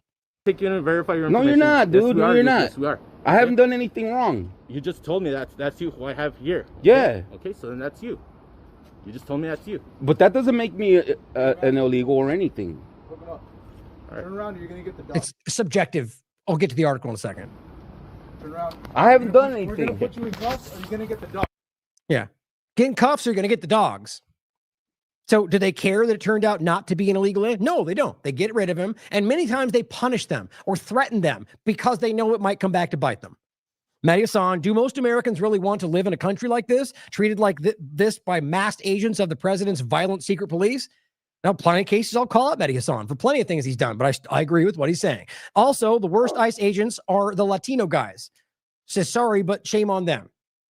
Now, this is the Bynum demands end to ICE raids after U.S. citizen allegedly abducted by mask agents. Great, this is the reality. I'm just going through these rapid case. You can read it for yourself. Here is another one. This guy posts a lot. I believe he's a Democrat. It doesn't change the reality of what he's posting. And I'll then read to you what Melanie says about it. This is a father. ICE detains the father at gunpoint, driving 3 kids to elementary school. He didn't even have a chance to park his car. So if we know already that they're not verifying any of this, they're just grabbing who they can. Watch this one. It's my husband. Leave him alone. He just pulled off and they intercepted him. Danya Batista is describing what happened to her husband in Pointer Ridge in Bowie Wednesday morning. It's very hard. Hard for her to process. You can see what appears to be several masked ICE agents stopping him in the middle of the street as he was taking his kids to school. I was trying to get them not to be so aggressive toward him because they were basically pulling him out of the car very aggressively. Yeah. They threw him on the floor. Like they didn't even care. She recorded these cell phone videos showing the moment it all happened. She says the agents didn't even give him a chance to put his car in park, and now there's damage left behind. They broke. Now remember, guys, with all the examples of people dressing up like ICE and police and doing whatever they want, and they're not presenting any evidence or warrant or identifying themselves, legally speaking, even if you knew they were agents, you're not required to respond if they're not presenting evidence of their identification of the crime. I'm not advocating for that. Clearly, they don't care. But the reality is your rights are paramount. And every moment they convince you to ignore your own rights, they're winning. My window, see what they did. But this has also taken an emotional toll on their 3 young children who are 6, 7, and 8 and were also in the car. They are so scared. You know, they're talking about it. They say that they wanted to kill their dad because they pointed a gun at him. Bautista says the odd part of this for her is her husband has a work permit and was just with ICE on Thursday as a part of the agency's intensive supervision appearance program. And there's the point. So they got wind of the fact that he's technically on a work permit. So he legally in the country, allowed to be here, and in the process of getting further documentation. And they recognized an opportunity and went after him. It's not a secret. They've done it to tons of people that went to court to literally get their actual, I think in some cases, green card. One was a citizenship. And then, but because in that moment they don't have it, suspending it all of it. In the early cases, sending them off to another country. Why? Because it was a number they could put down. Hey, technically he's not a U.S. citizen. So no, everything about this is completely illegal. Rather, more importantly, unconstitutional. Whether they're a green card, visa holder, illegal immigrant, or American citizen, everything they're doing violates those rights. They're still currently waiting for next steps after filing for immigration status. We are waiting for his I-130, which right now is crazy, the time that it's taking. Right. So they're abusing that reality. So let me explain to me why you would go after the person who is going through the process, who has kids, who lives here, who's trying to comply. Exactly what you tell everyone they're supposed to be doing. And then, by the way, ignore other people who are working at farms of Donald Trump's friends or the Afrikaners or the, who cares about all of those realities? Here's people like literally doing what you tell them to do, and we go after them because they're the wrong skin color. I mean, you don't realize how many like Saudi Arabian immigrants or Israeli coming in and out of this country like there's no big deal. They do not care about this. I've covered the Saudi element 100 times. They'll come and rape and rob and do whatever they want and they get sent home. We just saw that with the pedophile that Israel allowed to fly home and your government didn't care. But go after the guys who you can abuse because no one's going to speak up for them. Not only are they playing you, but they're showing you who they really are. And she says they attacked and threatened at gunpoint someone living and working here legally in front of his kids. Stop pretending it's about illegals. Now, look, I'm going to argue, too, that I guarantee there are people who are being arrested who are here illegally because that's objective. I can guarantee you that some of them are. But my point is you can prove that they're abusing this. And I don't even think it's about immigration anymore. It's about the control around it. Here's another example. ICE agents snatched a journalist and were speeding away when they hit the woman's vehicle or a woman's vehicle. She was going to work, doing nothing wrong. They almost left the scene after slamming into her, but then snatched her out of her car at gunpoint and took her with them. I mean, do I even need to explain that anymore? So basically, they're getting ready to leave, right? So the point is, it's clear that they have no indication or no interest in going after somebody else at the scene. Just kind of do it quickly here. This is the longer version. I grabbed that so you can see it. I'll include it. What you can clearly get the sense of is that they're irritated that people aren't just acquiescing to whatever they want. Right? So people on the side are yelling at them, you're fascist, and then they literally run into that person's car. And then in their mind, you got in our way, so now we're pissed off. And these are completely unaccountable people. And look, some of these people aren't even necessarily like part of the DHS. They're just like bounty hunter hired elements they've expanded into, and they've got no responsibility. They've got no training. Watch this.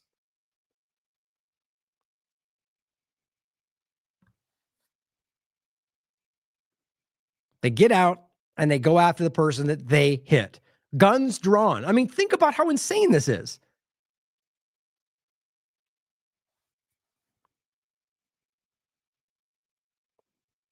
They pull them out of the car. Look at this, guys. I mean, again, I don't even need to explain this. Like, if there's literally anybody out there going, yes, I voted for that. it's just so, sometimes you just get so tired of it, Like, it's like we're looking at something, I'm trying to think of an easy analogy. You're watching somebody get murdered in front of you and then debating about whether that's murder. It's just overwhelming sometimes. These people are quite literally anti-American, acting in ways that are foundationally counter to the ideas that are central to this country, or at least what we tell ourselves, not what the government cares about. And yet we're pointing it out, and people say you're un-American for acknowledging that that's happening. It's a special kind of crazy, isn't it? Well, this person writes, this is just straight up fascism. Well, fascism is one way to call it. You can call it communism. You can call it centralized power government, dictatorship. He says ICE agents hit the car while attempting to flee the scene. At first, they attempted to hit and run, but then because they couldn't get away because there was somebody blocking them at the top, they instead drew the machine guns, arrested the U.S. citizen that they had just rear-ended. That's what happened. Kills me. Mighty song. This one's just, again, who knows why they even make these decisions? And I'll just let the report speak for itself, and I'll read what he said. It's about a child they snatched. So a 15-year-old boy, autistic, who was believed to be missing, has actually been in ICE custody for several days. Fox 26's Jillian Hartman is live in Spring Branch, where the boy was last seen almost a week ago. So they steal a 15-year-old boy, not an adult, or let's just even say arrest him. And in what world did that not demand that the parents be told? For days? Guys, nobody's doing anything. These people are so shockingly unaccountable. They can scoop up an American child and let him languish in these cells for days. Parents don't even know about it. Isn't there a process? Aren't they required with anybody to go through that? Apparently not. And you just got an update from the family the past 30 minutes. What did they have to tell you, Jillian? Yes, we learned that the boy is in ICE custody at one of the detention centers here in Houston. The mom says that he is safe and okay. Now, the boy was here at this intersection in Spring Branch with his mom and sister selling fruit when he disappeared. And here's the information we just learned in the last 30 minutes. Take a look at this. So the boy has autism and is sometimes nonverbal, and he disappeared last Saturday. He's 15 years old, but his social worker says he has the mindset of a 4 to 5-year-old. So they're very worried about his safety. The mom said around 3 p.m. on October 4th, she was with a customer selling fruit when her son asked her to use the restroom, and when she turned around, he was gone. So they waited till he went to the bathroom, and then they just snatched him. What is that but kidnapping? Filed a missing person report with Houston police, and earlier today, Fiel Houston held a press conference with the family begging for the public's help to find him. Now, today, police notified the family that the boy was found safe. Fiel Houston said a law enforcement agency found him, and he's been at the office of Refugee Resettlement Children's Detention Centers. Yeah, they found him and arrested him and detained him, put him in prison cell, never told anybody, but we found him for you. These guys are so disgustingly dishonest, and we're going to get into that next. Deliberate lies to hide their criminality or just to cover what they do. Like they run this car over and arrest her. What do? She threw something at us, and she was being violent she tried to hit us with her car. That's what they do. And it turns out in most cases in these courts to be completely lies, and nobody's held accountable for it because the White House covers. Since Monday. The family is undocumented, and they're trying to get him released from ICE custody. And I'm told that the mom just had a FaceTime conversation with her son in the last 30 minutes and is thankful he is alive and hopes to be reunited with him soon. Reporting live, I'm Jillian Hartman, Fox 26 News. As Mehdi Hassan says, insane stories just gets worse and worse. If you support this stuff, you're a fascist. Shame on you. Bullshit. And whatever you think about his statements. I mean, look, this is the point where you argue, whatever you think about the reality, like there's a point when we have to remember that we are human beings and that these are people. Now, to some people, oh, you're the woke, whatever. You're an idiot, okay? There's very clear overlap, whether you're lost in your stupid two-party paradigm or not, where we care about people people's feelings, or we care about compassion, or that people are suffering, or these things obviously matter unless you're a complete sociopath. Problem, though, is this is being used. So here's where I was saying before, where you can, you want to hate these people.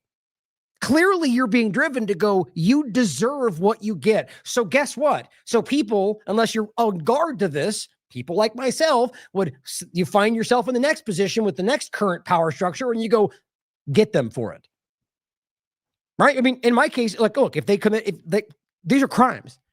Now, I would 100% say charge them with that crime, arrest them and put them in jail. They won't do that because that will be open the door to all of them because they're all criminals. So what ends up happening is they use your frustration. They use your anger towards the perceived, and it is not perceived, but it's all of it, not just one side. And they use it to go after everybody or a broad group that's undefined, like MAGA, for example. And they hope people like me will go, yeah, show them that you're, no. Stop falling for it. Recognize they're using their partisan game to get you hating yourselves. Chris Murphy, of course, is a politician, and I think he's ridiculous. It doesn't matter about the fact that what he says is this is out of hand. It is out of hand. A turtle could come out and say that, and I'd be like, correct. Whoever, I don't care. Anybody pointing this out is actually correct. These agents are there, he writes, to cause trouble and violence, not to keep people safe. Now, you could argue it's probably multifaceted, but I argue what you can see from these people is obvious. It says these are scenes that play out in war-torn, destitute countries, not America. Well, yeah, they've become the same thing. A federal agent points a weapon at a woman who was recording them. Jess, who is a U.S. citizen and member of the neighborhood patrol team, documents and shares ICE activity across the city. Now, look, you can have an issue with that, but if they were identifying themselves and documenting what they were doing, that wouldn't be necessary. On top of that, as a, let's just say, neighborhood watch, that's your job, police or anybody else. So if they were coming through and doing the job and you're documenting the area, why was that something they have a problem with? Probably because they're breaking the law. End of the day, this is an American citizen using a phone to film, and this is the response she gets from supposedly people defending us for our safety. Look at that. For the podcast, this guy's pointing an automatic rifle directly at her face because she's holding a cell phone. Lefty terrorism, Wow. Well, Raw Story reports, this is as of the 14th, quote, literally every claim was false. DHS official busted for lying about teen's ICE arrest. Over and over and over and over. Why? Because I think they're being told to do that. But look at the people they're working for. Noam and Bondi and Cash and Dan, these guys are going to lie about anything to make sure you don't hate them. It's very petty and small stuff, guys, but look at what they've been doing. Or because they recognize that they're so far out of their depth that they don't even know what to say next. Habeas corpus and all the games they played, MS-13, they're all showing that they're being played by something. But this, I think they're being told to because we're dealing with this very small people. A Department of Homeland Security official was busted for lying about a teenage girl's violent arrest by federal agents.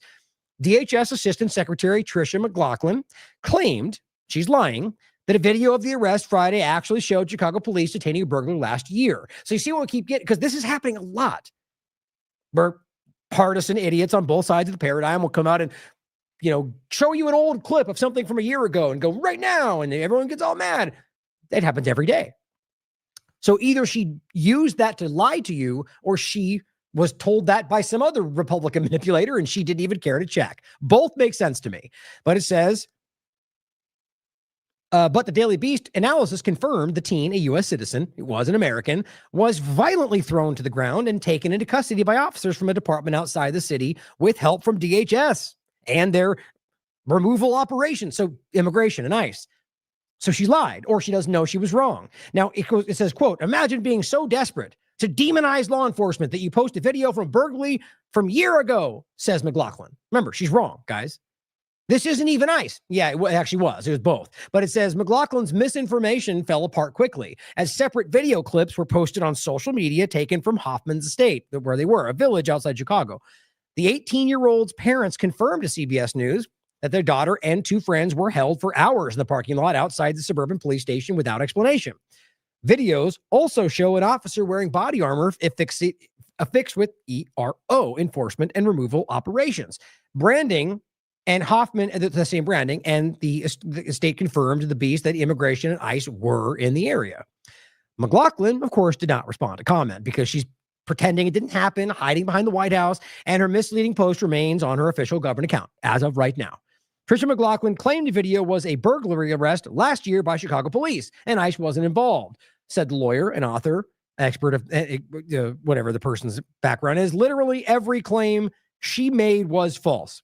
It wasn't a burglary arrest. It was last Friday, not last year. 0 Chicago police were involved, and it was plainly ICE. Again, guys, this is very public information that they're trying to distance themselves from. You can prove it. So, does she know she's wrong? Was she listening to another influencer? Okay, now think about that when they're telling you what all the influencers say about Antifa, and they're just blindly telling you what these influencers say. Either she didn't care to check it, or she knew she was lying to you to cover a crime against an American citizen. Is that America first? Clearly not. You can decide who it is first. Maybe just clearly not Americans. Okay, we all saw this one. The WGN News employee threw objects at Border Patrol, right? Only that didn't happen. The reality is they said she did so she could arrest her, and then later it kind of spun out through court because there was no evidence and it didn't happen. This happens over and over, and what they were trying to do was just make you go through that process to threaten. So this is what we do to you if you try to hold us accountable. We'll make sure you suffer. Yeah, you may not go to jail forever. You might, though. You might have in El Salvador, but at least you go through this struggle process, and we'll beat you up along the way. We'll make you stay for a week when it should have been a day. That's what they do. The employee released without charges after arrest by ICE agents in the square. The reality is the evidence wasn't there because it didn't happen. And here's Tricia McLaughlin, again, lying back on the 10th. She was arrested for throwing objects at law enforcement. Look, this even looks like it's unavailable. Let's see what it says. See, isn't it funny? Look at this. Why is that happening on this platform, guys? Because they're controlling the flow of information. And had she not posted that link and had just like retweeted it, you wouldn't know it was there. Masked border agents aggressively arrest. This is a person that works for video producer for a platform, a journalist, right? Somebody who has the right to be filming them. That's what they did to her. I got you. Yep. In case you didn't hear her, just saying, I work for WGN, let them know. Right? So they arrested her. For nothing, guys. Tricia McLaughlin doesn't care. They're lying over and over. Oh, and guess what? Also, they deleted it on TikTok. So simultaneous sort of discussions here. As they take over TikTok with Ellison and Israel, they literally are pointing out that they're lying about this, and then TikTok takes it down. Guess what for? It may be against their guidelines for violation reasons, shocking and graphic content. Seriously? Oh, this is insane. It says TikTok took down its 8-second video featuring the image of Debbie Brockman, a news producer just detained by CPB. Why? It violates the joy of TikTok, is what it says. I mean, part of the joy of TikTok is coming across new and expected content. They're saying shocking graphic, but they know it's not, guys. It's her being arrested. There's plenty of that on there. They're hiding the fact this person is being... I mean, guys, to me, this is shockingly obvious. There's a coordinated effort to suppress Americans through the American governments at what I think is for the obvious interest of a foreign power. But regardless of the last part, how do you not call this out as a Republican? U.S. citizen, Army veteran, arrested by ICE, claps back. We talked about this when it happened. He was literally he's a veteran. He's an American citizen. He was working security at a legal cannabis farm, and they arrest him because they thought he was an illegal alien. Then they came out and said he was violent with us, and that's why we arrested him. No, he wasn't, and he's proven that. It says George Redis, a U.S. citizen and Army veteran, has publicly disputed what they said about him. Redis was detained by ICE during a federal enforcement operation at a cannabis farm. Now, remember what they also said? The drug dealing terrorists, they're just so ridiculous. It's a legal farm, by the way. And it says Redis, who says he was on his way to work, describing being detained for 3 days without charges, access to an attorney or contact his family. Welcome to America. An American citizen, a veteran, he's arrested for 3 days with no charges, won't be allowed to contact his attorney or his family until they finally decide. Like, I bet you they were trying to get ready to send him somewhere. How in the world? Or they assumed he was an illegal alien, therefore he doesn't get rights, even though he actually does. I mean, guys, every example shows you where we really are if you're being honest with yourselves. It says he described the encounter and its aftermath in an opinion piece for the San Francisco Chronicle. In a post on his newsletter, an op-ed in San Francisco Chronicle, he said ICE officers used tear gas, broke his car window. They do this without anything, guys, and applied physical force, including kneeling on him while he was complying with their instructions. It says DHS issued a statement after they found out he was an American citizen, claiming that he was violent and refused to comply. They're lying everywhere, guys. They're lying because they need to cover up their actions. And it says the agency said the U.S. citizens are not wrong. The agency said that U.S. citizens are not wrongfully arrested. Aside from that constantly being a central part of what's happening. So you argue he was violent and therefore that's why you arrested him? Well, why'd you stop him in the first place? You see how dumb this becomes? So you don't just argue you stopped a guy who was going to work and you argue he just started punching you? The whole thing is obvious if you're not stupid. And it says he's disputed the account of treatment of a citizen, a veteran. He said he said the DHS characterization ignores reality and amounts to demonization of people who challenge government actions. He told readers he had filed claims under the Federal Tort Claims Act against federal agencies related to what he described as wrongful detention and use of excessive force. I hope he wins, but guess what? If he does, I bet you nobody covers it. I bet you if you see this case, get it in front of me. DHS's statements ignores reality, he says, and it's designed to demonize and villainize people who don't let the government trample over their rights. Yes. And aren't afraid to speak the truth. Redis wrote in an op-ed. Redis has said he complied with officers' directions at the scene and that he identified himself as a U.S. citizen and a veteran while attempting to reach a security guard job. They said, you're lying, and they did that to him. He wrote that agents did not verify his identification before detaining him and that he missed his family events while in custody. I mean, do you need to be sold on this? I just showed you 3 other examples of them quite literally doing this in one period of time. It's been going back as long as you look since this started. Again, explain to me why this guy would irrationally punch these people for no reason. He's saying, I'm not what you claim. I'm going to work. They said, we don't believe you. And they tackled him, arrested him, put him in jail, and then punished him for daring to resist. How do you not see what's happening? He's an American citizen and a U.S. veteran. Speak up, Republicans. You're being played. Every time Homeland Security is caught doing something bad, the response is not to own it, but to sell the public a bill of goods, says his attorney. Thankfully, we still have the judiciary in this country and George has reality on his side. DHS wrote in their press release, here's what they said about him. George Redis, U.S. citizen, became violent and refused to comply with law enforcement. Okay. What if they came up and said anything to make, come with us or put your, basically said, do something that does not comply with his rights. As an American citizen, look, if they came up to me, I would say, what do you charge him with? I'm not required to answer your questions. What do you charge him with? Do you have evidence? Move along. And they can't stand that, even though that's the legal reality. So he did that. They tried to grab him. He probably responded. They started that. You have no obligation to be violently attacked. I don't care if it's a U.S. agent or not. That is the actual reality. I'm not disguising that because we know where we are in the world right now. Apparently, we're all minorities now to every police force out there, should you decide to push back against them. Redis wrote in an op-ed, first, I was not violent. I simply asked the officers to let me pass through because I needed to get to work. And even saying that is enough for them.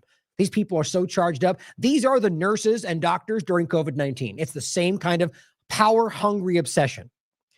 And he says, and I also complied with ICE's demands by backing up my car. Second, the statement ignores the 3 days I spent in federal custody with no charges.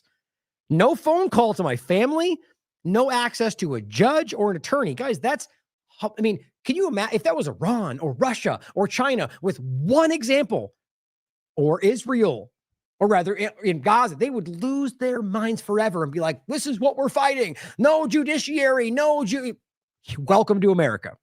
Should they decide, which means it doesn't exist. It says, no shower, no explanation for their actions. It is deeply troubling that a government agency would publicly deny these facts while portraying my experience as a threat. Guys, wake up. A U.S. citizen, a veteran who didn't do anything wrong. He's pointing to the real problem. Our government is willing to frame me as a villain because I am not complying with their authoritarian actions, because they wanted me to be something I'm not. Welcome to the Antifa narrative, guys. It's literally everywhere. Here's another example. This is the attorneys for a woman shot at by Border Patrol claims the agent said, and this has been widely reported, saying, do something, BITCH, I dare you. Now, this is the report saying how remember how ICE claimed they were rammed by 10 vehicles on this case and had to shoot a woman 7 times? Turns out the lawyers has footage of the federal SUV slamming into the woman's vehicle, getting out, yelling, "Do something." And there we are. We've shown you all these cases. This is the same. It doesn't stop, guys. As they develop, this becomes obvious. They try to hide from it. This is from 10/17. Woman acquitted of assaulting FBI agent after 3 grand juries declined to indict. Now, just to quickly get through this, because I'm trying to wrap up here, the point is that there's no evidence. This is the Sidney Reed case. In July, according to the charging document, D.C. resident Sidney Reed filmed with her phone as agents of ICE took 2 people. 100% legal reality, 100% constitutional. They hate it right now. When one ICE officer told Reed to move back, she continued to move closer to the officers to continue to look. If they're in a public area, there's no the idea. First of all, I've seen most of these videos, and I believe this one exactly. Remember the one on top of it, the one where the person was simply filming and they shoved him into another journalist that hurt his neck. This happens every day. It says, when she didn't comply to further commands, an officer pushed her against the wall. The FBI agent stepped in to assist. And she says Reed was flailing her arms and kicking and pin. Well, the evidence turns out to show, because you can prove it, that that's not what happened. To make it simple. And the reality is 3 times they tried to force this in. And 3 times it's been acquitted from left, from right. This is how desperate they are to try to make a case. And these are American citizens, guys. So here's something you should see. Here's an ICE agent being arrested for drunk driving with his kids in the car. And I'm just going to let this speak for itself, okay? This is the kind of person who we are allowing to have power that apparently carte blanche can do whatever they want, and the power behind the White House will back them up. This is the kind of person we're breeding. Rather than the situation Trump is allowing, or your government, left or right, is allowing, this is what they're breeding. White shirt. That's the colonel. Colonel don't mean shit to me. Okay, well.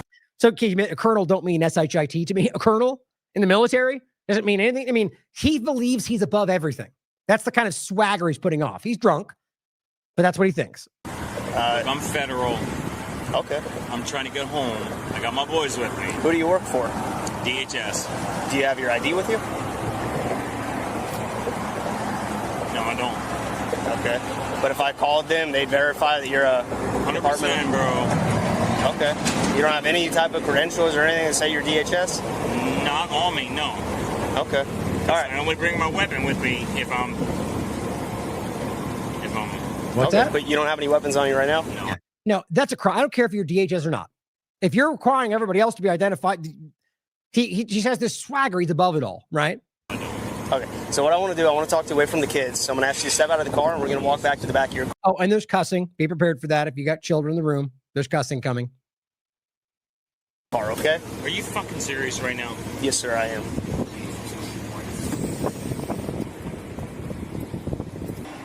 You know what? Call my supervisor.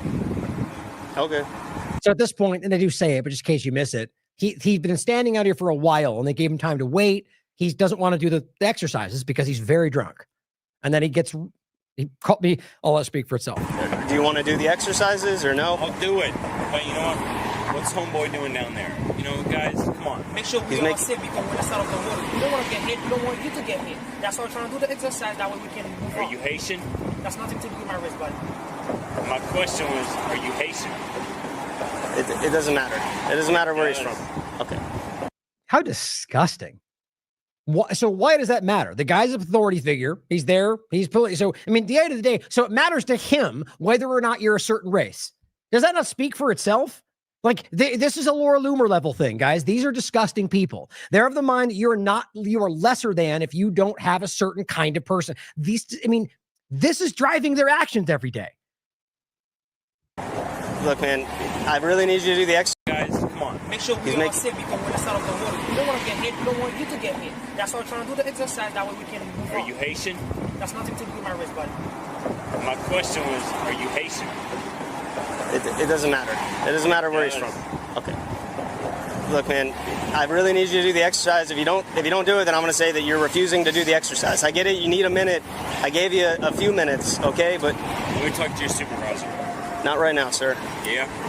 If you're a cop, whatever.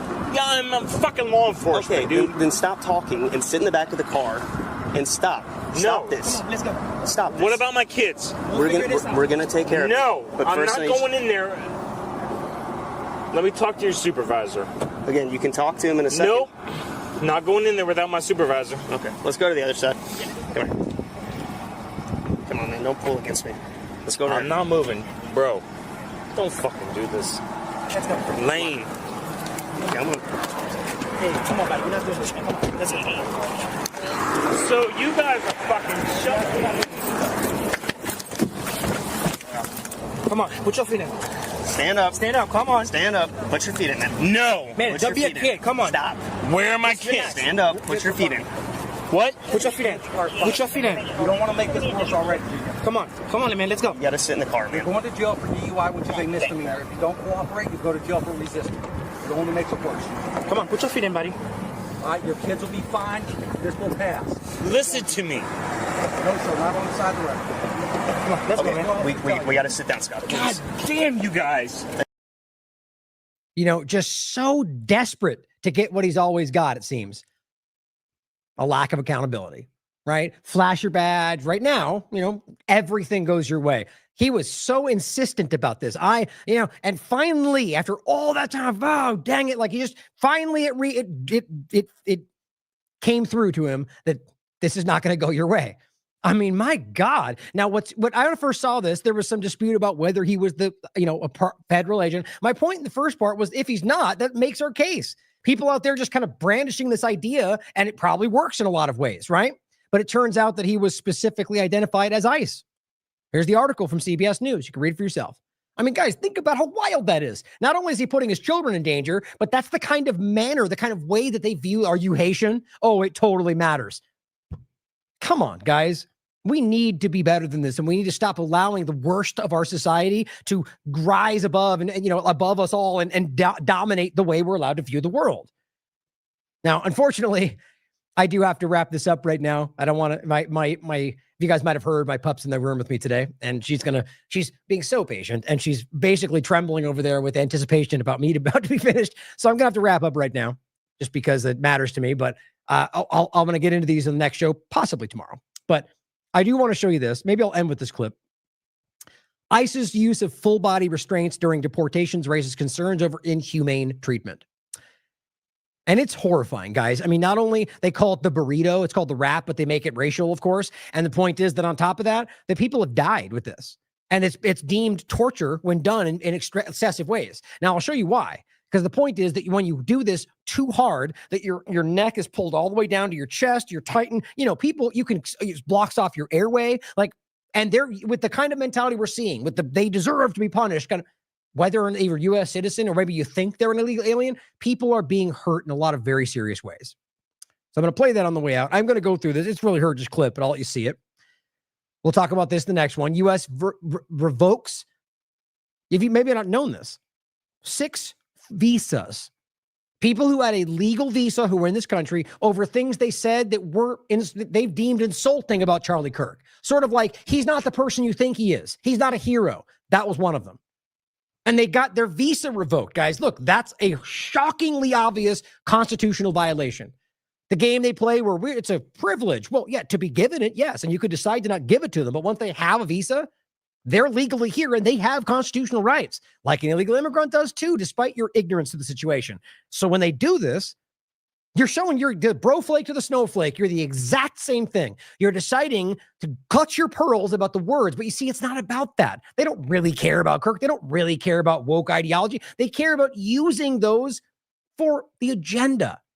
Some of them get wrapped up in the ideas, but realize how obvious this is. So, you have Republicans censoring people, deporting people based on unfriendly ideas.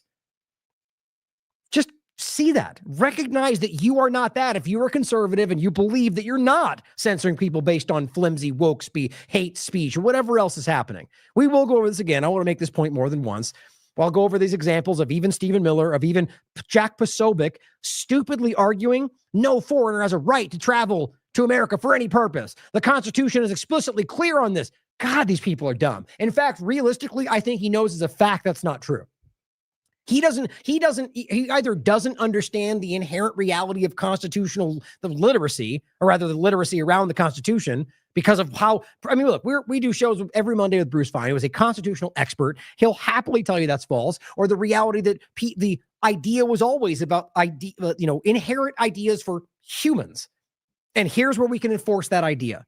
These people are trying to convince you that government gives you these things while pretending they're fighting for your freedom. And Stephen Miller while fighting for Zionism for Israel, and all of which is bringing this country down to its knees.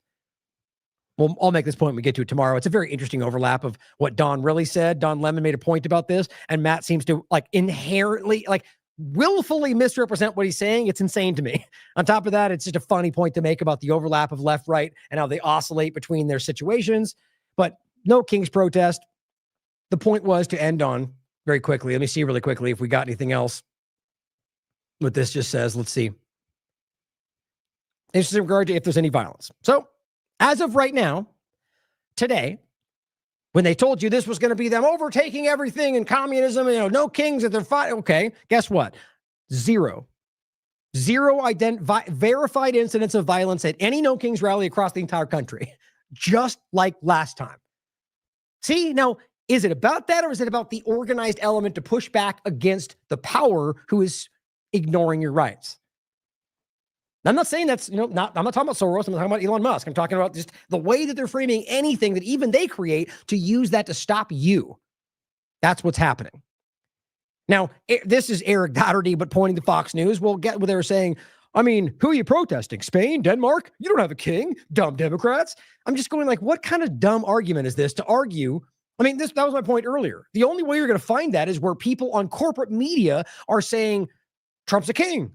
Well, you could make the argument he's authoritarian, just like Biden was. They're consolidating power, and that long enough in that direction will become a king. Yes, it's not hard to recognize. Everybody with the brain can see that's where this country is gravitating.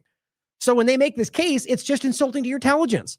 Most people are going, we don't want a king. We don't want somebody who's increasingly acting authoritarian unilaterally. Yes, we all see that. This is the lazy, dumbed down conversation that they pretend is the majority that I don't think even the close to the majority falls for anymore. But the Erics of the world will parrot it out and go, yay, the thing they said because I'm on their team. Well, it circulated, right? Here's, it went around and around. Like, this is the next day. America doesn't have any kings, so that's stupid. I mean, it really is an embarrassing argument because at the end of the day, even if you argued it was a king and we dispute whether there is a king, you're protesting authoritarianism. You're protesting centralized power. But see, I think they mostly know that. They're just fighting for their side because that's what they think is the most important. Hey, here's Clint Russell. We already have a No King's Day. It's called Independence Day, July 4th. What are you people even doing? Really? See, I know he's smarter than that. This is them parroting what the thing is today. And they're not unique takes. These are not independent thoughts they had. This is something that's being seeded, and they're all going, the thing. It's embarrassing to me. Yeah, July 4th, exactly. But it's not July 4th. So are we supposed to wait until July 4th to be like, that's not supposed to happen today? What a stupid argument. And, of course, the U.S. Department of Veterans Affairs says good morning to our fellow Americans who are celebrating No King's Day today, while most of us celebrate this on July 4th. Oh, okay, so he's just parroting what the government said. What a libertarian. Come on, guys. This is the point. It's a thought that gets seeded, and they all point to it.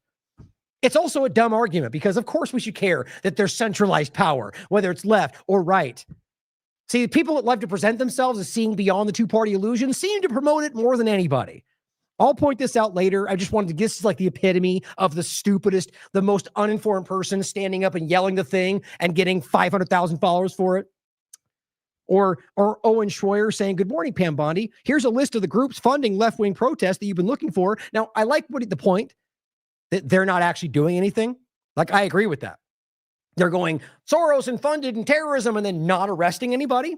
So if that's the point he's making, I agree with it. But I do think it's alarming to then argue that they should even go after these groups because funding protest is not illegal, even in organized fashion, or it's definitely not terrorism. There's overlaps that could make it illegal. But you see where it's going. I think that's the ultimate point. And all of them came out and said, oh my God, look, their rally is literally sponsored by the Communist Party because one of them says the Communist Party. Okay, well, yeah, I don't agree with communism, but is it illegal to believe ideology? I mean, think about how weird this has become. Are you now arguing that because a Communist Party group, or if not the very Communist Party group, whatever that means, supports this rally, that for it is illegal or organized terrorism? Like, okay, so is the Zionist group? Yeah, all over the place, funding and supporting all sorts of social media. They don't care about that. Well, what about the Republican Party? What about the Democrat Party? Yeah, they're both doing that. What about the Green Party? When they fund things to fight against green, are they terrorists? It's just so broken right now. Now, look, I am not trying to argue that there's not manipulation going on here. I think what we're watching is a both sides game of funding, like almost like they're creating a theater show of both them fighting each other where we all sit back and act like we're watching when we're not even involved. At the end of the day, both create the thing they're doing to you. But all they want you to do is go, look, the lefty problem and ideology. Therefore, whatever we say next makes sense. Speaker Mike Johnson. Now we know Saturday's events are actually funded by Soros. Oh, we do, right? And sponsored by the Communist Party. Well, because you can look in here and find their groups. Yeah, so, okay, this is my point. This was never secret. The Open Society Foundation has publicly funded things like this forever. Now, I agree that there's ways that both these groups on left and right use these things. And most cases, like I said before, largely like the FBI will show up and create violence and you can blame them for things. But to argue that simply by publicly funding this, therefore they're Antifa, guys, they've lost the plot. Like if you have even the smallest amount of free thought and individual thinking, you'll go, okay, this is pretty stupid. I agree, like you probably do, that there's weird ways this is used and we should care about it. But what they're doing is so broad that it's becoming, it becomes whatever they want, which is the point. But Max Blumenthal points out something I think is very important. He goes, the No Kings, the Democrat-oriented protest group organizing anti-Trump rallies this Saturday, urges protesters to wear yellow ribbons inspired by a NATO-backed color revolution in Hong Kong and the Ukraine proxy war. Also, just so happens to be what Israelis wear for their fake support of hostages. As he says, No King's messaging does not include opposition to U.S.-Israel's wars. You see, and if you're an adult in the room, I would argue you're beyond the left-right paradigm when you recognize that both of these games are leading to consolidation of control over your life. And both of them seem to weirdly leave out the most obvious problem in our country. That's just the way I view it. Overall, I find the yellow thing and the focusing on the two things, it's just, guys, this feels very, very contrived. So Trump can use it to shut down X, Y, and Z. The next party will do the same thing in reverse if they need to do it, if they need to get to another administration as they build out your panopticon. That's what I think is very obviously happening. And of course, Laura Loomer comes in with her clumsy nonsense every time and says, look, there's a Palestinian flag. Like that proves everything. Well, obviously, there are tons of people, since it's left-oriented, there are tons of people, since they are people fighting authoritarianism, that will also be like, we support the opposite of a genocide. Does that mean they support terrorism? It certainly could, but not because that means that. As she says, No King's protests are waving Palestinian flags. No, somebody has one. So by her logic, the guy who had a Nazi flag at the trucker rally means you're all Nazis. Right, guys? Make fun of people like this. That's all she's doing. President Trump has ended the war. No, he hasn't. They're still bombing, but you're a clown. And she says, paid puppets. They should be thanking Trump, not protesting. So every one of them's paid. Like these are supposed to be journalists. Yeah, and she's got 1.8 million followers because of that fake moniker, because of Twitter and the rest that have driven that into her reality. Well, here's an example of a person at these protests. Meanwhile, remember, not a single violent event that we can verify, at least according to Grok, and I've checked other platforms as well, at least before I started. Well, here's a woman, I will play this very quickly, who gets arrested. Why? Because she refuses to take off her mask. Yeah, you may all go, yeah, masks are bad. Yeah, I agree with that. But also liberty is better, right? So if she wants to wear anything, she's allowed to wear anything. The idea that you're cheering on her being forced to remove what she wants to wear is the exact same thing as forcing her to wear a mask. And if you don't recognize that, then you are lost in the two-party game and you don't have a principle. Or maybe you just don't recognize you're violating it. I'll put it that way. Here is this clip, and I think this is important. I'll wrap this up soon here. Are we going to take it off? All right, go ahead, turn around for me, put your hands behind your back. Yay! They cheer for unconscious life. I'm Officer Kinner, Savannah Police. Appreciate it. We're wearing a mask. We're wearing a mask. Yeah, and that's what they're actually saying. Why? Because Trump and them said mask being Antifa. Unless you're ICE, though, and that's okay. It's just wild. What they're trying to do is tap into these general, like, flimsy constructs, like masks equal the left, even though that's not true. This is wrong. This is crazy. We're like at a protest right now about like pro-democracy, and someone's getting arrested for wearing a mask. Yep. This is crazy. Jail.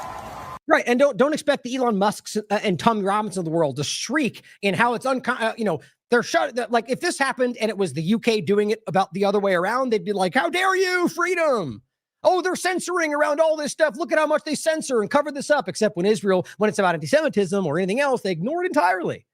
Right? Remember when they were screaming about the Muslim problem? Okay, well, funny how you ignore the same overlaps, even though it's misrepresented, when the same things happen here and Trump does it.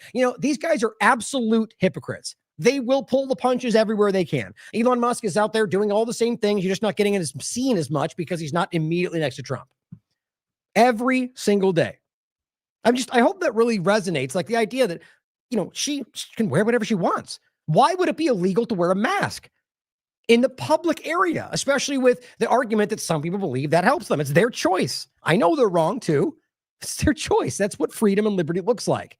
So everyone out there cheering that on is a hypocrite or is being tricked into violating their own rights. Wild.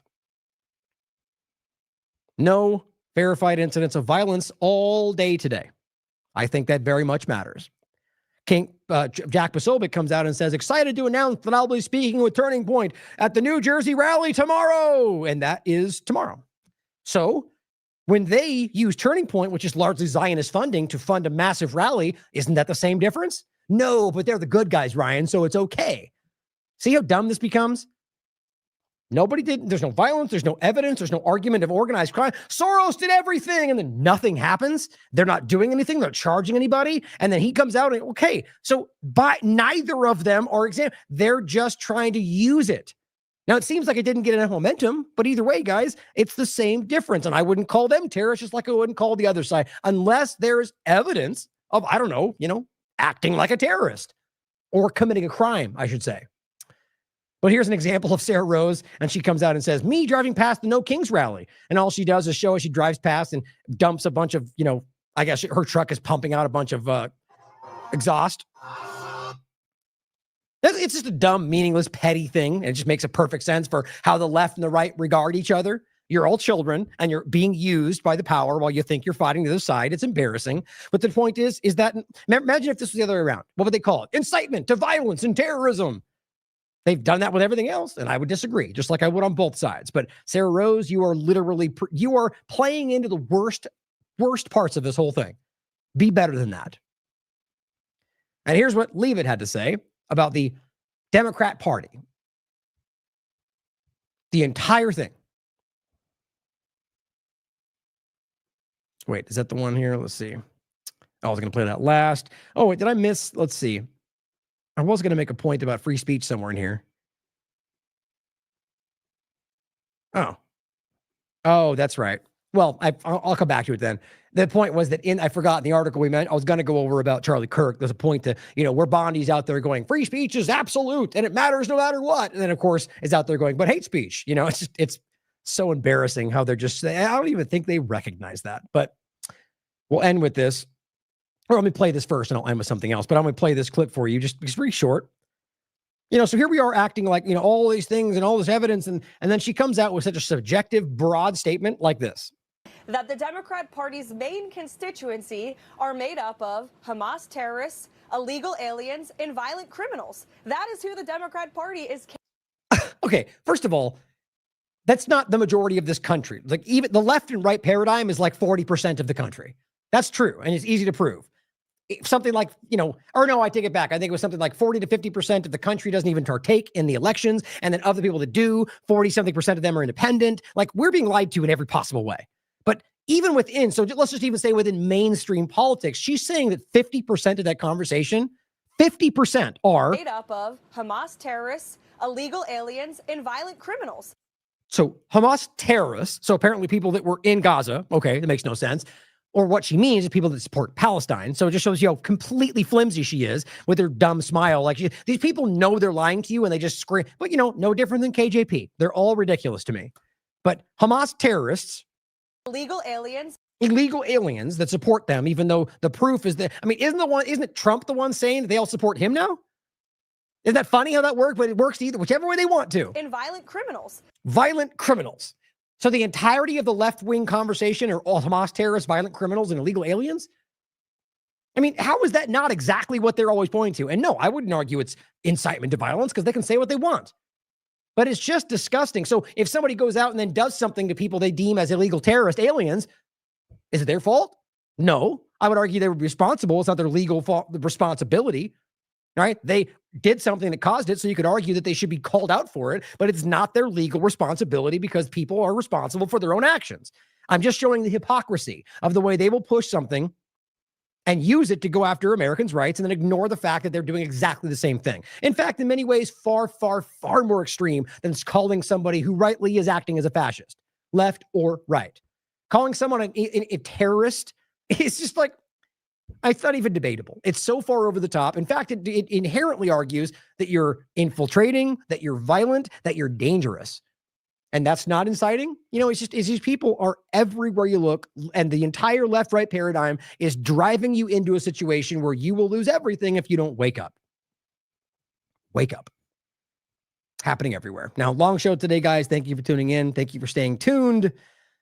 I believe that, I mean, depending on the timing, it's a long show, so I might not do one tomorrow, but we'll see. We'll see how timing it works out. But I hope this is clear.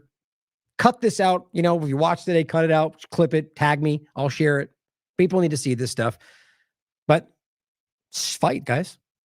There's never been a more important time in my doing this where the argument to just do something, stand up, find the courage to fight for what you believe in, because I think it's provable that most everybody out there, you know, whether we disagree on, you know, how, you know, ultimately process, we seem to largely agree on the points that matter.